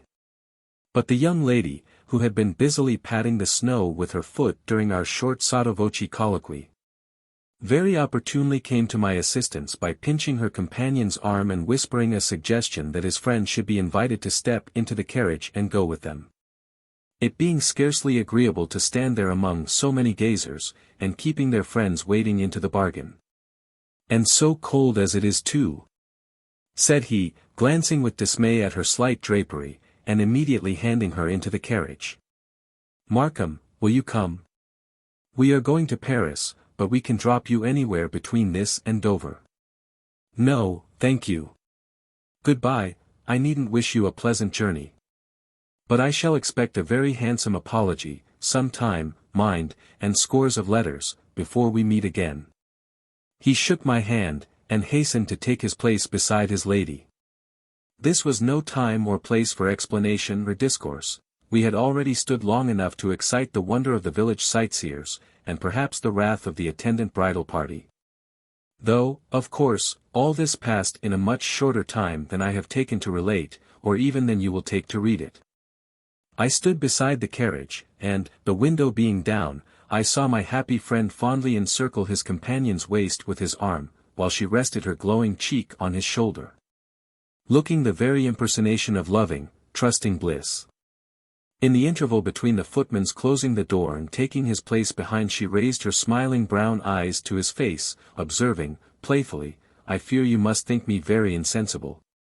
Frederick, I know it is the custom for ladies to cry on these occasions, but I couldn't squeeze a tear for my life." He only answered with a kiss, and pressed her still closer to his bosom. "But what is this?" he murmured. "Why, Esther, you're crying now." "Oh, it's nothing, it's only too much happiness, and the wish," sobbed she, "that our dear Helen were as happy as ourselves." "Bless you for that wish," I inwardly responded, as the carriage rolled away, "and heaven grant it be not wholly vain." I thought a cloud had suddenly darkened her husband's face as she spoke. What did he think? Could he grudge such happiness to his dear sister and his friend as he now felt himself? At such a moment it was impossible. The contrast between her fate and his must darken his bliss for a time. Perhaps, too, he thought of me, perhaps he regretted the part he had had in preventing our union, by omitting to help us, if not by actually plotting against us. I exonerated him from that charge now, and deeply lamented my former ungenerous suspicions, but he had wronged us, still, I hoped, I trusted that he had. He had not attempted to check the course of our love by actually damming up the streams in their passage, but he had passively watched the two currents wandering through life's arid wilderness, declining to clear away the obstructions that divided them, and secretly hoping that both would lose themselves in the sand before they could be joined in one. And meantime he had been quietly proceeding with his own affairs. Perhaps, his heart and head had been so full of his fair lady that he had had but little thought to spare for others. Doubtless he had made his first acquaintance with her, his first intimate acquaintance at least, during his 3 months' sojourn at F. For I now recollected that he had once casually let fall an intimation that his aunt and sister had a young friend staying with them at the time. And this accounted for at least one half his silence about all transactions there. Now, too, I saw a reason for many little things that had slightly puzzled me before. Among the rest, for sundry departures from Woodford, and absences more or less prolonged, for which he never satisfactorily accounted, and concerning which he hated to be questioned on his return. Well might the servant say his master was very close. But why this strange reserve to me? Partly, from that remarkable idiosyncrasy to which I have before alluded. Partly, perhaps, from tenderness to my feelings, or fear to disturb my philosophy by touching upon the infectious theme of love. Chapter 52. The tardy gig had overtaken me at last. I entered it, and bade the man who brought it drive to Grassdale Manor. I was too busy with my own thoughts to care to drive it myself. I would see Mrs. Huntingdon. There could be no impropriety in that now that her husband had been dead above a year, and by her indifference or her joy at my unexpected arrival I could soon tell whether her heart was truly mine. But my companion, a loquacious, forward fellow, was not disposed to leave me to the indulgence of my private cogitations. "There they go," said he, as the carriages filed away before us. "There'll be brave doings on yonder today, as what come tomorrow. Know anything of that family, sir? Or you're a stranger in these parts?" "I know them by report." "Humph. There's the best of 'em gone, anyhow. And I suppose the old missus is a-going to leave after this stir's gotten over'd, and take herself off, somewhere, to live on her bit of a jointure. And the young un, at least the new un, she's none so very young, is coming down to live at the Grove." "Is Mr. Hargrave married, then?" "Aye, sir, a few months since. He should have been wed afore, to a widow lady, but they couldn't agree over the money. She'd a rare long purse, and Mr. Hargrave wanted it all to hisself. But she wouldn't let it go, and so then they fell out. This one isn't quite as rich, nor as handsome either, but she hasn't been married before. She's very plain, they say, and getting on to 40 or past, and so, you know, if she didn't jump at this opportunity, she thought she'd never get a better. I guess she thought such a handsome young husband was worth all at ever she had, and he might take it and welcome, but I lay she'll rue her bargain afore long. They say she begins already to see at he isn't not altogether that nice, generous, perlite, delightful gentleman at she thought him afore marriage, he begins a being careless and masterful already. Aye, and she'll find him harder and carelesser nor she thinks on. You seem to be well acquainted with him, I observed. I am, sir, I've known him since he was quite a young gentleman. And a proud un he was, and a wilful. I was servant yonder for several years. But I couldn't stand their niggardly ways, she got ever longer and worse, did Mrs., with her nipping and screwing, and watching and grudging, so I thought I'd find another place. Are we not near the house? Said I, interrupting him. Yes, sir, yon's the park. My heart sank within me to behold that stately mansion in the midst of its expansive grounds. The park as beautiful now, in its wintry garb, as it could be in its summer glory, the majestic sweep, the undulating swell and fall, displayed to full advantage in that robe of dazzling purity. Stainless and printless, save one long, winding track left by the trooping deer, the stately timber trees with their heavy-laden branches gleaming white against the dull, grey sky. The deep, encircling woods, the broad expanse of water sleeping in frozen quiet. And the weeping ash and willow drooping their snow-clad boughs above it, all presented a picture, striking indeed, and pleasing to an unencumbered mind, but by no means encouraging to me. There was one comfort, however, all this was entailed upon little Arthur, and could not under any circumstances, strictly speaking, be his mother's. But how was she situated? Overcoming with a sudden effort my repugnance to mention her name to my garrulous companion, I asked him if he knew whether her late husband had left a will. And how the property had been disposed of. Oh, yes, he knew all about it. And I was quickly informed that to her had been left the full control and management of the estate during her son's minority, besides the absolute, unconditional possession of her own fortune, but I knew that her father had not given her much, and the small additional sum that had been settled upon her before marriage. Before the close of the explanation we drew up at the park gates. Now for the trial. If I should find her within, but alas! She might be still at Staningley, her brother had given me no intimation to the contrary. I inquired at the porter's lodge if Mrs. Huntingdon were at home. No, she was with her aunt in Shire, but was expected to return before Christmas. She usually spent most of her time at Staningley, only coming to Grassdale occasionally, when the management of affairs, or the interest of her tenants and dependents, required her presence. Near what town is Staningley situated? I asked. The requisite information was soon obtained. Now then, my man, give me the reins, and we'll return to M.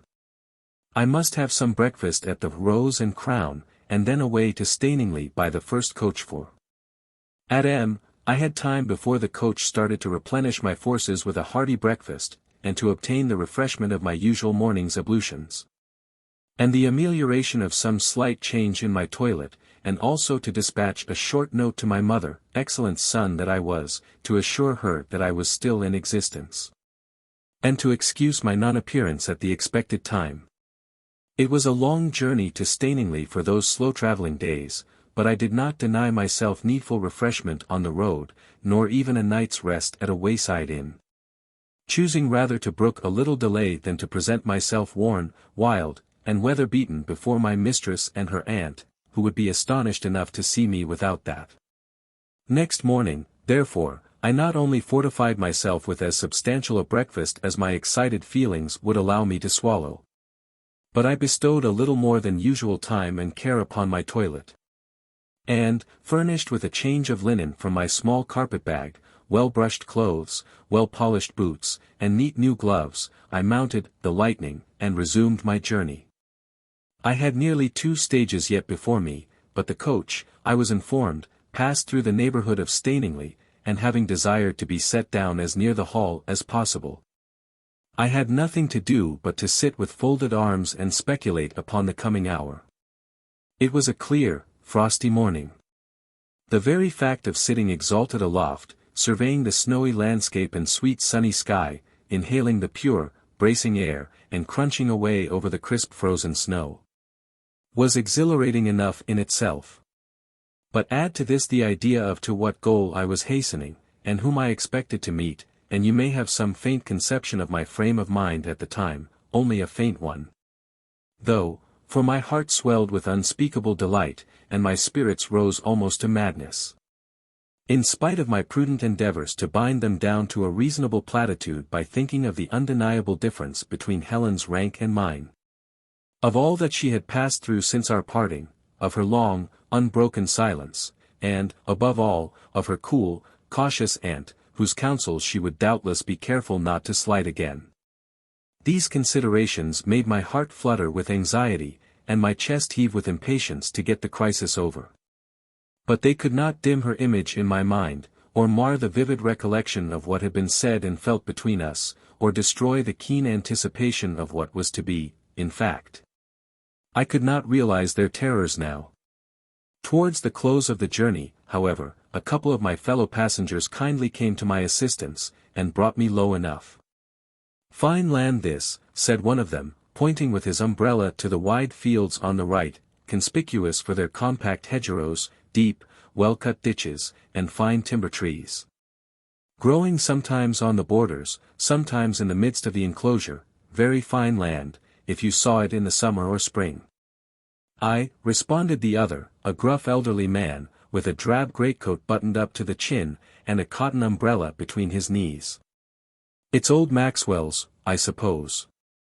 "It was his, sir. But he's dead now, you're aware, and has left it all to his niece." "All?" "Every rood of it, and the mansion house and all. Every atom of his worldly goods, except just a trifle, by way of remembrance, to his nephew down in Shire, and an annuity to his wife." "It's strange, sir." "It is, sir. And she wasn't his own niece neither. But he had no near relations of his own, none but a nephew he'd quarrelled with, and he always had a partiality for this one. And then his wife advised him to it, they say, she'd brought most of the property, and it was her wish that this lady should have it." "Humph. She'll be a fine catch for somebody." "She will so. She's a widow, but quite young yet, and uncommon handsome, a fortune of her own, besides, and only one child, and she's nursing a fine estate for him in. There'll be lots to speak for her." "'Fraid there's no chance for you," facetiously jogging me with his elbow, as well as his companion. "Ha, ha, ha. No offence, sir, I hope. To me. Ahem. I should think she'll marry none but a nobleman myself." "Look ye, sir," resumed he, turning to his other neighbor, and pointing past me with his umbrella, "that's the Hall, grand park, you see, and all them woods, plenty of timber there, and lots of game." "Hullo! What now?" This exclamation was occasioned by the sudden stoppage of the coach at the park gates. "Gentlemen for Staningley Hall," cried the coachman, and I rose and threw my carpet-bag onto the ground, preparatory to dropping myself down after it. "Sickly, sir?" asked my talkative neighbor, staring me in the face. "I dare say it was white enough." "No. Here, coachman." "Thank ye, sir, all right." The coachman pocketed his fee and drove away, leaving me, not walking up the park, but pacing to and fro before its gates, with folded arms, and eyes fixed upon the ground. An overwhelming force of images, thoughts, impressions crowding on my mind, and nothing tangibly distinct but this: my love had been cherished in vain, my hope was gone forever. I must tear myself away at once, and banish or suppress all thoughts of her, like the remembrance of a wild, mad dream. Gladly would I have lingered round the place for hours, in the hope of catching at least one distant glimpse of her before I went, but it must not be, I must not suffer her to see me. For what could have brought me hither but the hope of reviving her attachment, with a view hereafter to obtain her hand? And could I bear that she should think me capable of such a thing? Of presuming upon the acquaintance, the love, if you will, accidentally contracted, or rather forced upon her against her will, when she was an unknown fugitive, toiling for her own support. Apparently without fortune, family, or connections. To come upon her now, when she was reinstated in her proper sphere, and claim a share in her prosperity, which, had it never failed her, would most certainly have kept her unknown to me forever. And this, too, when we had parted 16 months ago, and she had expressly forbidden me to hope for a reunion in this world, and never sent me a line or a message from that day to this. No. The very idea was intolerable. And even if she should have a lingering affection for me still, ought I to disturb her peace by awakening those feelings? To subject her to the struggles of conflicting duty and inclination, to whichsoever side the latter might allure? Or the former imperatively call her, whether she should deem it her duty to risk the slights and censures of the world, the sorrow and displeasure of those she loved? For a romantic idea of truth and constancy to me, or to sacrifice her individual wishes to the feelings of her friends and her own sense of prudence and the fitness of things? No, and I would not. I would go at once, and she should never know that I had approached the place of her abode, for though I might disclaim all idea of ever aspiring to her hand, or even of soliciting a place in her friendly regard, her peace should not be broken by my presence, nor her heart afflicted by the sight of my fidelity. Adieu then, dear Helen, forever. Forever adieu. So said I, and yet I could not tear myself away. I moved a few paces, and then looked back, for one last view of her stately home, that I might have its outward form, at least, impressed upon my mind as indelibly as her own image, which, alas, I must not see again. Then walked a few steps further, and then, lost in melancholy musings, paused again and leant my back against a rough old tree that grew beside the road. Chapter 53. While standing thus, absorbed in my gloomy reverie, a gentleman's carriage came round the corner of the road. I did not look at it. And had it rolled quietly by me, I should not have remembered the fact of its appearance at all, but a tiny voice from within it roused me by exclaiming, "Mamma, Mamma, here's Mr. Markham." I did not hear the reply, but presently the same voice answered, "It is indeed, Mamma, look for yourself." I did not raise my eyes, but I suppose Mamma looked, for a clear melodious voice, whose tones thrilled through my nerves, exclaimed, "Oh, Aunt! Here's Mr. Markham, Arthur's friend." "Stop, Richard." There was such evidence of joyous though suppressed excitement in the utterance of those few words, especially that tremulous, "Oh, Aunt," that it threw me almost off my guard. The carriage stopped immediately, and I looked up and met the eye of a pale, grave, elderly lady surveying me from the open window. She bowed, and so did I, and then she withdrew her head, while Arthur screamed to the footman to let him out. But before that functionary could descend from his box a hand was silently put forth from the carriage window. I knew that hand, though a black glove concealed its delicate whiteness and half its fair proportions, and quickly seizing it, I pressed it in my own, ardently for a moment. But instantly recollecting myself, I dropped it, and it was immediately withdrawn. "Were you coming to see us, or only passing by?" asked the low voice of its owner, who, I felt, was attentively surveying my countenance from behind the thick black veil which, with the shadowing panels, entirely concealed her own from me. I came to see the place," faltered I. "The place," repeated she, in a tone which betokened more displeasure or disappointment than surprise. "Will you not enter it, then? If you wish it. Can you doubt?" "Yes, yes. He must enter," cried Arthur, running round from the other door, and seizing my hand in both his, he shook it heartily. "Do you remember me, sir?" said he. "Yes, full well, my little man, altered though you are," replied, surveying the comparatively tall, slim young gentleman, with his mother's image visibly stamped upon his fair, intelligent features, in spite of the blue eyes beaming with gladness, and the bright locks clustering beneath his cap. "Am I not grown?" said he, stretching himself up to his full height. "Grown! 3 inches, upon my word. I was 7 last birthday, was the proud rejoinder. In 7 years more I shall be as tall as you nearly. Arthur, said his mother, tell him to come in. Go on, Richard. There was a touch of sadness as well as coldness in her voice, but I knew not to what to ascribe it. The carriage drove on and entered the gates before us. My little companion led me up the park, discoursing merrily all the way. Arrived at the hall door, I paused on the steps and looked round me, waiting to recover my composure, if possible, or, at any rate, to remember my new-formed resolutions and the principles on which they were founded. And it was not till Arthur had been for some time gently pulling my coat, and repeating his invitations to enter, that I at length consented to accompany him into the apartment where the ladies awaited us. Helen eyed me as I entered with a kind of gentle, serious scrutiny, and politely asked after Mrs. Markham and Rose. I respectfully answered her inquiries. Mrs. Maxwell begged me to be seated, observing it was rather cold, but she supposed I had not travelled far that morning. Not quite 20 miles, I answered. Not on foot. No, madam, by coach. Here's Rachel, sir, said Arthur, the only truly happy one amongst us, directing my attention to that worthy individual, who had just entered to take her mistress's things.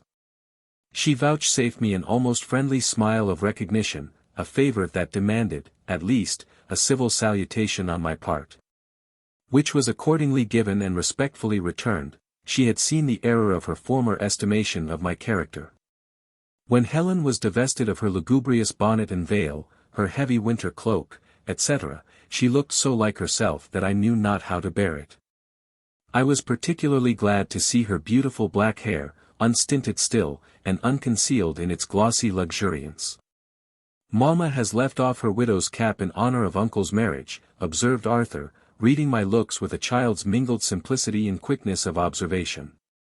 Mamma looked grave and Mrs. Maxwell shook her head. And Aunt Maxwell is never going to leave off hers, persisted the naughty boy. But when he saw that his pertness was seriously displeasing and painful to his aunt, he went and silently put his arm round her neck, kissed her cheek, and withdrew to the recess of one of the great bay windows, where he quietly amused himself with his dog, while Mrs. Maxwell gravely discussed with me the interesting topics of the weather, the season, and the roads. I considered her presence very useful as a check upon my natural impulses, an antidote to those emotions of tumultuous excitement which would otherwise have carried me away against my reason and my will.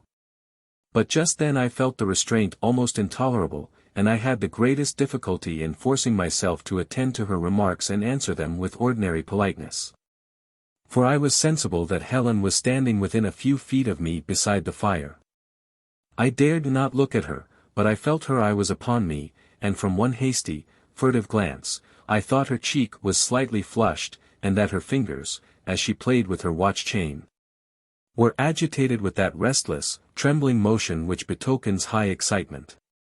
Tell me, said she, availing herself of the first pause in the attempted conversation between her aunt and me, and speaking fast and low, with her eyes bent on the gold chain, for I now ventured another glance, tell me how you all are at Linden-Hope. Has nothing happened since I left you?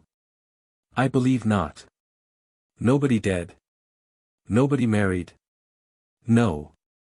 Or expecting to marry, no old ties dissolved or new ones formed? No old friends forgotten or supplanted?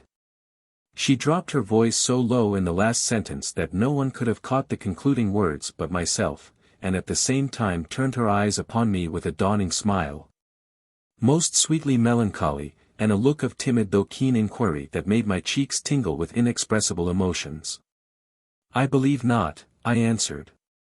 Certainly not, if others are as little changed as I. Her face glowed in sympathy with mine. And you really did not mean to call, she exclaimed. I feared to intrude. To intrude, cried she, with an impatient gesture. What? But as if suddenly recollecting her aunt's presence, she checked herself, and, turning to that lady, continued, Why, aunt, this man is my brother's close friend. and was my own intimate acquaintance, for a few short months at least, and professed a great attachment to my boy, and when he passes the house, so many scores of miles from his home, he declines to look in for fear of intruding. Mr. Markham is over-modest, observed Mrs. Maxwell. Over-ceremonious rather, said her niece. Well, it's no matter. And turning from me, she seated herself in a chair beside the table, and pulling a book to her by the cover, began to turn over the leaves in an energetic kind of abstraction. If I had known, said I, that you would have honored me by remembering me as an intimate acquaintance, I most likely should not have denied myself the pleasure of calling upon you.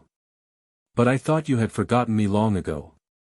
You judged of others by yourself, muttered she without raising her eyes from the book, but reddening as she spoke, and hastily turning over a dozen leaves at once. There was a pause, of which Arthur thought he might venture to avail himself to introduce his handsome young setter, and show me how wonderfully it was grown and improved. And to ask after the welfare of its father Sancho. Mrs. Maxwell then withdrew to take off her things. Helen immediately pushed the book from her, and after silently surveying her son, his friend, and his dog for a few moments, she dismissed the former from the room under pretence of wishing him to fetch his last new book to show me. The child obeyed with alacrity, but I continued caressing the dog. The silence might have lasted till its master's return, had it depended on me to break it. But, in half a minute or less, my hostess impatiently rose, and, taking her former station on the rug between me and the chimney corner, earnestly exclaimed, "Gilbert, what is the matter with you? Why are you so changed?" "It is a very indiscreet question, I know," she hastened to add, "perhaps a very rude one, don't answer it if you think so, but I hate mysteries and concealments. I am not changed, Helen, unfortunately I am as keen and passionate as ever. It is not I, it is circumstances that are changed." "What circumstances? Do tell me." Her cheek was blanched with the very anguish of anxiety. Could it be with the fear that I had rashly pledged my faith to another? "I'll tell you at once," said I. "I will confess that I came here for the purpose of seeing you, not without some monitory misgivings at my own presumption, and fears that I should be as little welcome as expected when I came. But I did not know that this estate was yours until enlightened on the subject of your inheritance by the conversation of two fellow passengers in the last stage of my journey. And then I saw at once the folly of the hopes I had cherished, and the madness of retaining them a moment longer, and though I alighted at your gates, I determined not to enter within them. I lingered a few minutes to see the place, but was fully resolved to return to M, without seeing its mistress. And if my aunt and I had not been just returning from our morning drive, I should have seen and heard no more of you. "I thought it would be better for both that we should not meet," replied I, as calmly as I could, but not daring to speak above my breath, from conscious inability to steady my voice. And not daring to look in her face lest my firmness should forsake me altogether. "I thought an interview would only disturb your peace and madden me. But I am glad, now, of this opportunity of seeing you once more and knowing that you have not forgotten me, and of assuring you that I shall never cease to remember you." There was a moment's pause. Mrs. Huntingdon moved away, and stood in the recess of the window. Did she regard this as an intimation that modesty alone prevented me from asking her hand? And was she considering how to repulse me with the smallest injury to my feelings? Before I could speak to relieve her from such a perplexity, she broke the silence herself by suddenly turning towards me and observing, "You might have had such an opportunity before, as far as regards assuring me of your kindly recollections, and yourself of mine, if you had written to me. I would have done so, but I did not know your address, and did not like to ask your brother, because I thought he would object to my writing. But this would not have deterred me for a moment, if I could have ventured to believe that you expected to hear from me, or even wasted a thought upon your unhappy friend. But your silence naturally led me to conclude myself forgotten. Did you expect me to write to you, then?" "No, Helen, Mrs. Huntingdon," said I, blushing at the implied imputation, "certainly not. But if you had sent me a message through your brother, or even asked him about me now and then." "I did ask about you frequently." I was not going to do more, continued she, smiling, so long as you continued to restrict yourself to a few polite inquiries about my health. Your brother never told me that you had mentioned my name. Did you ever ask him? No.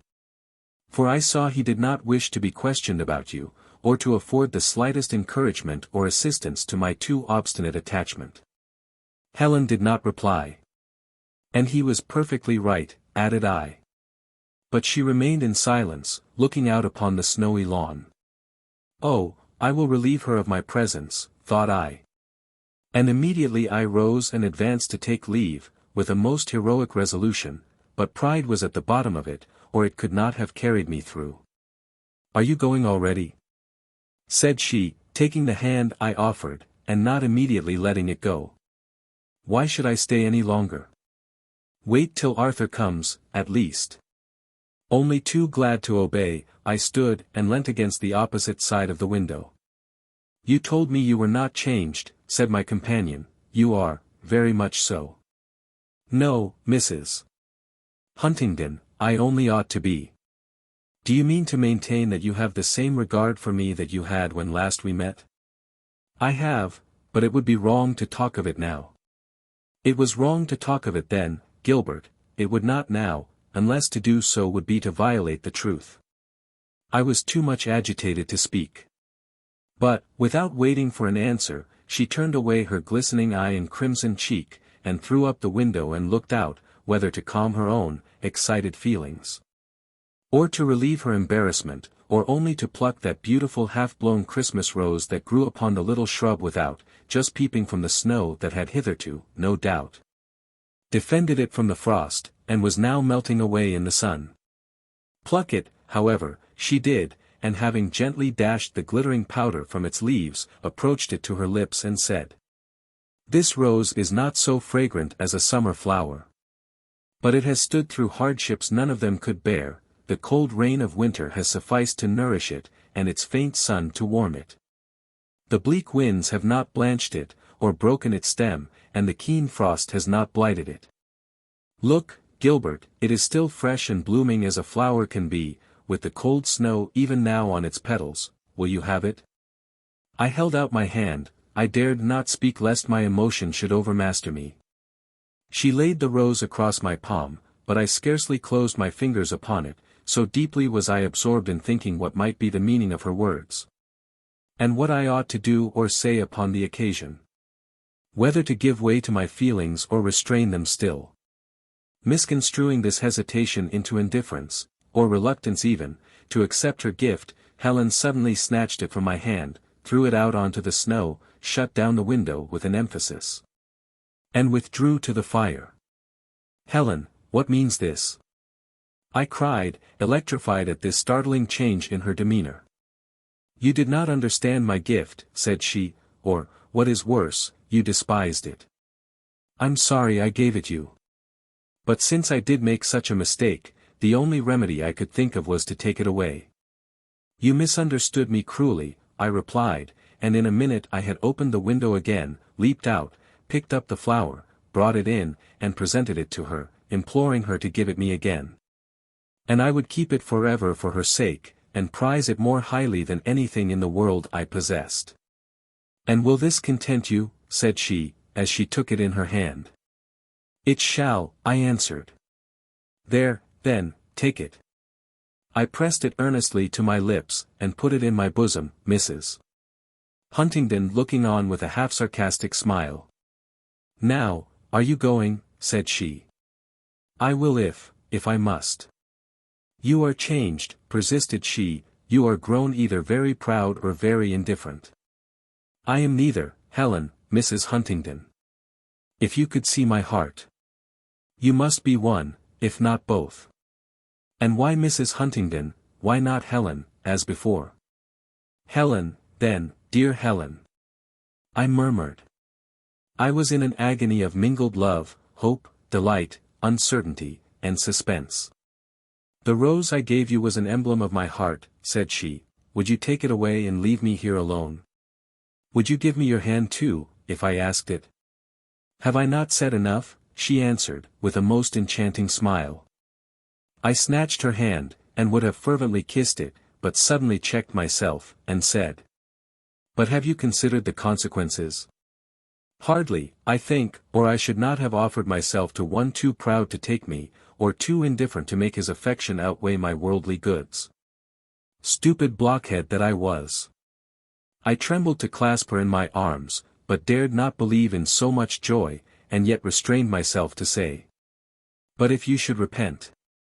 "It would be your fault," she replied. "I never shall, unless you bitterly disappoint me. If you have not sufficient confidence in my affection to believe this, let me alone." "My darling angel, my own Helen," cried I, now passionately kissing the hand I still retained, and throwing my left arm around her, "you never shall repent, if it depend on me alone. But have you thought of your aunt?" I trembled for the answer, and clasped her closer to my heart in the instinctive dread of losing my new-found treasure. "My aunt must not know of it yet," said she. "She would think it a rash, wild step, because she could not imagine how well I know you, but she must know you herself, and learn to like you. You must leave us now, after lunch, and come again in spring, and make a longer stay, and cultivate her acquaintance, and I know you will like each other. And then you will be mine," said I, printing a kiss upon her lips, and another, for I was as daring and impetuous now as I had been backward and constrained before. "No, in another year," replied she, gently disengaging herself from my embrace, but still fondly clasping my hand. "Another year. Oh, Helen, I could not wait so long. Where is your fidelity? I mean, I could not endure the misery of so long a separation." "It would not be a separation, we will write every day, my spirit shall be always with you, and sometimes you shall see me with your bodily eye. I will not be such a hypocrite as to pretend that I desire to wait so long myself, but as my marriage is to please myself, alone, I ought to consult my friends about the time of it." "Your friends will disapprove." "They will not greatly disapprove, dear Gilbert," said she, earnestly kissing my hand. "They cannot, when they know you, or, if they could, they would not be true friends. I should not care for their estrangement. Now are you satisfied?" She looked up in my face with a smile of ineffable tenderness.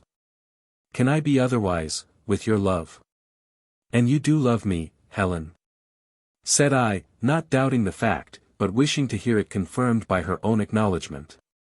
"If you loved as I do," she earnestly replied, "you would not have so nearly lost me. These scruples of false delicacy and pride would never thus have troubled you. You would have seen that the greatest worldly distinctions and discrepancies of rank, birth, and fortune are as dust in the balance compared with the unity of accordant thoughts and feelings, and truly loving, sympathizing hearts and souls. But this is too much happiness," said I, embracing her again. "I have not deserved it, Helen, I dare not believe in such felicity, and the longer I have to wait, the greater will be my dread that something will intervene to snatch you from me, and think. 1,000 things may happen in a year. I shall be in one long fever of restless terror and impatience all the time. And besides, winter is such a dreary season." "I thought so too," replied she gravely. "I would not be married in winter, in December, at least," she added, with a shudder, for in that month had occurred both the ill-starred marriage that had bound her to her former husband, and the terrible death that released her, and therefore I said another year. "In spring." "Next spring?" No, next autumn, perhaps." "Summer, then." "Well, the close of summer." "There now. Be satisfied." While she was speaking, Arthur re-entered the room. "Good boy for keeping out so long." "Mamma, I couldn't find the book in either of the places you told me to look for it." There was a conscious something in Mamma's smile that seemed to say, "No, dear, I knew you could not. But Rachel got it for me at last. Look, Mr. Markham, a natural history, with all kinds of birds and beasts in it, and the reading as nice as the pictures." In great good humor I sat down to examine the book, and drew the little fellow between my knees. Had he come a minute before I should have received him less graciously, but now I affectionately stroked his curling locks, and even kissed his ivory forehead. He was my own Helen's son. And therefore mine. And as such I have ever since regarded him. That pretty child is now a fine young man, he has realized his mother's brightest expectations. And is at present residing in Grassdale Manor with his young wife, the merry little Helen Hattersley of yore. I had not looked through half the book before Mrs. Maxwell appeared to invite me into the other room to lunch. That lady's cool, distant manners rather chilled me at first. But I did my best to propitiate her, and not entirely without success, I think, even in that first short visit. For when I talked cheerfully to her, she gradually became more kind and cordial, and when I departed she bade me a gracious adieu, hoping ere long to have the pleasure of seeing me again.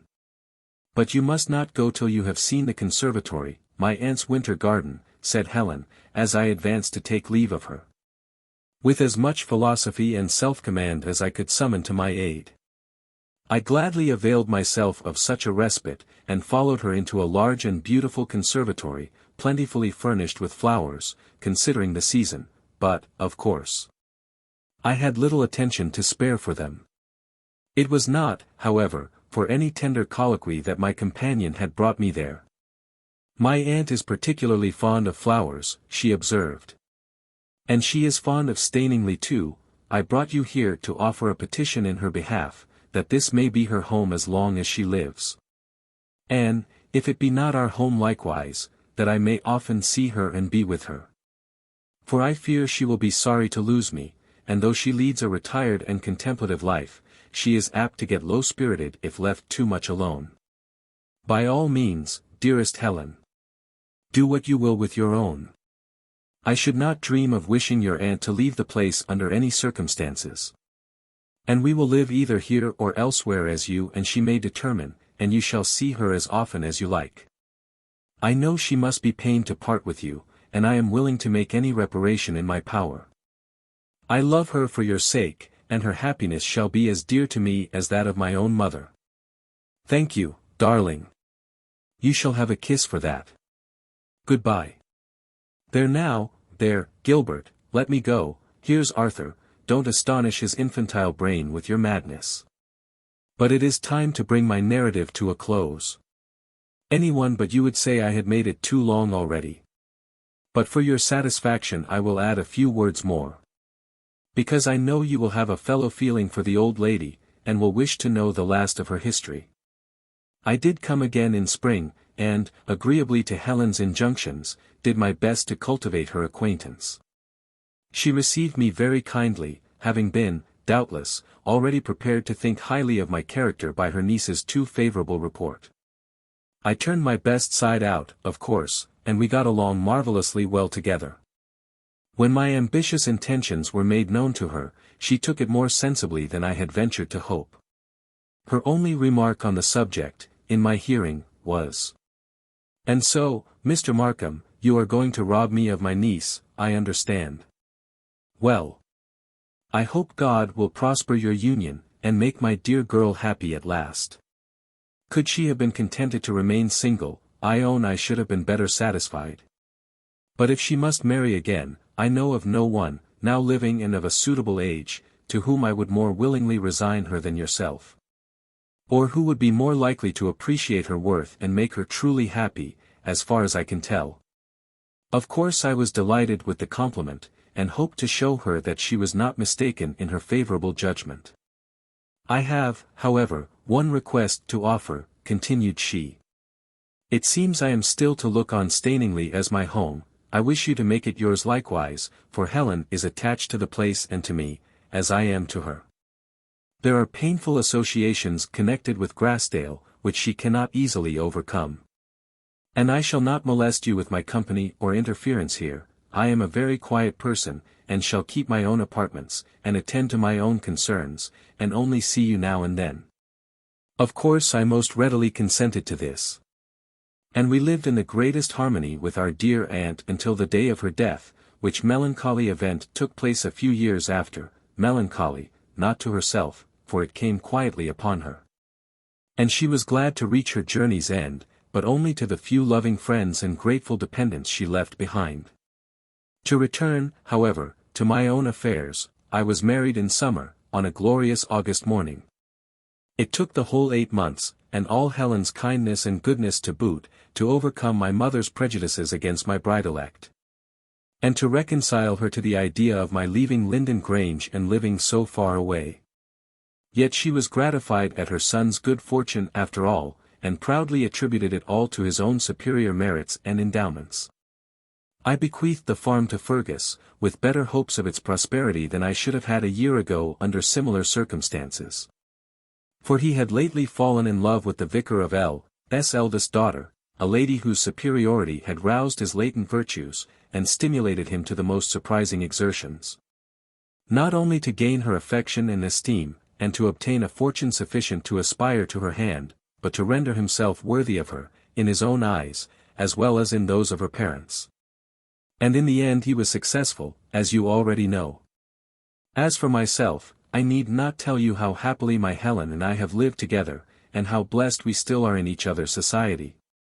And in the promising young scions that are growing up about us. We are just now looking forward to the advent of you and Rose, for the time of your annual visit draws nigh, when you must leave your dusty, smoky, noisy, toiling, striving city for a season of invigorating relaxation and social retirement with us. Till then, farewell. Gilbert Markham. Stainingly, June 10, 1827.